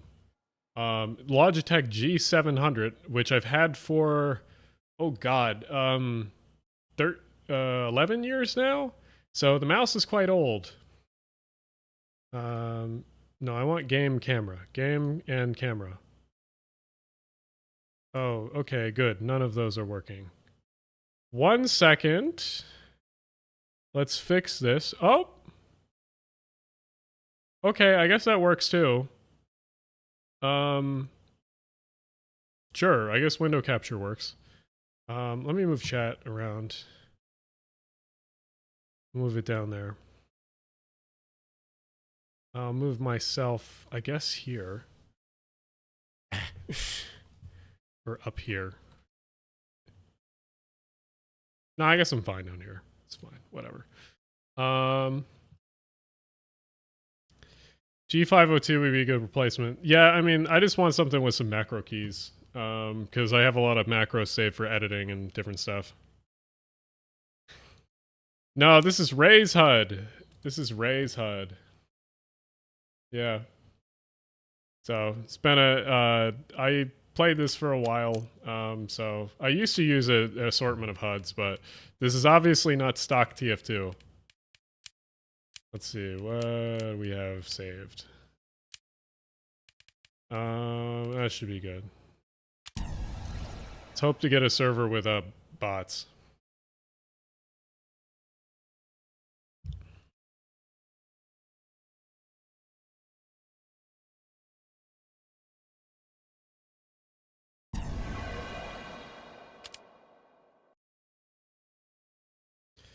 Calling for a night. Thanks for the stream. Yeah, glad you enjoyed. Glad you stayed up.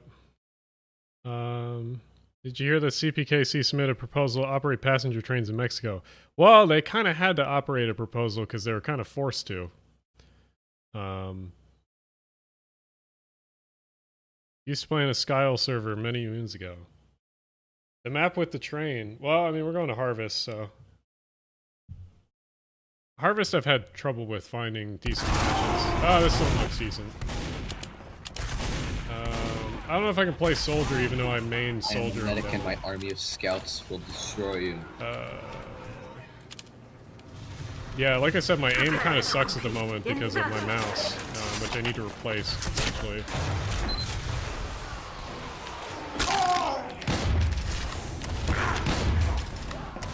Yeah, snipers, go away, thank you.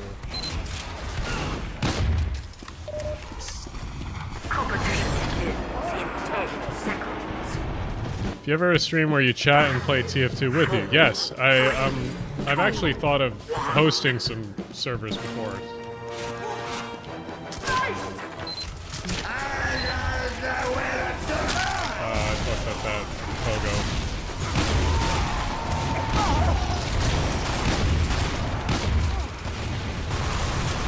Will we ever see cross-border trains in Mexico? Possibly. I've seen some different ideas for it. 5, 4, 3, 2, 1. Control point enabled. Alert. The control point is being contested.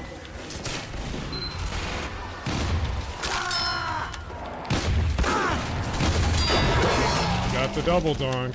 We have lost control point. Oh! Oh, no, thank you. I was not winning that. Yeah, no, I don't think the Minecraft server is still up, but we've been thinking about doing that in the TF2 server. So, not unreasonable that would happen. TF2 is actually quite easy to host. Oh my god, I'm terrible. Where is this guy? Okay, thank you, guys. Hey, hey. Thanks, mate.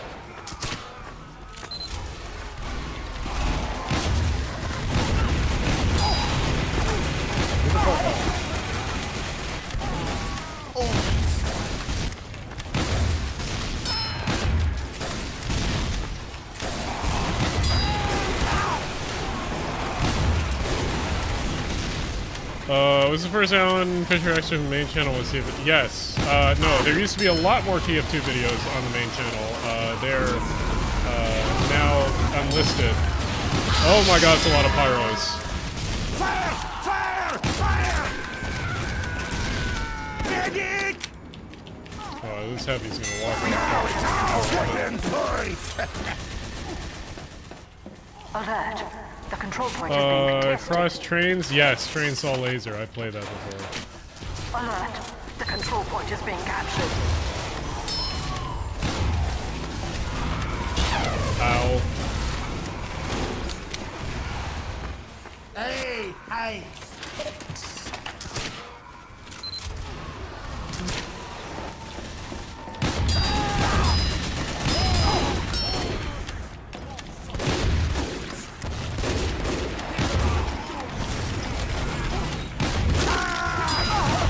Fuck?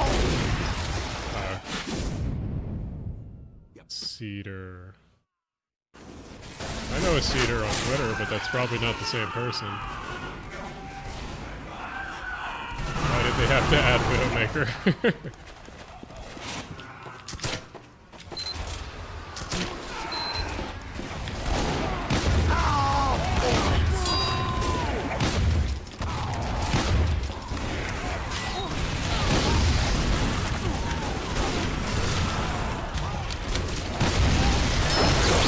Oh, hell no.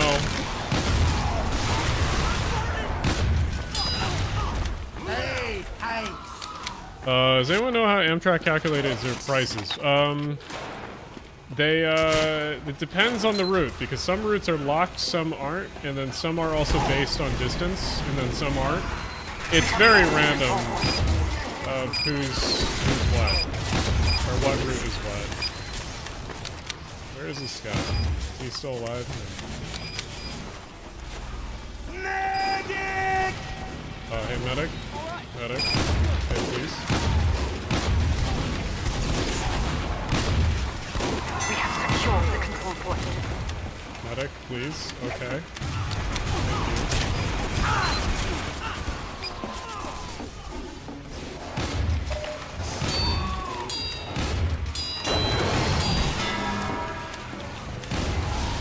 God, I love the loose cannon. So satisfying.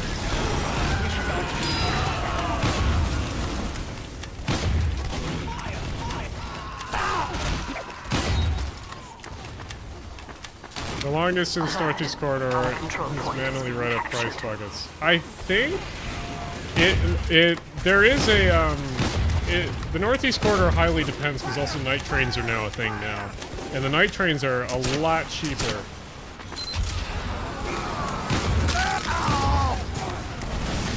Oh, okay. 30 seconds.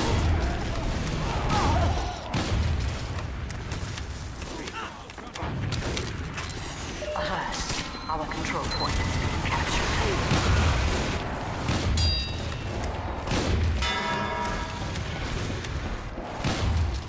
Feels random, but if Flint, Michigan for $5 ticket, but Ann Arbor 45. Yeah, like I said, highly depends. Also depends on the demand for certain corridors.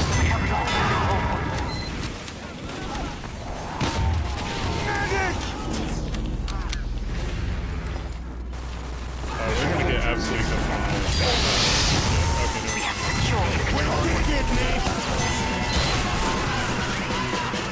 Catalina Island Ferry. Thanks, mate! Night train fare, yeah, I fucking love the night train fare. So you can get a $10 ticket from Philly to New York City. That's awesome. 5, 4, 3, 2, 1. Right! Come on!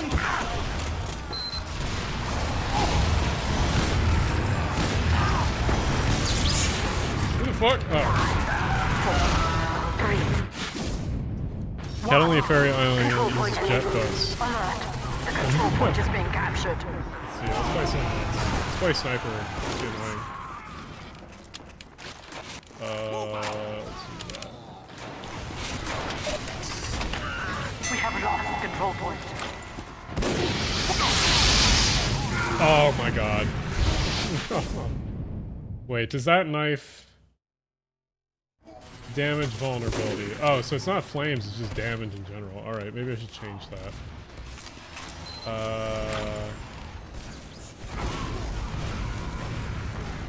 Nah, we'll keep the loadout. I like that loadout for the most part. As long as this room's get back. Oh. What the fuck?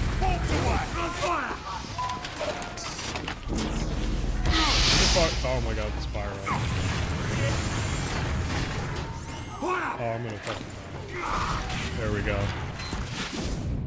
Met a guy who does pricing for the Zephyr once. Interesting. I don't know, because like some of it I think is done manually, and then some of it is done via the computer systems that they have that kind of just predicts ticket prices now. It highly, highly depends on what the route is. Like Northeast Corridor stuff, I'm pretty sure is all automated.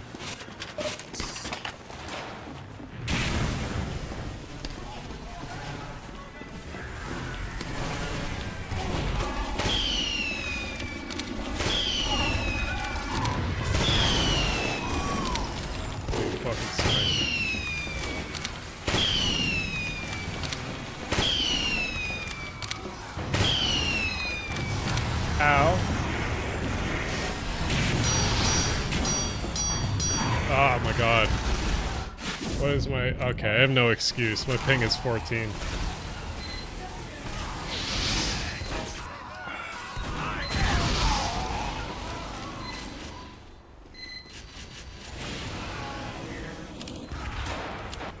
My aim is gonna be shit, but we'll try. We'll try. We have captured the control point. Alert. The control point is being captured.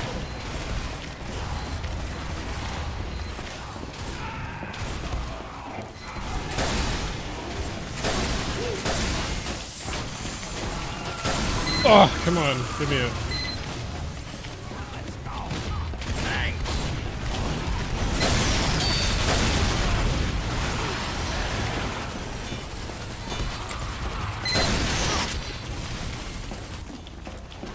Give me jumping soldiers, please. Oh. That was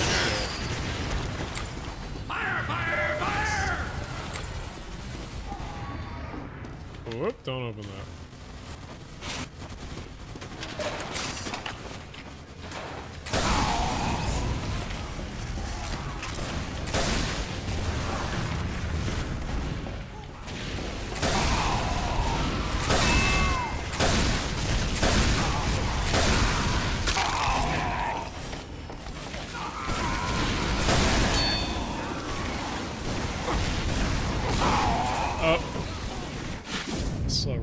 No, it sucks that my city has a train station right next to town, but isn't made a centerpiece. It's literally behind a car wash. Yeah, I mean, some of the ones that Amtrak has forgotten has kind of turned into that kind of stuff. Back it down again.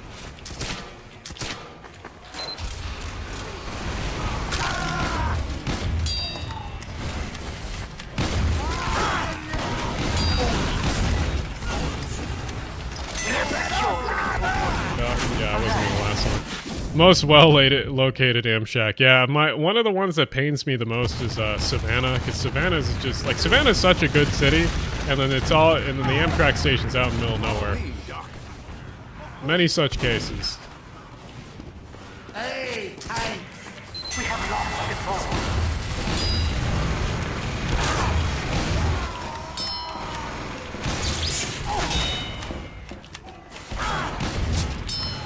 Mission ends in 30 seconds.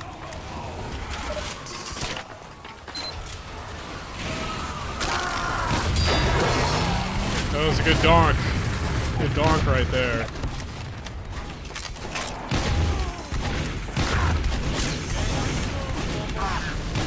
Mission ends in 10 seconds. 5. Outwardly Locum Bus makes departure board there. Yeah, I mean, they do the same thing in 30th Street that gets a lot of trains. They do the buses to Reading on the screen. Yeah, I mean, there's a lot of shitty Amtrak location stations that still get, like, decent service and are still respected, I guess is a good word.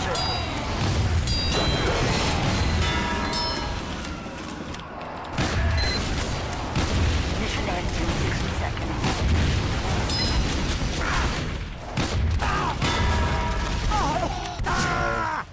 try-hard scouts. You failed. Was he in? No, he We wasn't. may not have won everybody, but big shout out to Mike. Big shout out to Mike Wazowski, our star player. We couldn't have done it without him. I don't know if I could do much more harvest. Oh, okay. Oop, no, go away. What item? Case. Very good. Let's take harvest out of the rotation.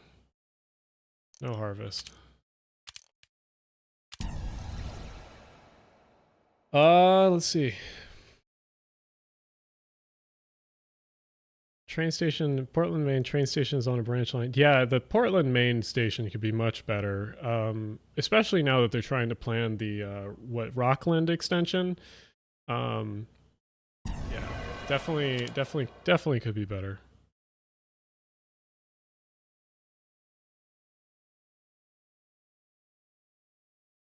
Sweden. I even told the city commission that other cities have plazas and TODs around stations, and they have nothing to say, as if I was the first person to say it. I mean, sometimes, yeah, sometimes you are, or sometimes they know it's in a shit location and they don't care, which is frustrating.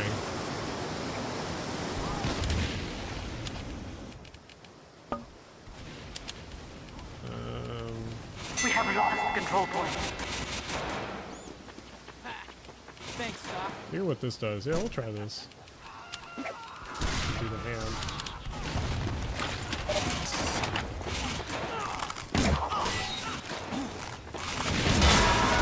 Gotcha.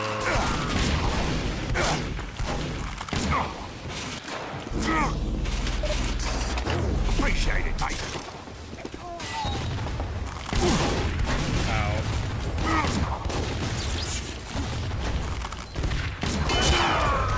Bruh. Is he hacking? I don't think so. He just got lucky. Want a good example of VTA being awesome? They widened the 101 between San Jose and Morgan Hill to 8 to 4 lanes in 01 to 03. Basically ruined Caltrain ridership to Gilroy completely. I didn't know that. I didn't know it was that recent.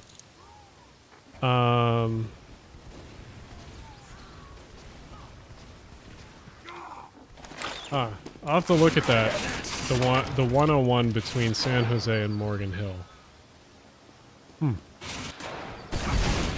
I knew some of the... I mean, they've been doing a lot of stuff quite recently for a long time. I just didn't realize it was that big of projects.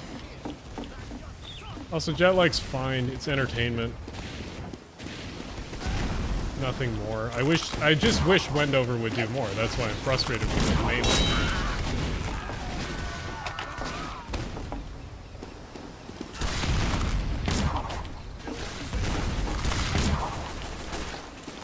Mission ends in 30 seconds.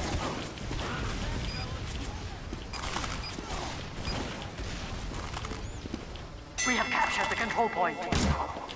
Mission ends in 30 seconds. 5, 4, 3, 2, 1. Overtime.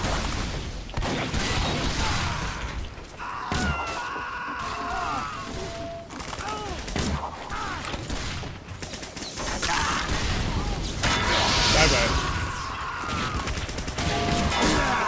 Bye-bye.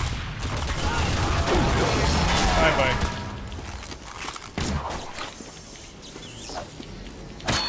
No, where'd you go? No! God damn it. His Brightline was okay. The problem with Wendover is that he's not a transit person, so like when he does videos, there's always something that he like screws up or misses. He missed a large part of, I forget the Brightline video specifically, but there was something that really annoyed me about it. Basically, I think it was the way he presented Amtrak in that video.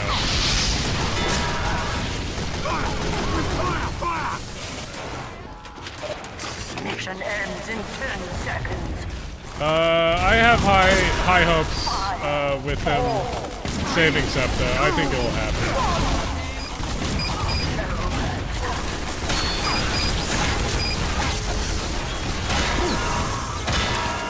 Come here, bitches. Oh, okay, I'm dead.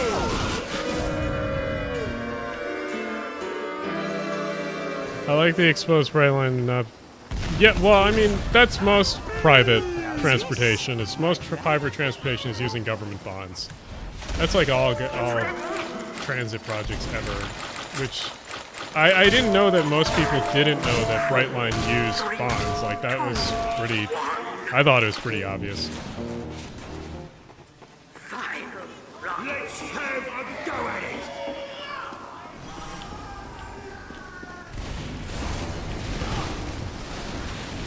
Five, four, three, two, one.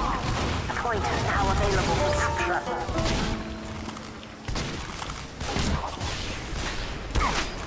Okay, hello, Scott. Oh, I got donked. Yeah, I thought, honestly, his video about Brightline was a little bit needlessly complex, about how he explained how bonds work.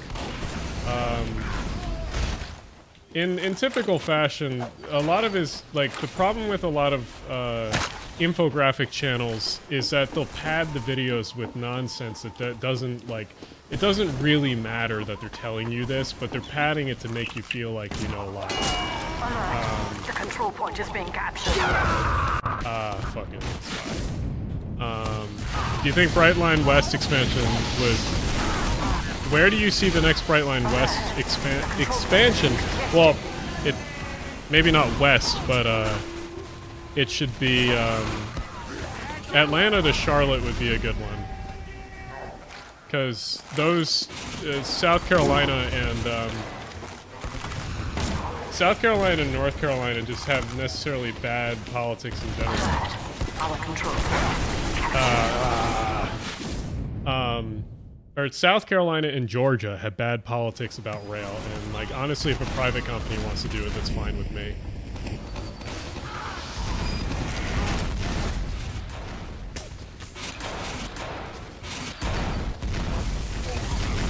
We have lost control point. Thanks, mate. Your team in TF2 should Brightline. I'm just gonna hit. Possibly. This is true.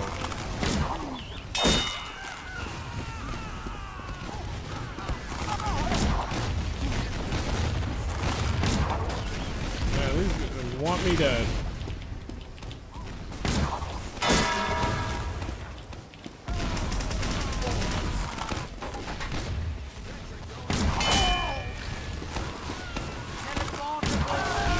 Appreciate it. Medic! Appreciate it.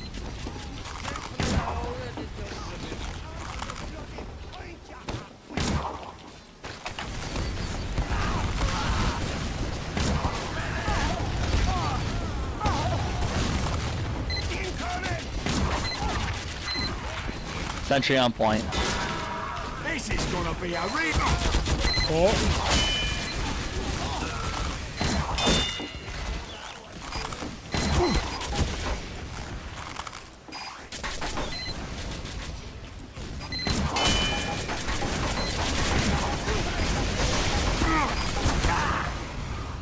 Mini sentry. Phoenix to Vegas is the obvious choice. Imagine, yeah, that would make a lot. That would make sense for Brightline West. Are you ever joining Nebula? No, I don't plan on it. I don't vibe with a lot of people on there, especially the people that own it. I find Nebula people are more interested in making money from entertainment than actually doing anything. I mean, like, if you run an entertainment service or subscription service, that's like your goal. Also, the CEO is a dickhead. I think he knows what he's doing, but he's extremely unprofessional. He said some not so nice things to some people that I know, and so I have opinions of that.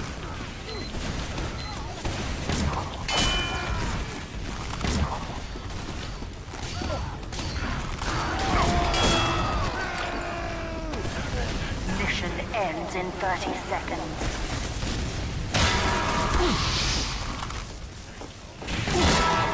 Appreciate it, mate. give me the ammo pack, please. Guys, I think it's safe to say that we're screwed.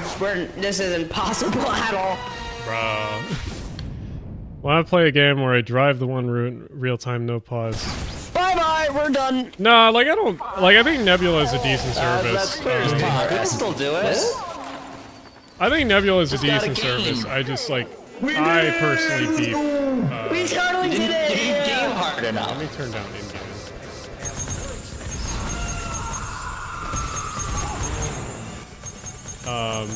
I think Nebula's fine. I just personally beef with some of them. I don't want to play King of the Hill. Casual. King of the Hill off. Start search. Yeah, there's a lot of YouTube tea. There's a lot of there's people won't tell you, but there's a lot of grudges between certain people, I would say. Or not even grudges, but just like people don't vibe with certain people because just different things we disagree with.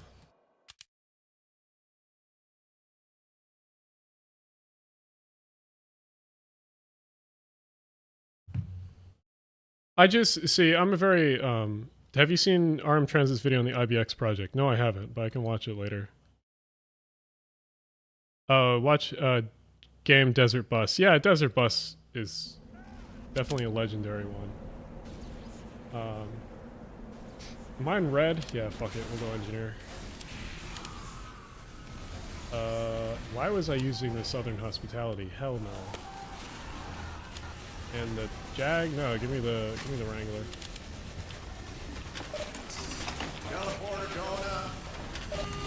Oh, hello.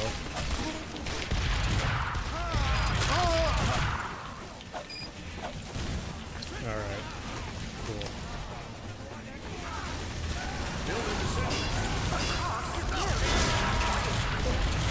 Who the fuck? Who's shooting me? From where?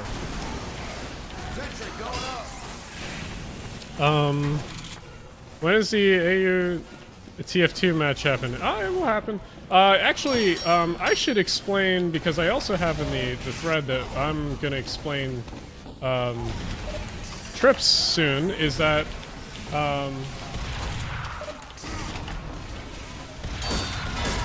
there's some train trip related stuff that's gonna happen in the next few years, I'll say.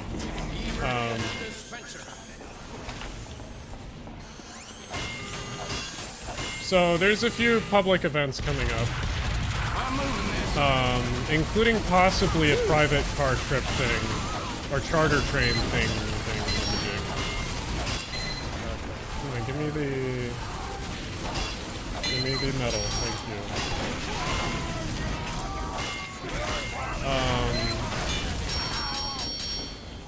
Possibly. So there's a public event that I've been working on with some of the other creators. It's going to be it's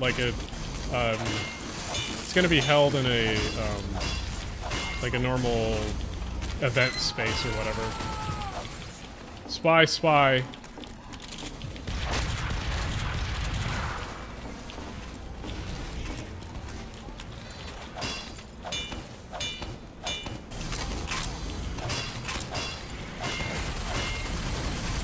Anyway, there's going to be a urbanist collective thing that's going to be hosted in like there's a fucking spy around here. I keep running into him. It's going to be an urbanist collective thing hosted in like a public space. It's going to be fun. It's having a bunch of the other creators involved. Oh fuck. I'm a dummy. I was not paying attention. Good name, Frog with Hat.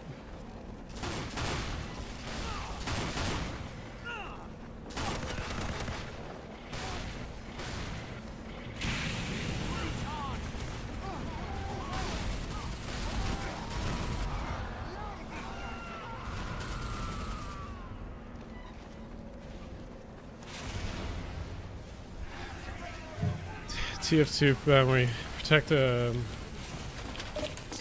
armored battle train. That's kind of what whatchamacallit is like.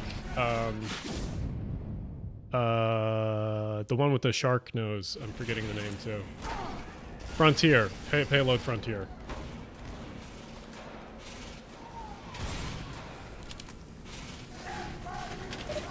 Everyone, we must stop that bomb!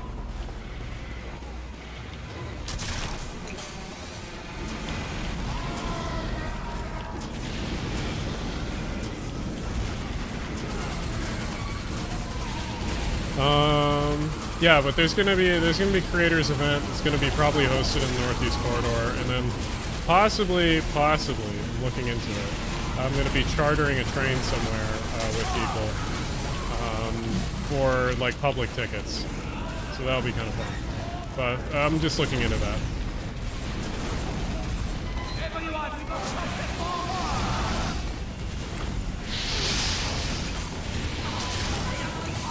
How is this pyro getting through? What the fuck? Please get him. Oh my god, and he got crits. 2 comments to add. One from Clinton County, who voted Trump, by the way. This is where Bombardier had built a plant in Plattsburgh to meet Buy America. Yeah, the Plattsburgh plant is still going to be producing stuff. I'm not entirely sure what they're going to be working on. I think more transit-related things.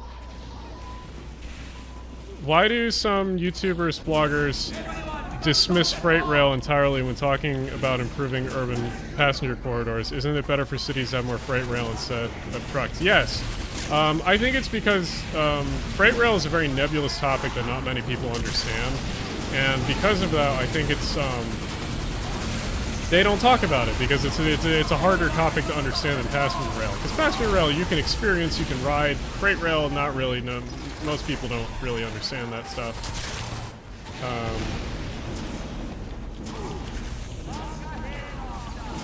But I like freight rail because I'm a fucking farmer. Everyone, we must stop that bomb!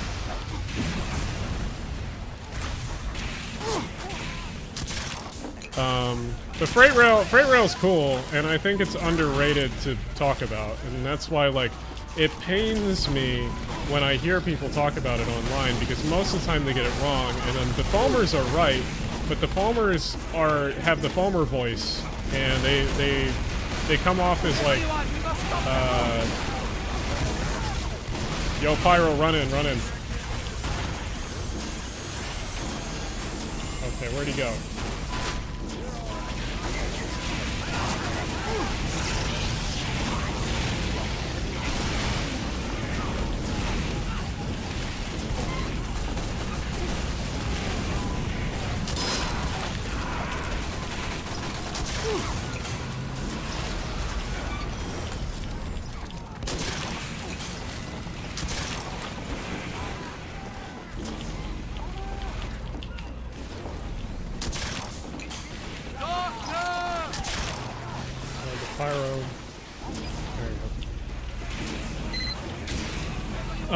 Trucks are also dangerous, yeah, every time. Yeah, no, honestly. Plattsburgh plant is now owned by Alstom, sending their work there, increasing capacity in Hornell. Yeah. But Alstom is not sending work there. Yeah, it's strange that they're not sending work there. I don't understand that. It's weird because it's in the same state, and the whole reason that the Hornell factory is there in the first place is because of lobbying.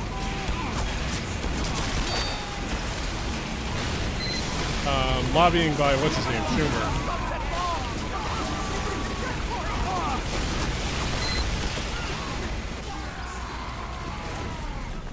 I got vaporized.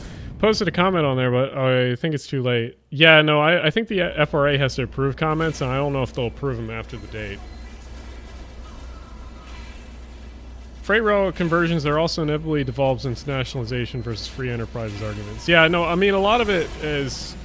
I agree the nationalization is better, but it's hard because, like I said, it's a very complex topic, and most people don't quite understand anything about it.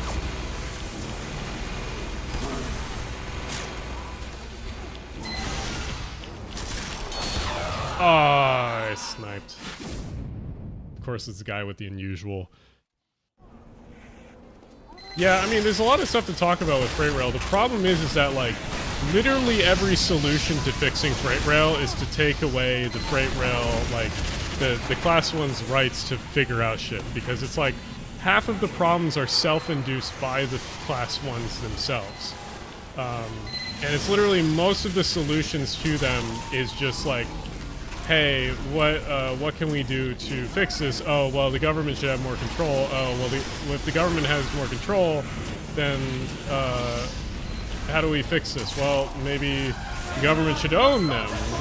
And then from there it just goes on and on and on. It's like, and the inevitable argument always goes to nationalization. And like I kind of agree, and I'm going to be doing a video later this year about it.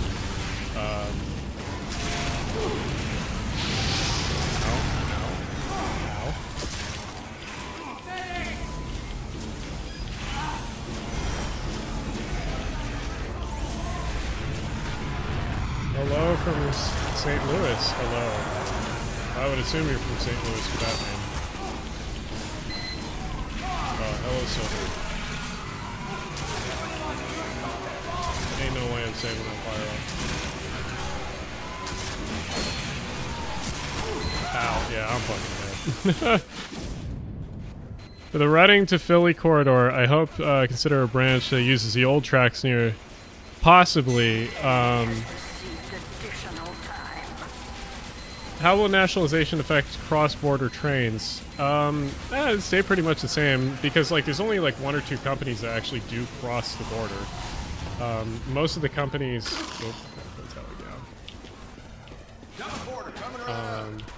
most of the railroads that cross the border, there's only like 1 or 2 of them, and like one is now a CPKC. So honestly, nationalization would be a helpful thing. Teleport him down!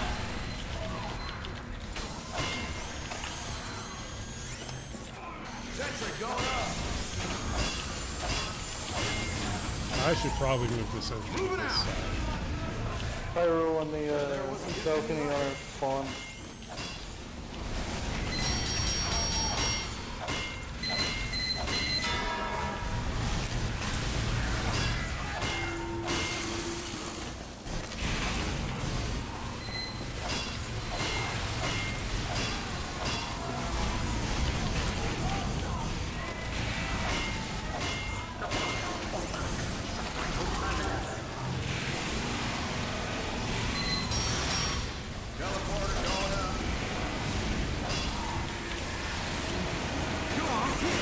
Get him off the cart. Please get him off the cart.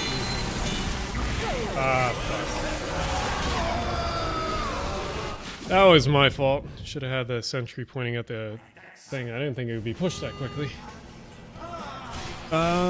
With nationalization, which each state own the tracks, or with the federal government own the tracks. So that's a good question. There's many models that you could do for this, but I think that would be probably best is a government quasi-owned company, like say like Network Rail or something, that owns all the tracks, and kind of the government, the state governments and the federal government kind of then get to collaborate over everything.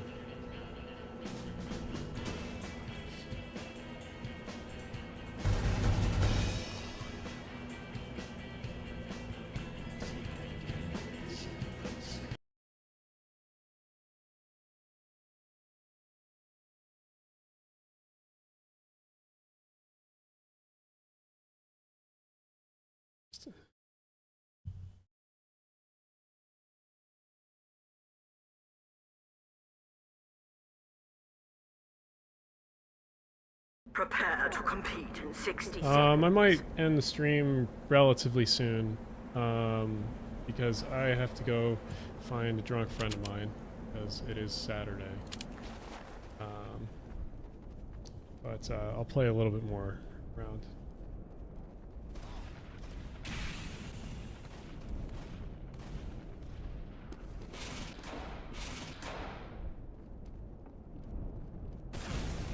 Competition begins in 30 seconds. Do it? Yeah, no, kinda. I mean, well, that would be the ultimate solution, is to have some sort of company that oversees everything. Because I mean, that's how a railroad works. You want a big company, create the big railroad. 5, Hey, I don't care if it takes a long fucking time for nationalization to happen. If it happens, that's what my job is for. We gotta think on long-ass timescales for this kind of stuff, because even if it takes 10 years at minimum, or like 40 years, it doesn't matter. It's the point that it's done and it's over. Various sources for the 2001-2003 widening project. Thank you. I will look at them at some point. Twitter is kind of hard to look at sometimes for DMs, because half the time they work, half the time they don't for me. Oh. Mission begins in 30 seconds.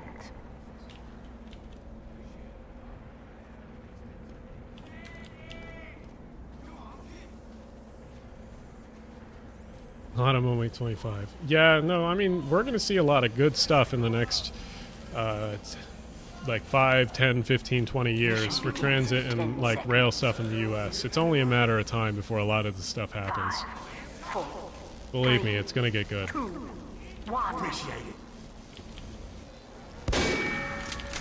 Thanks, mate.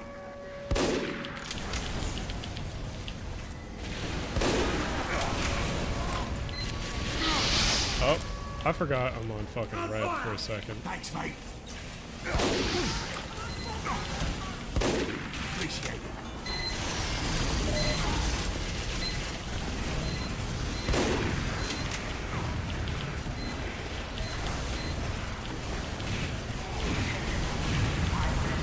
I just walked into that. Oh my god, how did I fucking miss that?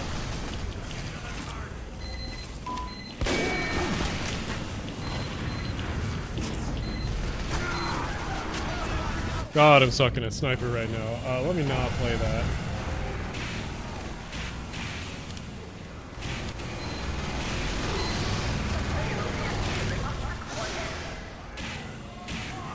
Just learned the other day that guys call trolley, you guys call trolley, them trolleys in Philly too.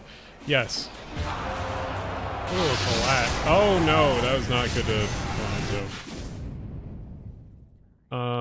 Need Michigan to have more transit. Now VTA is planning a majority of the own lanes projects to be lane conversions to your HOV. Motorists are angered and calling it a scam. I mean, yeah, that's every entitled car driver.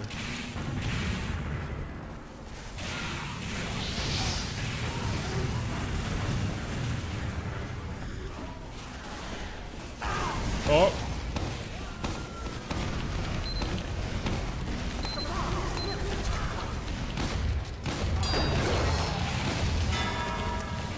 I didn't need your help, you know.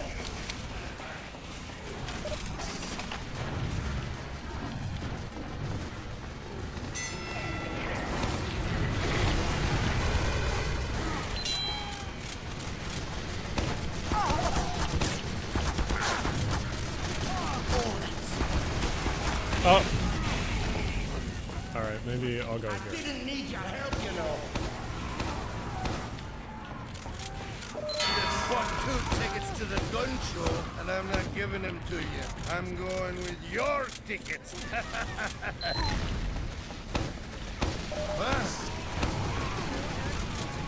I'm just gonna keep getting people here, and I'm gonna have fun with this.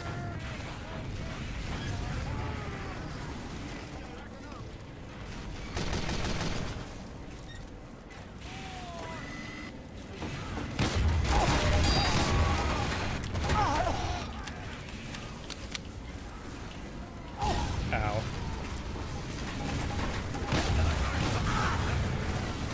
Oh, he's gotta be low. 313.